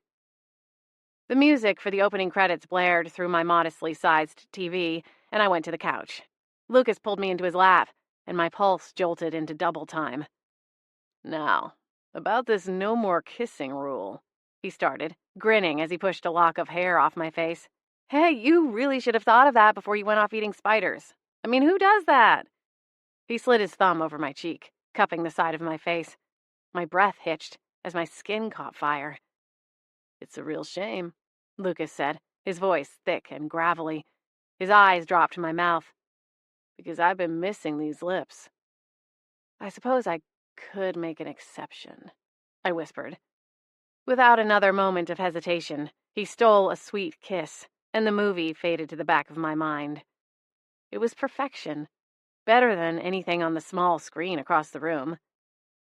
Until... Well, I'm sure glad that you're enjoying time with your boyfriend. Meanwhile, mine is missing. My eyes popped open, and I jerked back from Lucas. Scarlett, are you... He followed my eyes and groaned. Not the good kind. Come on now. Gwen, I snapped. What are you doing? She stood in the kitchen, thumping one foot soundlessly on the floor. I thought you cared about us, but now I see the truth. Ah, you can't be serious. I surged up from Lucas's lap and knelt on the cushion beside him, facing the opposite way to better glare at my suddenly irrational friend. Gwen, of course I care. You can't just pop in here and throw around ugly accusations like that. It's not fair, and it's not even close to being true. What has gotten into you?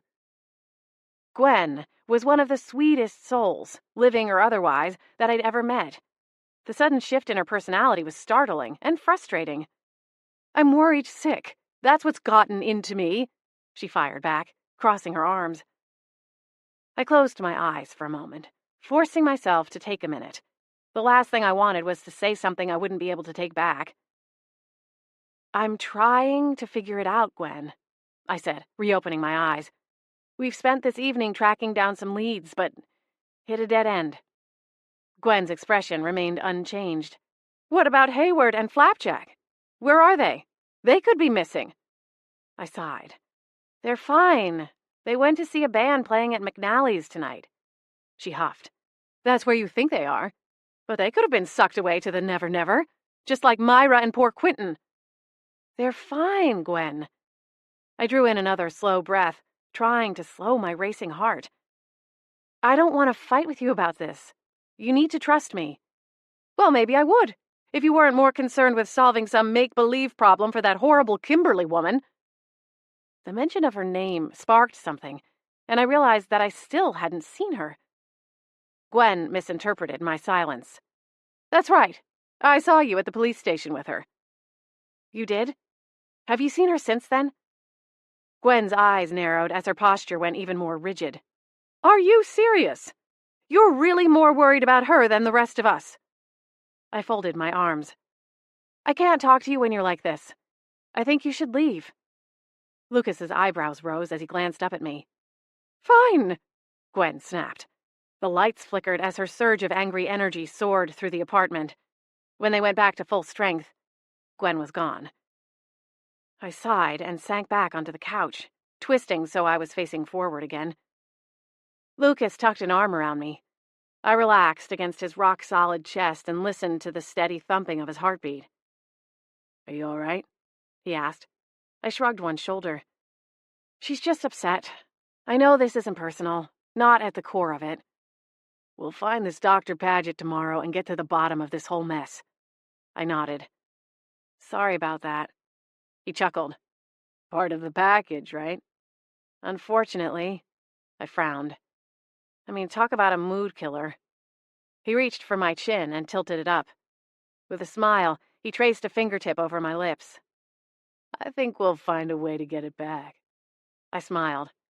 "You really don't want to watch this movie, huh?" Lucas laughed, and then captured my lips in a kiss that took us right back where we'd left off. Chapter 17. Kimberly showed her permanently made-up face the following morning, as I was shuffling into the kitchen to kick on the kettle to make some coffee. I was clearing the sleep from my eyes and walked right into her, which made for an unpleasant reunion for both of us. I jolted awake as though she'd dumped a bucket of ice over my head. I yowled, the volume on par with Flapjack's most extreme hissing fit. "God!" Kimberly screeched. "Watch where you're going!" I rubbed my arms and gawked at her. "You could have said something, you know. I wasn't paying attention." "Clearly." I growled and cut a wide berth around her, continuing on my path to the kitchen. I needed a steaming cup of coffee even more after the blast of supernatural cold. "What happened to you yesterday?" "I don't know," she said, giving her head a slight shake. "It was weird. I was there, right behind you. I remember because I was wondering what on earth you'd been thinking when you bought those shoes. I couldn't believe some people pay money for shoes that ugly." I scowled at her. "Point, please?" She dropped a look down at my feet, but resisted further comment. "You went inside, but when I tried to follow, it was like something blocked me. I couldn't go through the door or the wall. Why didn't you say something?" "I did." My brows knit together. "I didn't hear anything. Well, the next thing I knew, it was dark, like midnight. I screamed and cried and tried to run, but it was like I was frozen. Trapped." I went still, suddenly even colder. "Trapped?" "That's what I said," she sniped. "A ghost trap." "What are you talking about?" Kimberly asked, pressing one hand to her hip. I raked my fingers through my bedhead hair, nervously smoothing back the frizzy and kinked strands. "Kimberly, I think there's someone who is trying to capture the ghosts that live here. I don't know why, but ghosts have been going missing for several days now. We're trying to track down the person responsible, but so far we haven't had a lot of luck." "Why would someone want to trap a bunch of ghosts?" I shook my head. "I have no idea." "Great!" Kimberly threw her hands up. "First I get murdered, now some lunatic is trying to ghost nap me. What's next?" I swallowed hard. "I don't know, but, and I can't believe I'm saying this, I want you to stay close by today." My phone started ringing, and I huffed. Abandoning the stove, I went across the living room to retrieve it. "What if I don't want to?" Kimberly asked. I ignored her and answered the call. "Hey, Lizzie, what's going on? Is everything all right?" Yeah, I just can't get inside. I don't have a key, remember?" "It's Monday," I said, trying to keep from sighing. Could she not keep the dates straight now? "Oh, well, I thought we were working this Monday to get the flowers done for the Murrum funeral." She let her voice trail off, and I wanted to melt into a puddle on the floor. "Oh my gosh. I'm so sorry. You're 100% right. I'll be there in a minute." We clicked off the call, and I raced back to my bedroom to grab a robe. I threw it over my shoulders and fiddled with the sash as I hurried downstairs into the flower shop and went around to the back door to let Lizzie inside. "I'm really sorry." I said as she came through the door. Thank goodness you were paying attention. We would have been in a royal pickle. Lizzie smiled and went to put her purse away in a basket under the cash register. No problem. Her smile faltered a little as she took in my strange ensemble. A tattered terry cloth robe, leopard print slippers. They were a gift. And dabs of zit cream applied to my chin and forehead that were hopefully preventing two little monsters from ever seeing the light of day. I can get started on something if you need a minute. I laughed. That would be great. Actually, I paused and opened the cash register drawer. I plucked out a 20 and handed it over. Would you mind running to Siren's song? Get anything you like, it's on me. Are you sure? Yeah, of course. Mind grabbing me a hazelnut latte and a scone? Any flavor. Oh, except that weird cheese one. Something sweet. She laughed and tucked the money into the pocket of her jeans. Sure thing. I'll be back in a few. I started for the door that led to the back stairway to my apartment. I'll leave the back door unlocked. Lizzie left, and I scurried up the stairs, surprised that Kimberly had remained behind in the apartment. She wasn't exactly familiar with the term boundaries.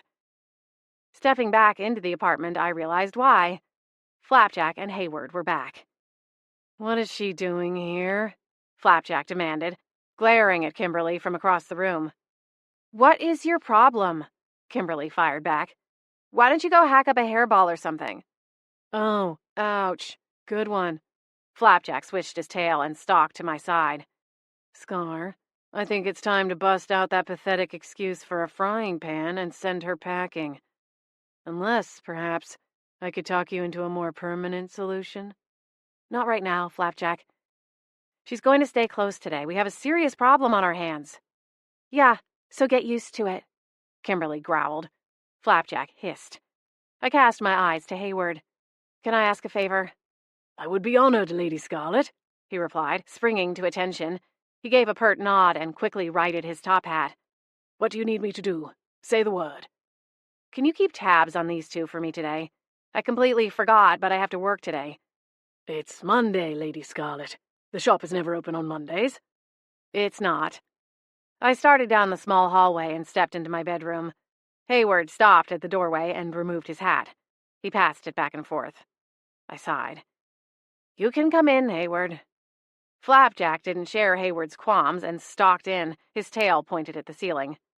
I'm not hanging around with that woman all day.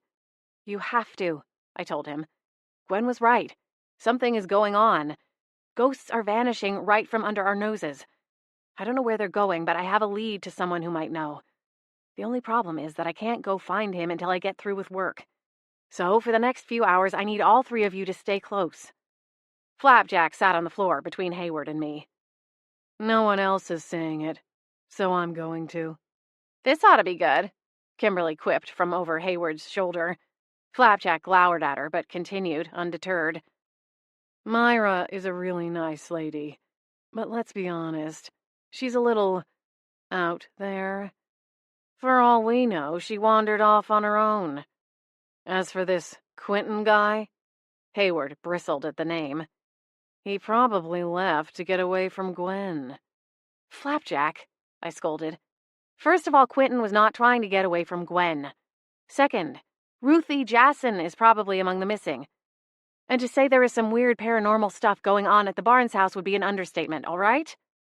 The more I talked, the bigger the pit in my stomach grew. What is going on? Hayward asked. Where could they all be going? Flapjack shrugged one shoulder and started grooming himself. I still think there's a reasonable explanation. There's no such thing as a ghost boogeyman. For all we know, they're off having a party without us. Gee, I can't imagine why someone would leave you off the guest list, Kimberly snarked. Enough! I held up a hand. I don't have time to debate this with you all morning. I need to call Lucas and tell him about the change of plans and then get some work done. Now, Lizzie is going to be in the shop with me, so I want the three of you to play nice. No troublemaking. Hayward, I'm counting on you to keep these two civil, all right? Yes, my lady. I rolled my eyes and closed the door. Lizzie was already working on an arrangement when I made my way downstairs. The vase was bursting at the seams with flowers. The result was pretty, but would carry a hefty price tag. Your coffee is on your desk, she said when I closed the door to my stairwell.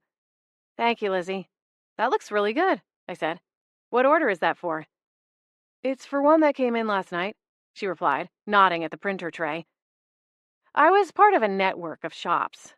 Someone from the East Coast could order flowers from my shop and have them delivered locally. The orders printed automatically. I didn't usually get a lot, but every little bit helped as I worked to establish myself in the region. I blinked as she added another 3 roses. You're sure it's not going to go over budget? I asked. She paused and pushed the order slip over the counter. Sure enough, the final cost was well into the $200 range. Wow, Lizzie snorted. I know, you must have really screwed up, huh? I smiled, a smart reply on the tip of my tongue. But it faded as I realized who had placed the order. Casper Schmidt. I flipped the paper over, and my heart dropped another inch. The recipient was listed as one Drea Gardner, still listed as a resident of the hotel they'd all been holed up in for the past several weeks as the wedding plans were finalized. Kimberly wasn't content to sit on her hands back in New York, making decisions over video calls, emails, and phone consultations. No, she needed to be right in the action, and had managed to drag Casper and Drea and Sonia along for the majority of the ride. But why was Drea still in town? Mr. and Mrs. Gardner had already flown home. Why hadn't she gone with them? You cannot leave me alone with those two all day. I winced as Kimberly descended from the ceiling and came into full view. Are they okay? Lizzie asked. I realized she was studying my expression, and I forced a smile. Beautiful. You're getting pretty good at this, huh? I'm trying my best, she replied, taking a step back to consider the bouquet from another angle. She retrieved a large cut of ribbon and returned to her workstation to tie the shiny red fabric into an artful bow. If there was one area where she really excelled, it was in bow tying. My attempts always fell slightly short, ending up a little on the mangled side of things. With wedding season in full swing, I was willing to keep her on staff just for the use of her nimble little fingers. They are the most boring people, or ghosts, or whatever, that I've ever met, Kimberly whined. Great job, I exclaimed. I'm going to get a few things from the office. Be right back. Lizzie nodded and continued fluffing and primping the florals. I jerked my chin, indicating for Kimberly to follow me, and then marched into my small office. I closed the door, then turned and folded my arms as she floated through the wall beside me. You can't be down here driving me crazy all day. What are you going to do? Iron me? Then you'd lose track of me, and you already said you don't want to do that. I ground my teeth. I'm starting to care less and less. Kimberly scoffed and tossed her hair. Fine.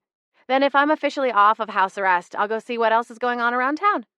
She started to go, calling my bluff. Wait. Why should I? You're just going to stick me back upstairs with the stuffy one and the rude one for babysitters. I have deliveries to make.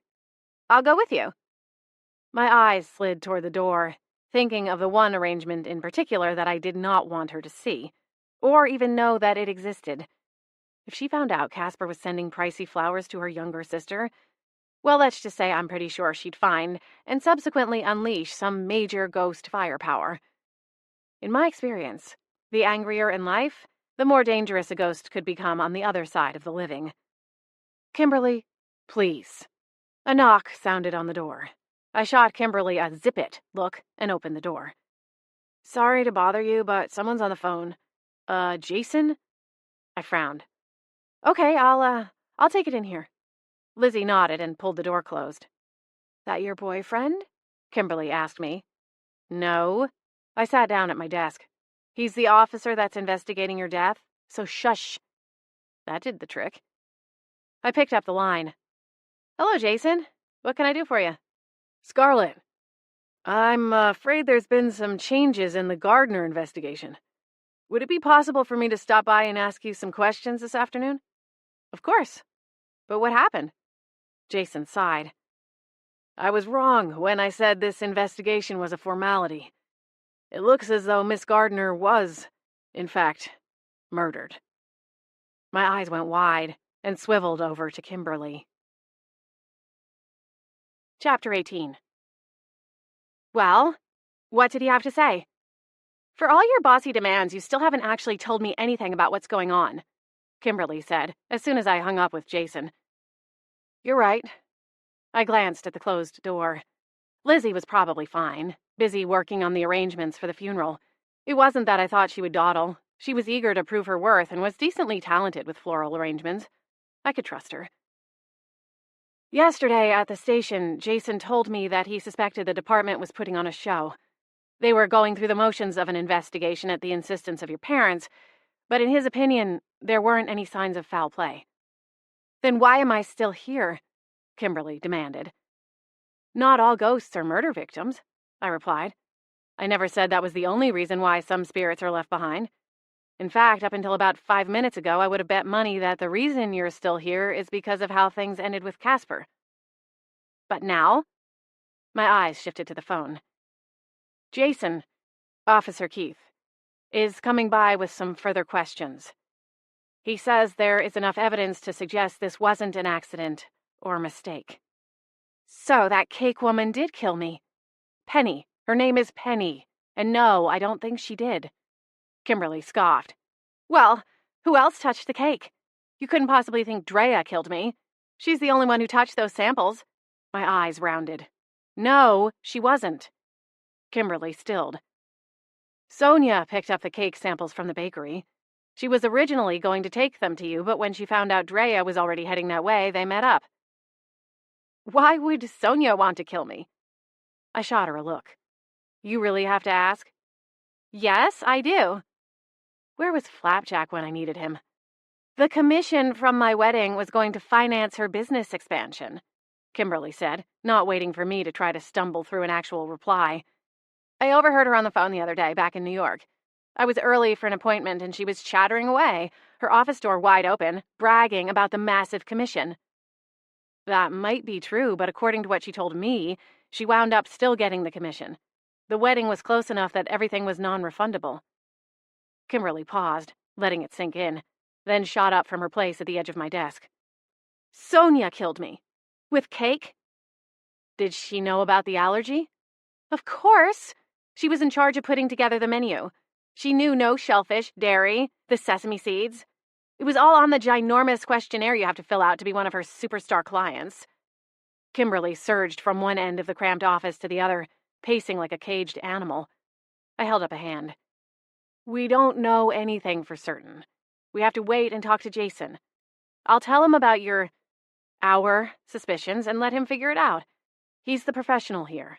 We're just two spectators with a thin hypothesis. Kimberly crossed her arms. Speak for yourself. I'm way more than some bystander in all of this. I'm dead.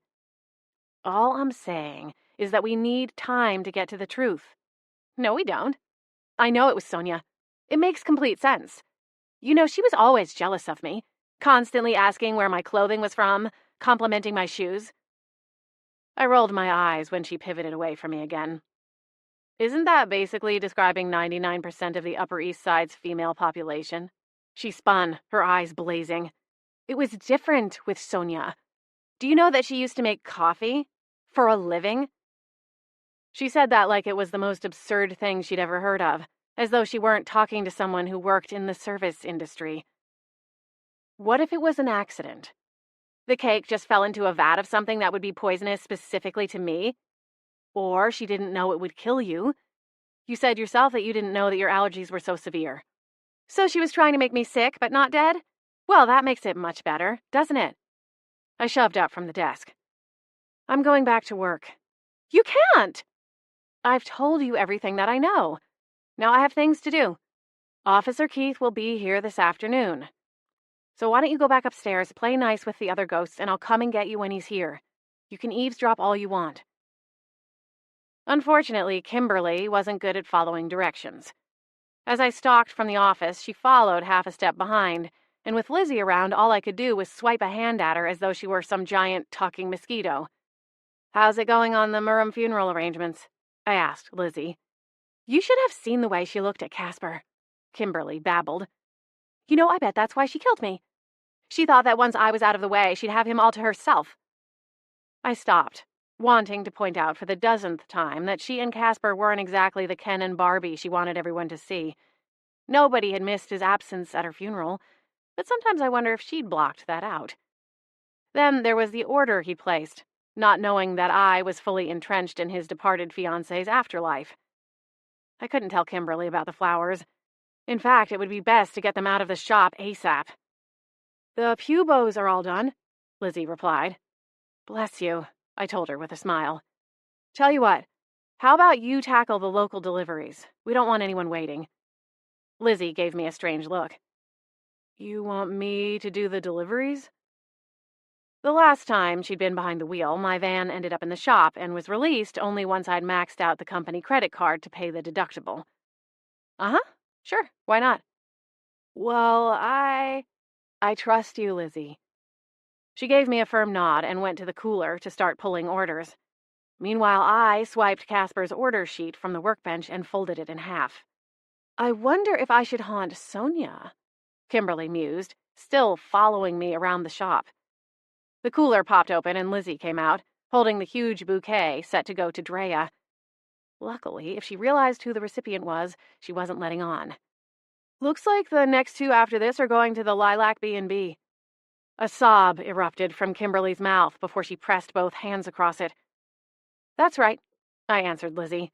Normally I would do it tomorrow, but since you're going out, I say go ahead and load them up. She nodded and gingerly crossed the studio space, eyeing the large arrangement to make sure she didn't crash into or trip over anything. I held my breath as she shifted the vase in order to free up a hand long enough to push open the back door. When she was gone, I ducked into the cooler to gather the accompanying arrangements. When I crossed back to shut the cooler door, Lizzie returned. So, is that what I should do? Haunt Sonia? Maybe I can learn to throw things, or mess with the lights. I pressed my lips into a thin line and continued ignoring her. Why aren't you saying anything? Kimberly prodded, following after me as I helped Lizzie get the arrangements loaded in the back of the Lily Pond van. Hello? I kept a placid smile in place, ignoring her pestering until Lizzie was behind the wheel, giving me a thumbs up through the driver's window. She turned on the engine and I winced as the tires hit the curb. She'd put it in drive instead of reverse. Sweat beaded on my forehead, despite the cool mid-morning breeze. Lizzie flashed another thumbs up, a double one this time, and threw the van into reverse and backed down the driveway. Heaven help me, I muttered, turning to go back inside. You done ignoring me now? Kimberly barked. I scowled at her. Before I could tell her just what I thought she should go and do, Hayward and Flapjack floated down through the ceiling.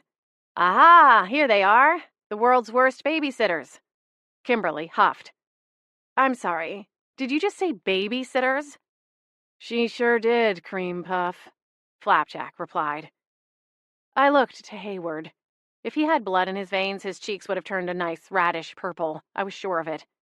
I'm terribly sorry, Lady Scarlet. I was... Seriously? Kimberly rolled her eyes. What is with that whole my lady routine? Give it up. It's the 21st century. Hayward bristled, reaching up to keep his top hat from toppling off his head. Now see here. You're lucky Scarlet hasn't kicked your ghostly butt to the curb yet, Flapjack interjected. Enough! I yelled above the roar. Stop it, all of you! All three of them went quiet, but turned to glare at me. Hayward, Flapjack, upstairs. Lady Scarlet, I raised a hand. I'm not mad. I just need some space. With a miserable nod, Hayward rose from the floor and soared up to the ceiling. The top of his hat disappeared, but he stopped short when a tapping sound echoed through the space. I twisted around to look out over the front counter. Son of a... Casper Schmidt was standing at the door. Chapter 19. What the hell is he doing here? I glanced at her. Kimberly, take a deep breath for me. I don't breathe, remember? She snapped, her voice soaring toward hysteric. Casper had already seen me. There wasn't a way I could slip upstairs and ignore him. This day just keeps getting better and better, I grumbled through a forced smile as I hurried to answer the door. Hello, Mr. Schmidt. How can I help you? Casper came inside as I held open the door. I didn't realize you were closed today. I was supposed to... A loud chirp stopped him mid-sentence. He reached into the breast pocket of his suit jacket and retrieved a silver phone. Without apology, he frantically tapped out a message and a whoosh sound followed. He glanced up. "I had a delivery going out? I assumed it would be today." "He ordered flowers from you?" Kimberly said, floating closer to Casper. She twisted her head. "Why didn't you tell me? Who are they for?" Yes, actually." I refocused on Casper. "I'm normally not open on Mondays, but it's the busy season. I had to make an exception. Your order went out on the van about 20 minutes ago." He tapped another message and then looked up at me. "I got into town earlier than expected." "Right. Well, as I said, it will be delivered shortly." "What is going on?" Kimberly demanded. "Why are you here?" she screamed at him. "Thank you." Casper ducked his head and went back to typing frantically on his phone. He made his way out of the shop, barely breaking eye contact with the screen. Kimberly followed him, but stopped short of the door closing. When the jingle bell went quiet, she rounded on me. "What is going on around here?" I sighed and went to lock up, feeling Kimberly's frosty glare every step. "He ordered a bouquet of flowers for Drea." "Drea? Why?" I slipped the keys into the pocket of my jeans and then held out both hands. "I don't know, Kimberly. I got the order this morning. Lizzie did the arrangement and is dropping them off at Drea's hotel this morning. I didn't even realize she was still in town. From what I heard, your parents jetted home the night of your funeral. Drea wouldn't have gone with them. She hated traveling anywhere with our parents." "Why?" "She would always say they were too hoity-toity. Private jets, first-class lounges." "Sounds like a real drag," Flapjack added. "Knowing Drea, she's hanging around here working on her music," Kimberly sneered. "That's all she cares about. Even when we were planning my wedding, all she wanted to do was get back to New York and do some stupid show with her grungy friends." "Sending flowers is one thing," I continued, largely ignoring Kimberly. "But flying all the way back to see her? That seems serious." Kimberly crossed her arms. "He's not interested in her, if that's what you're thinking. Drea could not be further from his type." I cut a glance at Hayward and thanked my lucky stars that she hadn't been downstairs to see the lavish arrangement. It was better for everyone if she could hang on to the idea of a small, throw-together bouquet wrapped in cellophane. "As for why he's back, there are half a dozen reasonable explanations now that I think about it. He's a marketing expert. For all I know, he was out picking up new clients while I was planning the wedding." It was a paper-thin theory, but I was going to let her have it. "Who do you think he was texting the whole time?" I asked no one in particular. Flapjack swished his tail. "The sister-in-law." Hayward, Kimberly, and I all pivoted toward the cat. "How do you know that?" I asked. "He set his phone down when he reached for his wallet. I saw it right there on the screen." "Since when can you read?" "I've always been able to read. Cats are highly intelligent creatures, thank you very much." I rolled my eyes. "Of course. How could we forget? Although I seem to remember that back when you were alive, you had a habit of getting your head stuck in Pringles tubes." Kimberly snorted. "Well, what did it say?" I pressed. Flapjack looked at Kimberly for a moment. "He was telling her that he was in town and on his way to her hotel." I gulped. Kimberly bristled, but made a show of tossing her hair. "I'm sure there's a reasonable explanation." She inched toward the door. "In fact, I think I'll go see what's going on." She slipped through the glass, and we all watched as she floated across the street. My heart went out to her. I had a bad feeling that she wasn't going to like what she found at the hotel. No sooner than Kimberly left, Lucas appeared. He knocked on the front door with his elbow as both hands were wrapped around coffee cups. I smiled and rushed over to answer the door. "Right on time," I said with a smile as I took my cup. "I just chugged the last few gulps of my first one of the day." Lucas chuckled. "Why am I not surprised? You about done here?" I turned and considered the mess on the workbench. Bits of stems, leaves, and pieces of ribbons. "Just about." I took a sip of the creamy foam on the latte and then set the cup aside and started sweeping the trash into the large can.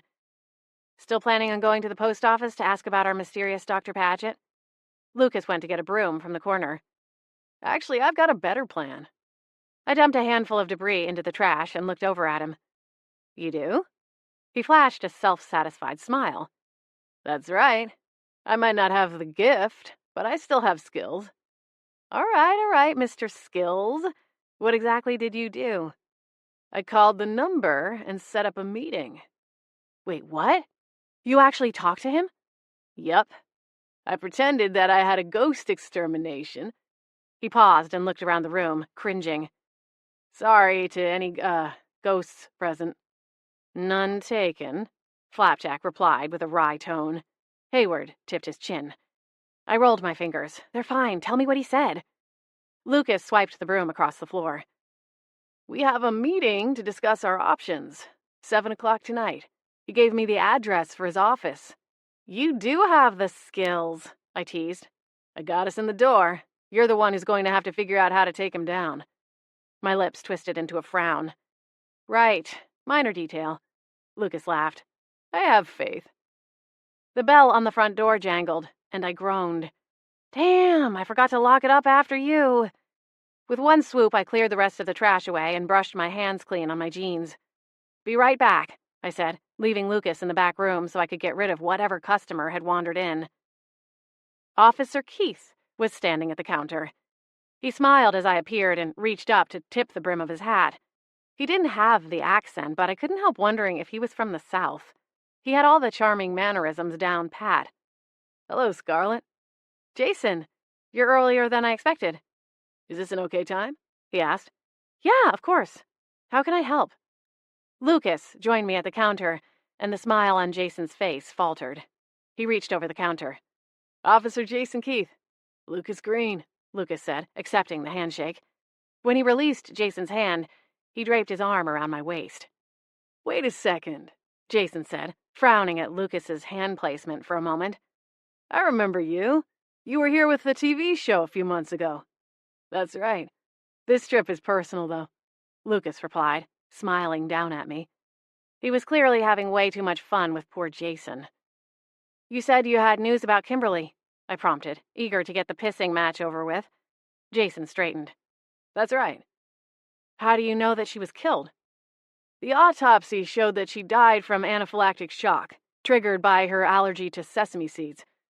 The cake samples were the only thing in her stomach, so we had to assume that's where the sesame seeds were from, which on its own could be considered a tragic accident. Cross-contamination isn't a capital offense. However, we had to follow the investigation through. We did indeed find sesame seeds in the filling of the cake samples we retrieved from Ms. Gardner's hotel suite. Now, we did a thorough search of the bakery where the samples were prepared, but there are no sesame seeds or presence of sesame seeds. According to Matilda and Penny, they never used them in any of their baking. So, someone intentionally added them to the samples? It looks that way. Who knew about the allergy? Lucas asked. Close friends, family, obviously. Maybe it was an accident, I suggested. Jason looked at me. Unfortunately, the lack of sesame seeds at the bakery rules out an accident. Someone purposefully laced the cakes with the allergen. That's horrible. Jason nodded in agreement. What I wanted to ask you was what you thought of Sonia Perez, the wedding coordinator. It's our understanding that you had interactions with her over the course of the planning. Kimberly's voice invaded my head. She was jealous of me, wanted Casper, only cared about the money. Scarlett, Jason said, whatever you tell me is safe. It's not going to get back to her. I like Sonia, I finally answered. I know she had her difficulties with Kimberly. Flapjack scoffed. Who didn't? According to Penny, Sonia was the one who picked up the cake samples that evening. Based on that, we asked Ms. Perez if we could search her hotel room and rental car. She obliged us. And in the process, we found a jar of tahini sauce, which I'm not sure if you know, is essentially ground up sesame seeds. Our working theory is that she stuffed some of the sauce into the samples on her way to deliver them to Kimberly's hotel room. What did she say when you found it? Jason shook his head. She claimed to have no knowledge as to how or why the jar was there. But you don't believe her. To be frank, I don't know what to think. She seemed sincere to me, but the evidence is pretty damning. We're testing the jar for fingerprints. I sighed. I'm really sorry, Jason, but I'm not sure how much I can help. Sonia did make some questionable comments about Kimberly, mostly about how picky she was and how impossible she was to deal with. But I don't think that's motive enough to do something like this. Jason nodded and tapped the brim of his hat again. Well, thank you for your time. If you think of anything else, please call me. I will. He left the shop after one more suspicious once-over of Lucas, and I went to lock the door behind him. I can't believe Sonia was the one who poisoned Kimberly, I said, returning to the back room where Lucas had resumed sweeping. Sounds pretty open and shut to me, he said, not looking up. A sudden thought popped into my head, and then out of my mouth before I could stop it. She wasn't the one who delivered the samples to Kimberly that night. What? Drea was going to have dinner with Kimberly and Casper at their hotel. She and Sonia met up, and Drea took the cake samples to Kimberly. Lucas paused. You think the sister is the one who did it? I don't know, but we have to find out. Chapter 20. Once I returned the shop to some semblance of order, Lucas and I went down to Thistle, the local market, and showed Drea's picture to one of the regular cashiers. She recognized her, but couldn't tell us what she'd purchased. Lucas told the store's owner he was doing a consultation for upgrading the system, and within a few minutes had talked him into letting him take a look at his security setup.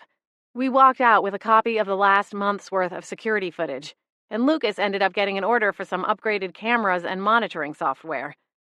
Now that's what I call multitasking, he said, with a victorious smile as we slipped back into his rental car. We grabbed Chinese takeout for lunch and went back to my apartment to watch the footage on Lucas's laptop. The whole thing sounded really badass, but in reality was slow and boring. Watching days and days of people filtering in and out of the checkout lines, even on high speed, was incredibly dull. I blame movies for giving me a fantastical view of stakeouts. The food was long gone, and I was debating going to get some eye drops when Lucas finally lunged forward and stopped the recording. There she is. I leaned in, my knees bouncing nervously, and stared at the laptop screen. It is her. And look! I jabbed a finger at the screen. There's the tahini! The video showed Drea unpacking a basket onto the small conveyor belt. A few bags of chips, some bottles of water, a loaf of bread, and then the huge jar of tahini. She glanced around nervously as she waited for the person in line ahead of her to remove his bags and exit the lane. The cashier smiled at Drea and appeared to attempt small talk, but Drea was closed down, shut off. She took her bags and left. Lucas paused the video and then rewound slightly, stopping the footage at the first sight of Drea. Check out the timestamp, Lucas said, gesturing at the corner of the screen. The night Kimberly died. 2 hours before, I replied. The truth sat heavy in my stomach, weighing me down. She was her sister. Looks like your original theory may be right, Lucas said. I thought it was Sonia, I said, staring blankly at him. I mean the part about Casper and Drea being more than future in-laws. Oh. My train of thought changed gears and chugged into reverse. Was that what had happened after all?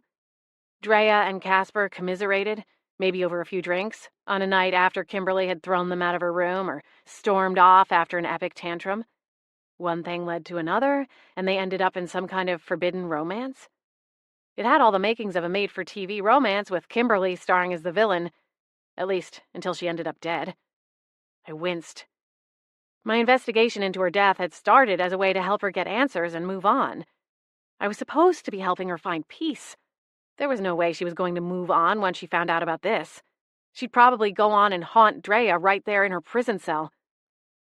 My gaze drifted back to the laptop, and I stared at Drea's image. At least she couldn't hear Kimberly. Listening to her big sister's berating for 20 to life would definitely qualify as cruel and unusual punishment. What do we do now? Turn this over to the police? It still seems pretty circumstantial. Lucas stood and paced the length of the room, one hand resting on the back of his neck. We should try to get footage of Drea stashing the tahini in Sonia's car. Clearly that was a frame job. It's a start, I agreed, though you'll probably have to give another free consultation to land us the tapes. You sure your bottom line can take it? He chuckled. I got it. Good. I pushed off the couch and went to the small coat closet opposite the front door. I pulled out a red jacket that was lightweight, but added a layer of warmth to the tank top I'd been wearing all day at work. Do you think we should talk to Drea? The police have already taken her statement, so maybe she'd be willing to talk to us. We could offer to help her. Help her do what? I don't know. I'm flying by the seat of my pants here. I pushed the closet door closed, frustrated. Obviously. I pursed my lips. It's what they always do in cop shows. Offer to help keep the bad guy from taking an even bigger fall. Problem is, we don't have any leverage. She doesn't have to talk to us, and unless the police agree with our gut feeling, they probably won't be too concerned with this either. Like you said, it's all circumstantial. It was just an idea, I replied, a little sour. Lucas flashed a half-cocked grin as he pulled open the door. Well, whatever we do, let's just try not to get into a knife fight this time. I laughed. I can't make any promises. You're bad for my health, Scarlett Sanderson. I quirked my lips. Says the big bad security guard. Isn't your line supposed to be a little more, danger is my middle name? Guess I missed that lesson in badass summer camp. I gave him a playful thwap on the arm and went through the door. Come on, Bond Light. It wasn't hard to find Drea. She was sitting in the lobby of her hotel, scribbling into a notebook in between sips from a large glass of wine to her right. She was so engrossed in whatever she was working on that she didn't look up until Lucas slid into the seat opposite her. Excuse me? Her eyes flew from Lucas to me, and her expression shifted once again, her eyebrows lifting. Oh, hello, Scarlett. What are you doing here? Lucas kicked out the third chair at the small table, and I sat down beside him, both of us facing Drea. There's something I need to talk to you about, Drea. Okay. If this is about the funeral flowers, I don't have my checkbook on me, but... She was looking back and forth between us, trying to figure out what was going on. No. I shook my head, wishing that was the largest of the problems on my plate. I'm afraid not. I got a visit from one of the police officers working on the investigation into Kimberly's death. Oh? Drea's eyes went wide. I watched her face, trying to catch any slight nuance that might give her away. Have they told you about the latest development? She shifted in her seat, glancing around the restaurant. No. I've been in a little bit of my own world the last couple of days. Speaking of, how did you even know to find me here? Casper ordered a bouquet for you from my shop. She rolled her eyes. I don't know what he was thinking with that. Lucas and I exchanged a quick sideways glance. I cleared my throat. Were the two of you... She waited for me to finish my question, then dawning filled her eyes. What? God, no. Drea shook her head and scoffed. He was way off track. He's just another self-important, arrogant a-hole in a power suit. New York is crawling with them. Not to mention the part where he was engaged to your sister, Lucas pointed out, somewhat under his breath. Drea shifted her gaze to him. I don't even know who you are. This is Lucas Green. She shrugged and raised her brows. And? I sighed. Drea, listen to me. There's no real easy way to bring this up, but we know what you did. She was good. I had to give her that. She didn't even blink. I have no idea what you're talking about. The police know that Kimberly was purposefully dosed with sesame seeds, one of the foods she was allergic to. She was my sister. I'm well aware of her many allergies. Of course, I said with a sigh. Well, they turned the bakery inside out and tested for any chance of cross-contamination. They couldn't find anything. The sesame seeds were added to the cake samples after they left the bakery. Drea flinched. Are you suggesting that I know anything about that? Drea, we have video footage of you buying the tahini, I said, keeping my voice soft. Lucas nodded. It's only a matter of time before we find proof that you stashed the jar in Sonia's car when she realized what happened. We know that you tried to set her up.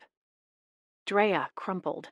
Her innocent facade fell away, and she leaned forward to brace her elbows on the table. You killed your sister and tried to make someone else take the fall. I didn't mean to kill her, Drea hissed. Her eyes searched us, urgent and desperate, begging us to believe her. I only wanted her to get sick, just enough to get a break from this nightmare she'd put us all in. I wanted to go home to New York to do a performance with my band, but Kimberly wouldn't hear it.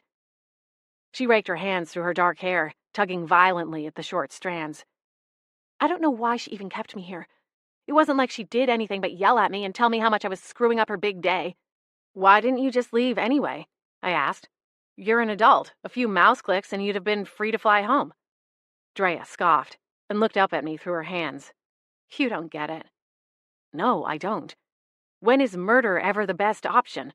I fired back, keeping my voice low to avoid drawing the attention of the front desk clerks across the hotel lobby. It wasn't a murder, Drea insisted. I held up a hand. Okay, how is food poisoning the best option? My parents wanted me to stay with Kimberly. Neither of them could be bothered to come out and rein her in. Casper couldn't keep her in check. Before we left, my dad made me a deal. He told me that if I kept Kimberly calm and under budget, he'd pay for me to take a year off school and travel with my band. There was no way that was going to happen any other way. My parents hate that I even have a band. Why did he think Kimberly would listen to you? I asked. In my experiences with your sister, she didn't seem like the type to listen to anyone. You think? Drea snorted and threw her hands in the air. It was an impossible task. I should have realized it. My dad probably knew all along. I was just here to keep things from spiraling too far out of control. The last time Kimberly had free reign with a budget was her Sweet 16 party. She went on a shopping spree that put my parents back 30 grand, just buying stupid crap for her and all her friends. My parents refused to lose face by asking her friends to return the items. They didn't want to look like they couldn't afford it, which, to be honest, they could. My family is old money. So then why worry about it? Drea barked out a laugh. Because Kimberly would have blown through $500,000 or more if left unsupervised. And that bitchy consultant she hired certainly wasn't going to pump the brakes. She gets paid on commission. I'm really sorry, Drea, but I think you need to get a lawyer and then go to the police and confess. Even without the video footage, the police already have their suspect list down to you and Sonia. If you try to pin this on Sonia, we'll be forced to point them to the footage. Tell me, if they dust that jar for prints, are they going to find yours? Drea didn't respond. After a moment, Lucas nodded. Tell the police what you did. If you're lucky, they won't charge you with premeditated murder. Drea started shaking. She tugged her legs up into her chest. She looked so small, perched on the chair like a child post-tantrum. After a few moments, she shook her head. No, I can't do that. My parents will... They'll disown me. That's your biggest concern right now, I spat, baffled by her oddball statement. Drea, you're going to prison on a murder charge. You need to get a lawyer, not sit there worrying about your inheritance. Lucas rose and reached for my hand. Come on, Scarlett. It's in her court now. She knows what will happen if she doesn't go forward on her own terms. We left Drea as she began to sob alone at her table. Next step, we take this to the station, Lucas said, holding up his phone. Then the ball will be out of our court. I craned around to glance back at her for a few seconds, then shook my head. The proof is still somewhat circumstantial. If she lawyers up and turns herself in, wouldn't that be better for everyone involved? Lucas sighed. Maybe so, but we have an obligation to turn this over to the police, Scarlett. We have to let them do their job now. I nodded, and he tucked an arm around my waist. Right before we walked beyond the hotel, I peeked back through the wall of glass toward the table. Drea was gone. Chapter 21. Kimberly and Gwen were both waiting for us back at my apartment, and neither one of them looked happy. What a surprise. Where have you been? Gwen demanded as soon as we walked through the door. I've been looking all over town for you. Same here, Kimberly snapped. I've been stuck here listening to this hippy-dippy go on and on. At least I'm not a spoiled brat who only cares about herself, Gwen fired back, her feather earrings swaying. Hayward and Flapjack stood nearby in the kitchen, wearing matching scowls. Flapjack glared up at me. Scarlett, you've got to get one or both of them out of here. No one is making you stay, fuzzy boots, Kimberly snapped. You can't talk to him like that, Gwen retorted. Ladies, enough. This again, huh? We need some kind of code word for ghosts on the premises. Otherwise, you just look like a statue. I shot him an apologetic look. Sorry, he shrugged. I'll just make some popcorn. You can fill me in later. Glad our problems are so entertaining to you, Kimberly shouted at his back as he went into the kitchen. Hayward and Flapjack darted apart to let him pass. Kimberly, stop. Now, I want to hear from both of you, but I'm going first, Gwen interrupted. I know who has Myra and Quentin. Kimberly huffed and crossed her arms. This again? Since I actually care about people beyond what they can do for me, I've been doing some research, Gwen said, cutting a glare at Kimberly. All right, Gwen, you can dial back the sass. I told you last night I've been looking into it. I even have a name. We're looking for someone called Dr. Paget, she finished. I frowned. Yes, actually. How did you know that? I was at the Beechwood Manor last night.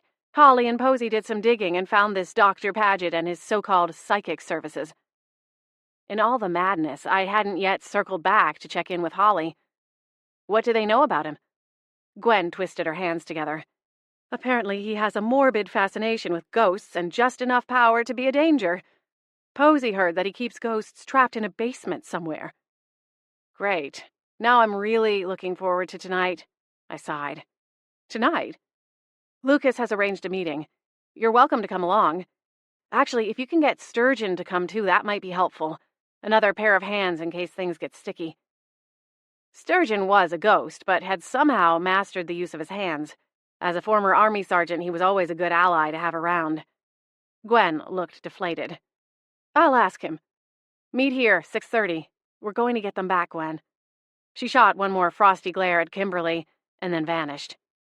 Kimberly cleared her throat. My turn? Yes, but Sonia didn't kill me. I blinked. Casper did. Kimberly started pacing. I went to the hotel and got there just in time to see Casper and Drea together. He was at the door of her hotel room, asking if she got the flowers. She told him that she refused them and had the front desk throw them away. Not gonna lie, the florist in me died a little at the thought of that beautiful arrangement sitting in a dumpster. All I could hope was that one of the employees had rescued them from such a fate. Apparently it had been going on for some time, Kimberly continued. At least that's the way Drea made it sound. Can you believe that? My own fiancé trying to hook up with my sister? I'm sorry, Kimberly.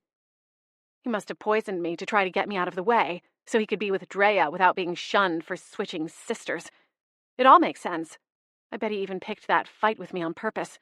He knows I'm a stress eater. Kimberly? She shook her head. You know what? I don't even care anymore. That's all in the past now. For the second time, she threw me off kilter. Who was this mature, balanced woman hovering before me? And more importantly, where had she been when her evil counter-personality was lecturing me on the differences between eggshell, cream, and ivory? I drew in a slow breath. I'm glad that you're finding peace, Kimberly. But there's one more piece to this story. Drea knew all along. She kept telling me that Casper and I weren't right for each other. I should have listened. Kimberly, please, listen to me. She stopped pacing and spun around to face me. What is it? I don't know when you left, but we went to see Drea at her hotel. We just got back. Casper left and Drea took that stupid notebook of hers down to the hotel lobby. I came back here. I figured she'd be lost in her own world the rest of the day. I followed Casper for a while. He went to the Lilac B&B and sat down with the owner. Seemed like some kind of business meeting. Kimberly shrugged, though her expression remained perturbed. He's not going to get away with this. You'll help me, right? You'll tell the police it was him? I shook my head slowly. Kimberly, it wasn't him. It was Drea. She's the one who put the sesame seeds into the cake samples. Via tahini dressing, to be exact. What? Kimberly shook her head and sank into her chair, or as close as she could, anyway. No, that can't be right. She's my sister. I'm really sorry, Kimberly. We talked to her, and she confessed. She wasn't trying to kill you. She only wanted to make you sick. She thought that in doing so you'd give her a break from the planning so she could get back to New York for a performance. Kimberly looked too stunned to speak. We stopped off at the police station on the way back here, I continued. They have the proof they need to bring her in for questioning. The rest will have to be sorted out by lawyers. I glanced toward Hayward and Flapjack, who were suddenly fascinated by the cracks in the floor. Is there anything we can do for you? I asked her, glancing over at Lucas, who was frozen in place, popcorn bag in hand. No. I think I'll just go. She slid down through the floor and was gone. Ugh. What a horrible, horrible day, I said, throwing myself onto the couch. You did the best you possibly could in such a horrid situation, Lady Scarlet. Thanks, Hayward. It never gets easier, though. Flapjack settled beside me. Chin up, Scar. She'll pull through. She's a New Yorker. They're tough. I mustered a smile and wished I could reach over and pat him on the head. 6:30 rolled around all too soon, and I had to shove aside the mountain of sadness over Kimberly's tragic story and focus my efforts on the impending ghost rescue mission. Right on the dot, Gwen appeared with Sturgeon, who greeted me with a salute. Gwen informs me my assistance is needed. That's right. I hope she's brought you up to speed. Yes, ma'am. He nodded. This young man looks ready for action. I smiled. He was referring to Lucas, who was all decked out in black, a taser strapped to his hip. In fact, it was the exact weapon that he turned on me the very first time that we'd met. Hopefully, he wouldn't need it. I smiled and told Lucas what Sturgeon had said about him. He's complimenting your readiness, soldier. Lucas grinned. Always. All right. Planning battles isn't really my forte, but in the spirit of preparedness, if we get separated, I want Hayward and Flapjack to stay with me. Gwen and Sturgeon, you'll be more help to Lucas. Sturgeon saluted Lucas. He saluted you, I said out of the corner of my mouth. Lucas offered a salute of his own, to a spot about 4 feet away from where Sturgeon stood. It's the thought that counts, right? I addressed the whole group. I don't know who this Dr. Paget is, but from what we've heard, he has some supernatural power. We'll just have to figure out how much. We're not going in, tasers blaring, but blazing, Flapjack and Lucas corrected. Whatever, I rolled my eyes. The point is that I want to keep this as peaceful as possible. Let's also go in with the assumption that he can see and hear you guys. So please, I swiveled my gaze to Flapjack, let's keep our snarky commentary to a minimum, all right? Flapjack looked up at Hayward. Why is she looking at me? Hayward sighed. Let's go. Now, back to your regularly scheduled ghost-busting programming, Lucas teased, as we pulled into the parking lot of a small apartment. I glanced at him out of the corner of my eye. He wore a smile, but his eyes were all business, dark and deadly. Eesh, I'm glad I didn't have to meet him in a dark alley. Then again, that was very nearly how we'd met. As long as he agrees to let Myra and Quentin go free, we don't have to have a war, I reminded him. Fine with me. War wasn't on my mind for this trip anyway. I was planning on being a lover, not a fighter. He kissed me before I could object to the sheer cheesiness. Get a room, Flapjack protested from the floorboards. No kidding, Gwen added, and it's a good thing I was already sitting or I would have fallen over. She lived for sappy moments like that. Man, that's when you know Gwen is pissed, Flapjack said, jumping out of the car. I pushed open my door and heard him say, She didn't need a swooning couch for a line like that. We're not here to discuss Scarlett's love life, Gwen admonished him. There will be plenty of time for that after we rescue Myra and Quentin. I sighed. Which apartment is it? I asked as we started up toward the building. Lucas jerked his chin at the first building in the small cluster. 17A. Why is he working out of an apartment? I don't know. I didn't play 20 questions with the guy over the phone, all right? Lucas replied. Just follow my lead. As far as he knows, I'm a legit client, here for his spooky services. What did you tell him you needed? Lucas grinned. I told him that my great-uncle died before I could ask him where he kept his cash. See, he didn't trust the bank, so he stashed it in a locker somewhere. That's quite a detailed make-believe story you've got going. I always wanted to find a buried treasure. Aha! So you're part soldier, part pirate. Lucas chuckled and veered to the left. This way. How do you know? I asked, glancing behind me. Had I missed some giant, here's the creepy voodoo guy's apartment sign? Google Maps, baby. I rolled my eyes. Annoying or not, it worked. A line of apartments stood to our left, and the one on the end bore the gaudy gold numbers identifying it as 17A. We good? Lucas asked, as we stopped just short of the tattered welcome mat. I looked to my left and my right. Gwen and Sturgeon flanked Lucas. Flapjack was at my feet, Hayward at my shoulder. We're good. He knocked, and I held my breath.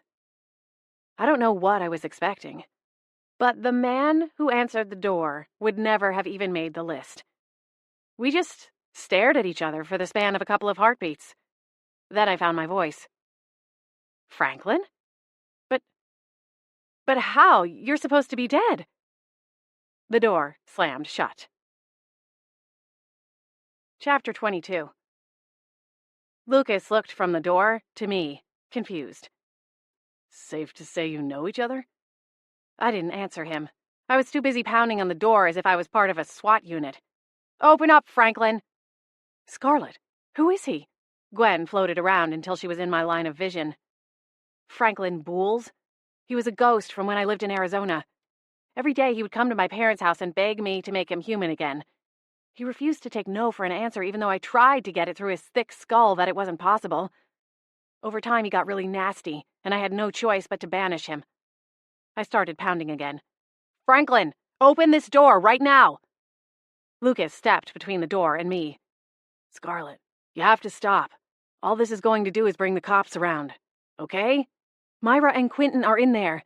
That's just the kind of thing he'd do to get back at me. He probably saw them leave my shop, assumed we were friends, and found some way to ghost nap them. I don't like this, Scar, Flapjack said. How does he have a body? I glanced down at my feet.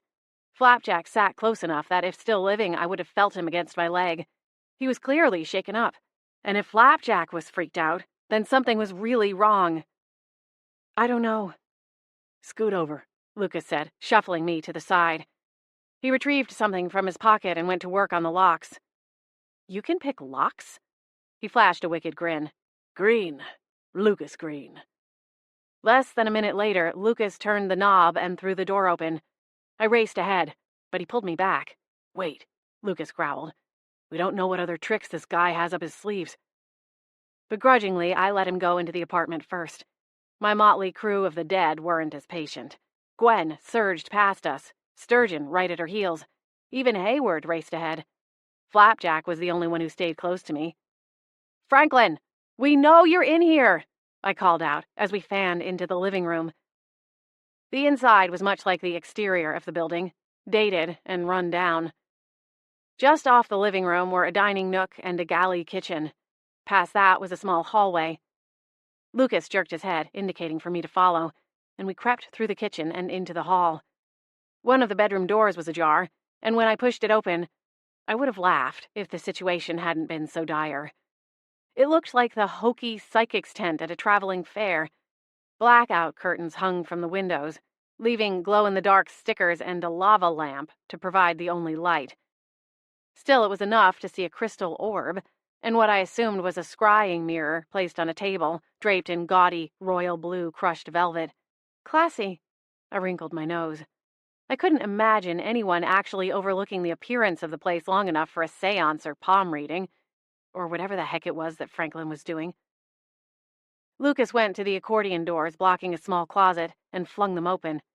It was stuffed with boxes and clothing. No sign of Franklin. Where is he? I asked under my breath, turning in a slow circle. Scar, I think we should leave. Flapjack peered out into the hall. I don't like the feel of this place. We aren't leaving until we know what's going on, I replied. I know, Lucas said, thinking I was talking to him. Before I could explain, Sturgeon's voice called out from somewhere deeper in the apartment. Down here! I pivoted back toward the door and pointed down the hall. Sturgeon just yelled for us. Come on, Flapjack, I said, as Lucas bounded back out of the room. My once fuzzy companion muttered something under his breath and followed after him. Sturgeon stood at a closed door, his silvery face drawn. Brace yourself. What is it? I asked. Lucas yanked open the door, revealing a steep flight of stairs down to another level. No light, of course. Oh, good. A creepy basement. That's what we were missing, Flapjack quipped. What's down there, Sturgeon? He opened his mouth, ready to offer an explanation, when his eyes bulged. He clawed at his throat, like his air supply had been cut off, which of course was ridiculous. He didn't need air. But the frantic look in his eyes and jerking movements of his hands couldn't be ignored. "Sturgeon! What's happening?" I reached out, forgetting that I couldn't touch him until my hand was almost on his arm. There was nothing I could do to help him.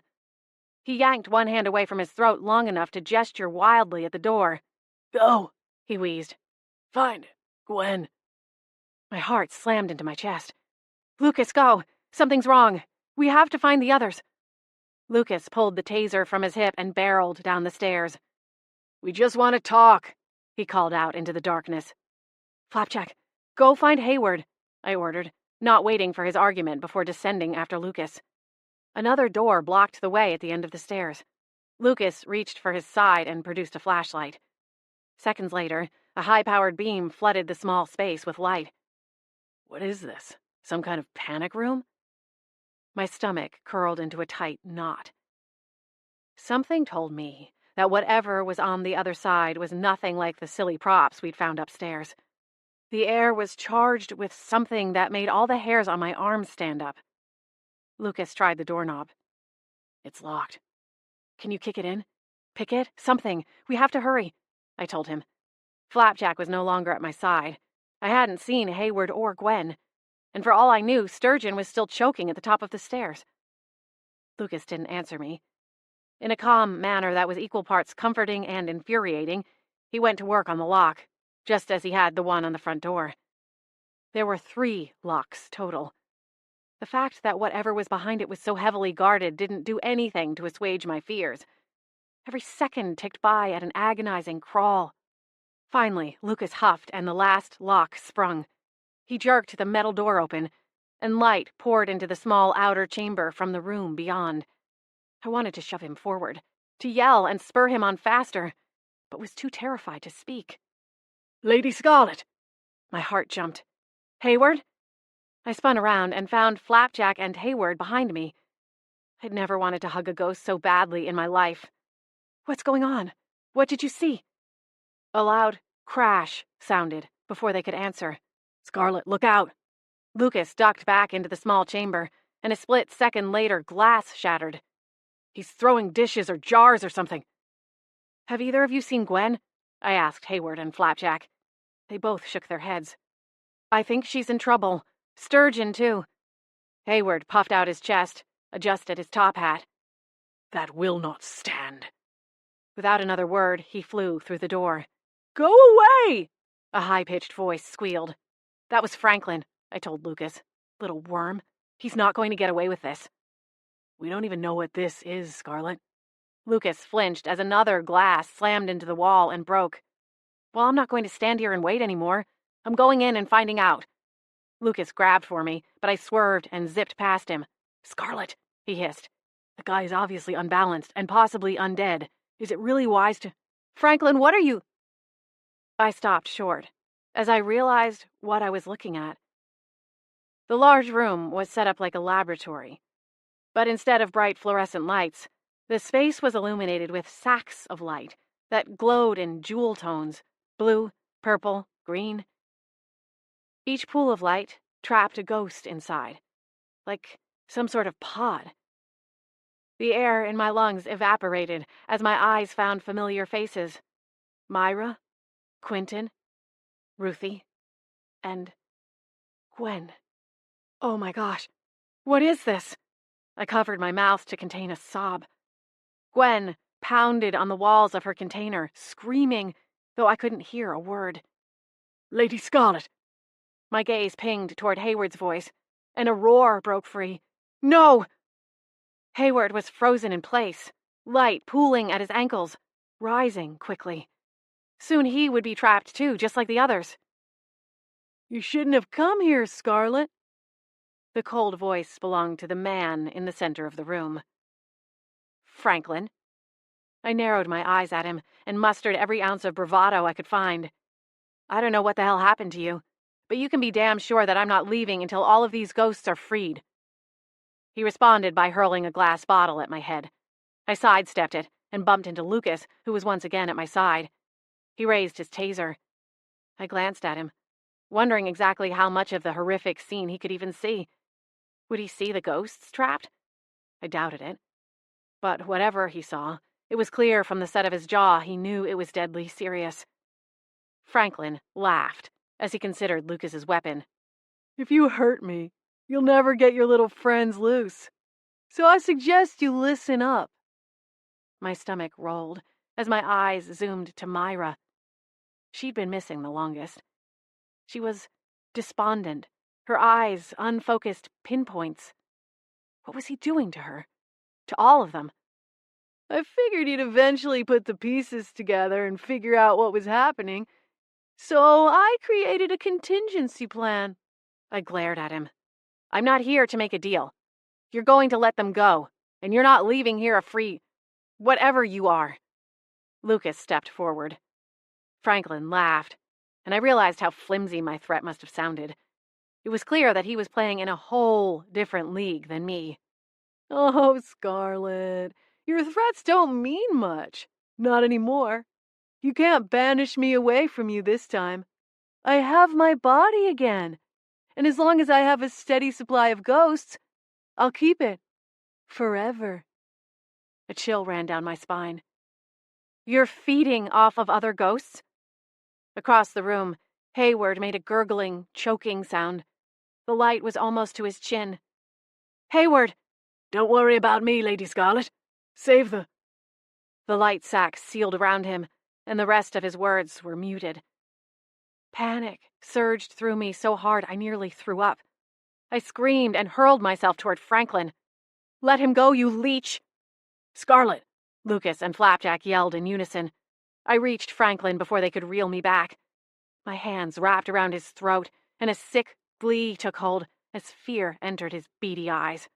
Scarlet, if you hurt him, we won't get them back, Flapjack cried out. Tell me how to let them free, I demanded, squeezing tighter as Franklin began to flail. Lucas pried me off him and pushed me back. Scarlet, stop it! You're going to kill him! He's not even alive, I argued, my fingers itching to claw at the squirming monster again. Lucas ignored me as he fought with Franklin, managing to twist him around and pin him face first against the wall, his arms at odd angles behind his back. Tell us what you want, or I can promise this is going to get a lot more uncomfortable, he growled down in Franklin's ear. The orbs! It's the orbs! Sturgeon shouted. I whipped around and saw him fly into the room, frantically pointing at Hayward, and I realized what he was talking about. There, in front of Hayward's metaphysical cage, was a small stone.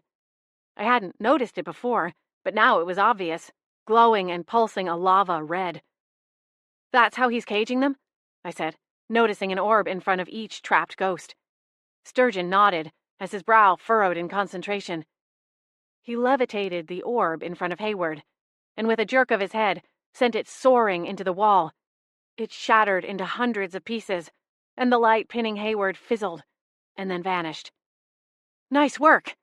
I hurried to Myra and smashed her orb at my feet. The trap relented, but she didn't move. Get her out of here, Sturgeon! Franklin wailed. No! Stop it! Ignoring his cries, I continued down the line, destroying the orbs as Lucas held him against the wall. One by one, they shattered, and the bubbles faded, freeing another ghost. Get out of here! Run as far away as you can! I screeched at them. Sturgeon reached for Myra, and then for Ruthie once she was free. He took them each by the wrist, and they fled. Quentin bolted as soon as I freed him, Gwen moments later. She called out for Quentin, but he was already gone. Her face crumpled, and she went to stand with Hayward, who was speaking with Flapjack. I couldn't hear what they were saying. Their voices were drowned out by relieved ghosts calling their thanks, orbs smashing against the wall, and Franklin's hysterical pleas for us to stop. A real special kind of sicko, huh? Torturing the dead? Lucas called out above the noise, once the last orb was broken. He released his hold on him, and Franklin crab-walked to the nearest wall, flattening himself against it. His face was drained of all color as his chest heaved. I turned to Hayward and Flapjack. You two, search the rest of the house. Make sure we aren't leaving anyone behind. Yes, my lady. What he said. They left, and I lunged at Franklin. How dare you? He panted, each breath ragged. It was the only way, Scarlet. No one else could help me. Then I met a voodoo priest. He helped me. Why here in Beechwood Harbor? Just to get back at me? His face went purple. Somehow he was running out of air, even as his chest continued to rise and fall. You banished me. Do you know what that's like for a ghost? I barked out a sharp, hysterical laugh. You can't be serious.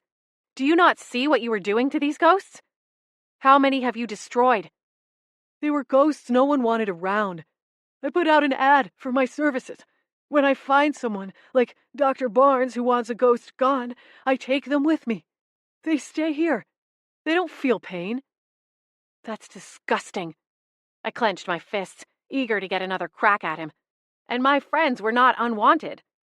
He looked down at his feet. When I saw that you were helping them, I got angry. You refused to help me, but there you were, holding meetings, helping any ghost who asked. Why not me? I threw my hands up. Because all you wanted was your old life back? You didn't want to move on or learn how to be a ghost. When I told you that I couldn't help, I meant it. You were asking for the impossible. Or at least what I thought was impossible. You obviously found a loophole. But I would never have helped you with something like this. It's sick. His words choked off. No longer powered by his ghost-fueled generators, Franklin slowly faded, turning from a corporeal body to the ghost version I was familiar with in a matter of seconds. The clothes and spectacles he'd been wearing as a human slid to the floor and pooled at his once again silvery legs that were clothed in the slacks and cardigan sweater I remembered. This time I'm not taking any chances, I said, reaching for an orb that sat on his desk. It wasn't lit up red like the others. I figured it was waiting to be used, and stepped forward, waving it in his face. No! He screamed. Anything but that.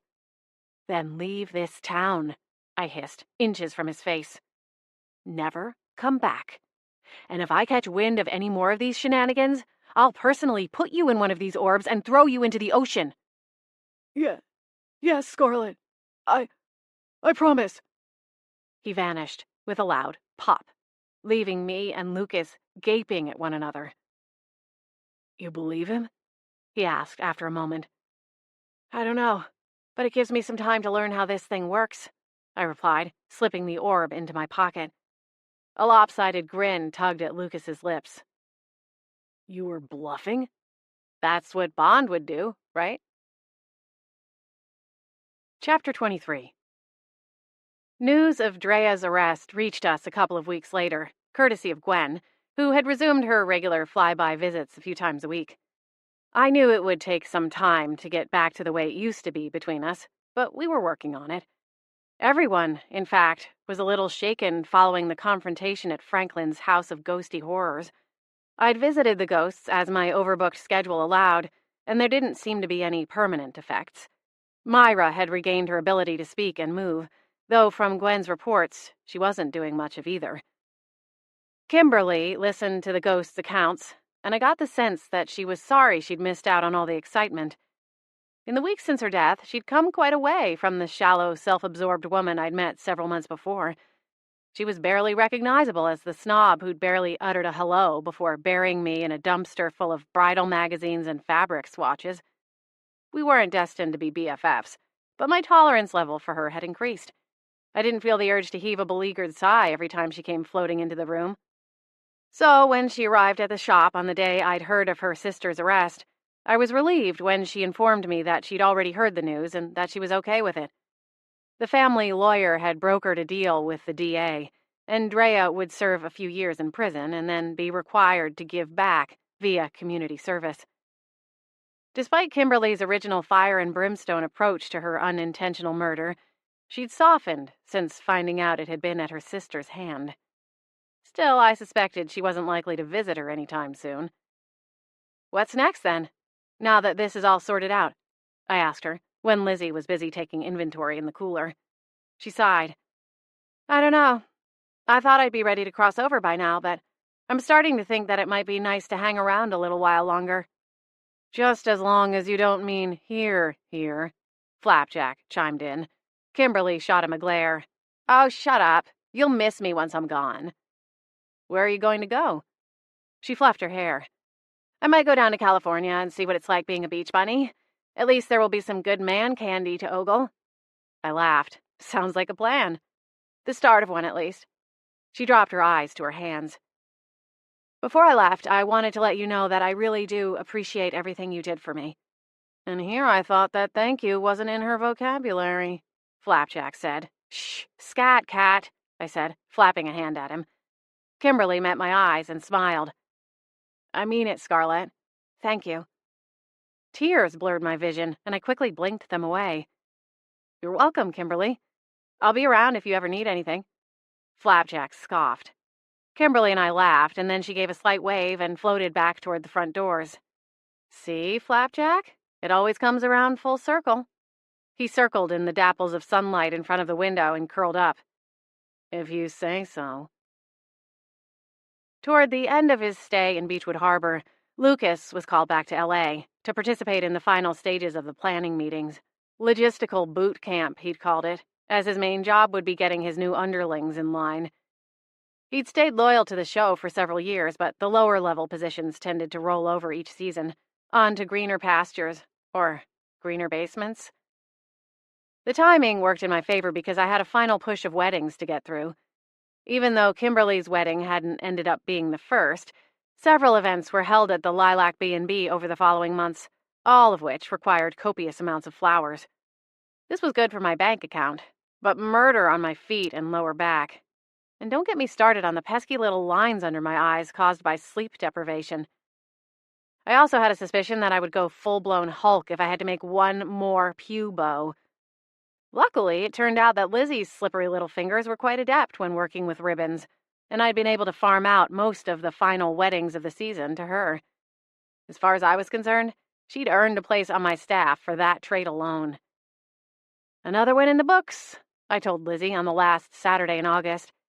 She'd just returned from dropping off an arrangement at Siren Song for their annual end-of-summer bash, which was sort of the town's final act for the year.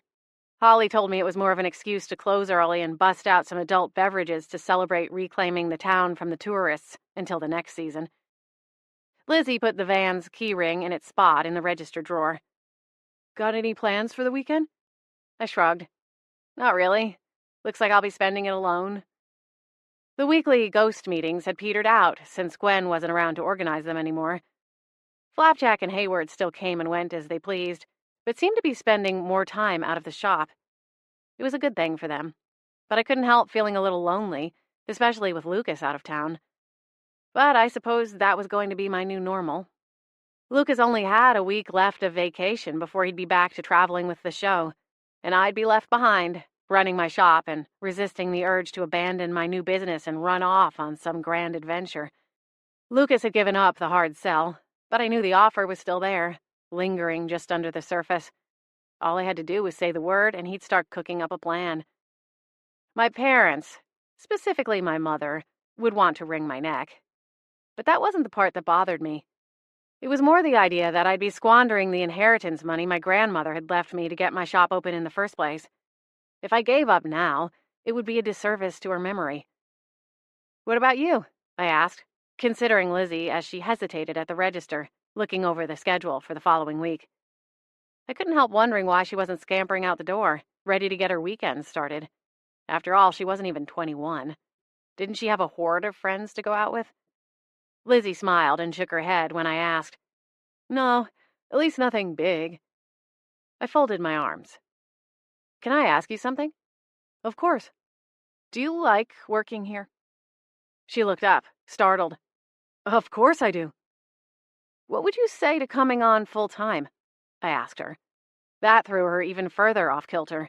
Her eyes went wide, and her thin brows arched into peaks. I know that things will slow down now that summer is almost over, but with the Lilac B&B booked out, we'll have plenty of orders from them. I was just speaking with Mitchell, and he assured me things will be steady. Then add in normal local business and some canvassing of nearby towns, and it's a lot for one person. Lizzie started nodding vigorously. I'd love to.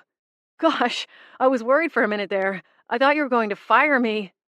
Fire you? She tucked her chin. I know I've cost the company, some money.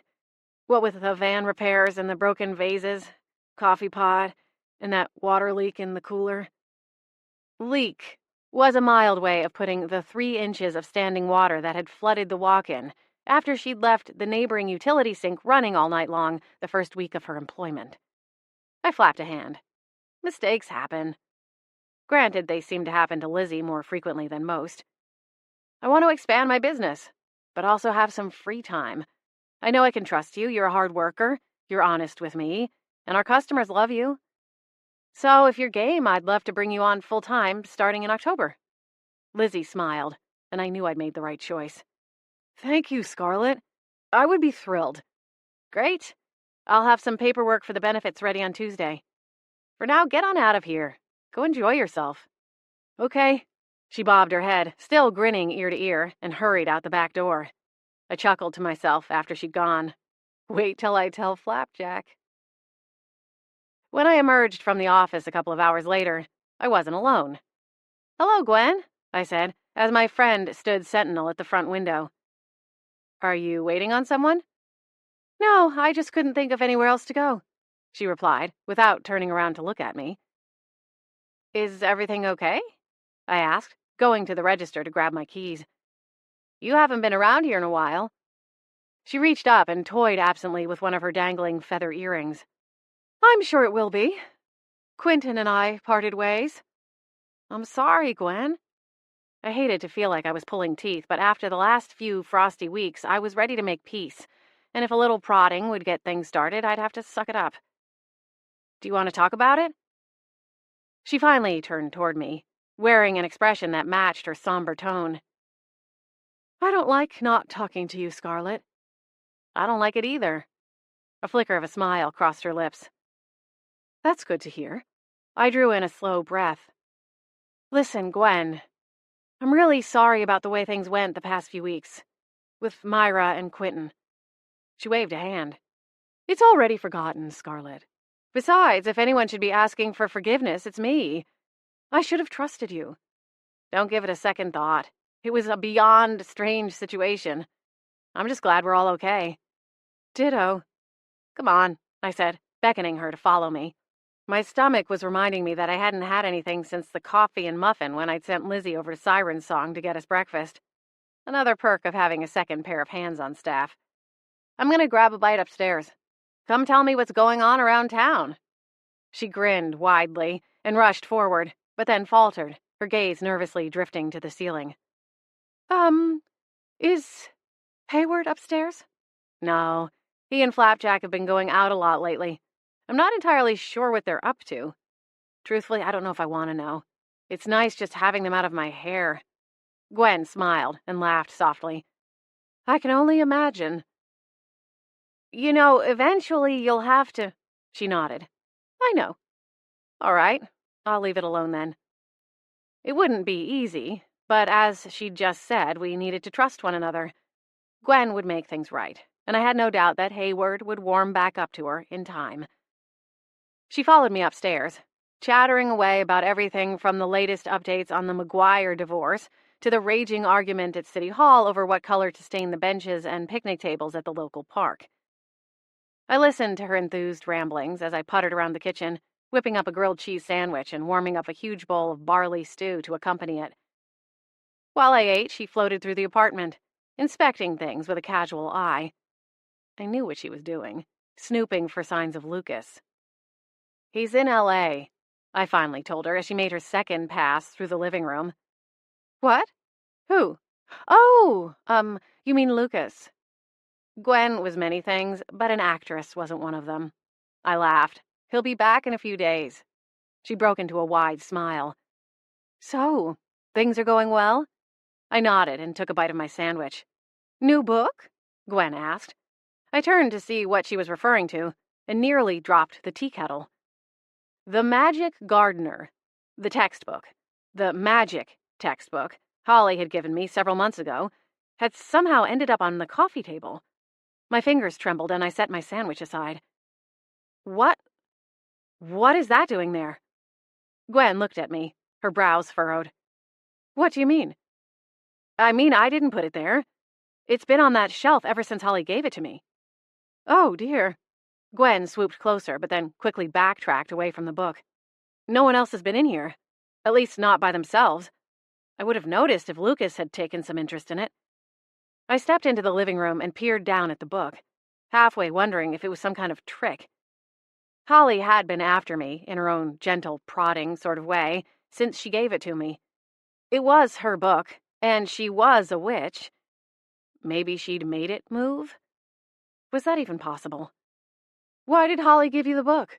Gwen asked. I don't know. Well, I mean, she said it was a textbook from when she was in magic school. Academy, I think she called it. She thought maybe I would find it interesting. Gwen's narrowed gaze went wide. She thinks you're a witch. No. I hurried to the table, snatched up the book, and shoved it back into place on the shelf. She said it's about plants and stuff. General studies, I'm sure. Scarlet, those are runes on the spine. You see that, right? I sighed. Okay, fine. Holly might have had a tiny little suspicion that there is more to my ability than just the ghost stuff. Ooh. I held up a hand. Nope. Stop. We are not going to get all riled up about this. As of right now, it's nothing more than a hunch. Gwen glided over toward me. Well, what did Holly say you were supposed to do with the book? I shrugged. Read it? And have you? No. She frowned. Why not? Because... I hesitated, alternating between trying to find a way to change the subject and actually coming up with an answer. So far, I hadn't been able to come to terms with my own feelings on the matter. All I knew was that if I cracked open the book, something would be revealed. Either there was more to my gift, or there wasn't. Both of the possibilities scared me, for different reasons. I'd wanted to know where my gift came from for as long as I could remember, but after so many years of searching, I'd grown used to the mystery. It was comforting to me in some weird way. Opening the book could rip that all away from me. I think you should try it, Gwen said, not waiting for me to form a full reply. Well, that's not going to happen tonight, okay? Gwen sighed, but didn't push farther. All right. Well, in that case, I guess I'd better go figure out what Flapjack and Hayward are getting into. Goodness knows someone has to keep tabs on them. It does take a village. Gwen laughed as she started for the door, only to stop short. One arm floated through the metal door while the rest of her remained in my apartment. I'm glad we're friends again. Gwen, we were never not friends, I replied. But I know what you mean, and I'm glad too. She smiled and then shimmied through the door. The sudden silence in the apartment was overwhelming, and I hurried to turn on the small stereo in the kitchen. I needed something to fill the void. Even with the distraction of the music and cooking one of only a few home-cooked meals since Lucas's arrival in town, my mind kept circling back to the book. Finally, I surrendered. While the veggie lasagna finished baking, I stalked out to the bookshelf and removed the offending book. It was a large volume. Several hundred pages filled the space between the covers. Each page was actually a thick piece of parchment that added weight and austerity to the tome. After a moment, I dragged in a deep breath and took the book to the couch.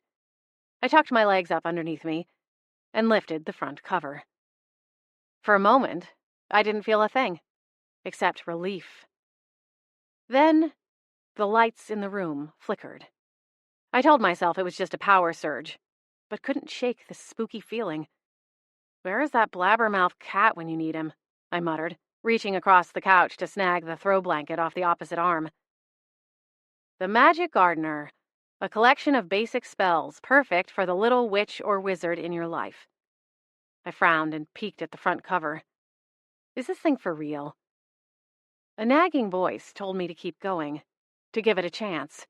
I flipped the page, carefully, and saw that someone had scrawled a dedication in the front section. To Holly, follow your heart. It will never lead you astray. Love, Aunt Bethany. I frowned at the words, but a small boost of courage took root, and I found the table of contents. As Holly had promised, the beginning section of the book was general information. study guides and encyclopedia-like entries that introduced me to a whole new botanical world. Some of the florals and foliage were recognizable, familiar even. But then as I continued to flip through the book, I encountered drawings and lifelike photos of things I'd never seen before. Heart song, fairy thistle, graveyard ivy. I drank in each page, taking my time to read each word, but then rushing to flip to the next one just as soon as I finished. When the oven timer went off, I nearly leapt out of my skin. I threw the blanket off my lap and launched halfway across the living room, leaving the book behind as I went into the kitchen to check on my dinner. Lasagna in hand, I returned and continued reading. The second half was basic spells, specifically gardening spells, from the looks of it. I'd mentioned to Holly that sometimes when I was working with flowers and creating arrangements in my studio, it seemed like the plants had some intuitive bent, capturing what was in my head and almost moving a fraction of a second faster than my fingers. I'd often wondered if it were actually the flowers leading the way and my fingers following, rather than the other way around. The first page listed an incantation to spur growth. The diagrams that followed showed what looked like the top of a carrot stem growing in size, following the text of the spell. "Here goes everything," I said, exhaling as I got up from the couch. I abandoned my dinner and went to the kitchen where I had an assortment of small potted plants in the window. I grabbed one, noticing my fingers had started to shake, and took it out to the table. I knelt down and placed the potted plant on one side. I practiced the gesture with my fingers a couple of times, then whispered the words as best I could. Nothing happened. Reciting the words louder the second time, I tried once again. The room fell silent as I finished, and I stared at the small plant for so long that my eyes started to burn. But still, nothing changed. A surprising sense of defeat and disappointment swept over me. I rocked back onto my heels and braced my back against the couch. "Guess that answers that question," I finally said in a small voice. I snapped the book shut and took it over to the small table where I kept my key ring and spare change. I set it down, promising myself I'd take it back to Holly the next day. She'd probably be disappointed too, but at least we knew the truth. Chapter 24. "What's going on?" I asked, glancing at the empty suitcase on the bed. "Just a little something I picked up for you," Lucas replied, pocketing his hands. "I noticed the one in the hall closet is a little worse for the wear. Figured you could use an upgrade." I went to the luggage and ran my finger along the stitching at the sides. It was top quality. That much was obvious with a single swipe. "This must have cost a small fortune," I said, mostly to myself. "Don't worry about it." "Well, thank you. It's beautiful. Hopefully I'll get to use it sometime." Lucas grinned. "I was hoping you'd say that." I turned around. "What are you up to?" "I spoke with your assistant, and she's agreed to watch the shop for you for a few days." My heart lurched. "Lizzie?" I asked, unable to keep a slight cringe out of my voice. Lucas didn't seem to notice. "Yeah. As much time as I've spent on the West Coast, I've never been able to do a road trip down the 101. I thought we'd see about fixing that. We'll start here and head south, stopping in whatever little beach town catches our eye. See how far we get in 5 days and then spend another 3 or 4 coming back." "Lucas, I don't think I can leave right now." He crossed his arms. "Scarlett, come on. You've been working 50 hours a week since I got into town, and that's not even counting the spooky extracurriculars. You need a break." "He's right, you know," Flapjack chimed in. "Oh, hush," I snapped at the cat. Lucas flashed a triumphant smile. "See?" He hadn't heard Flapjack, but he'd been around enough over the past weeks to get to know his personality after my frequent translating.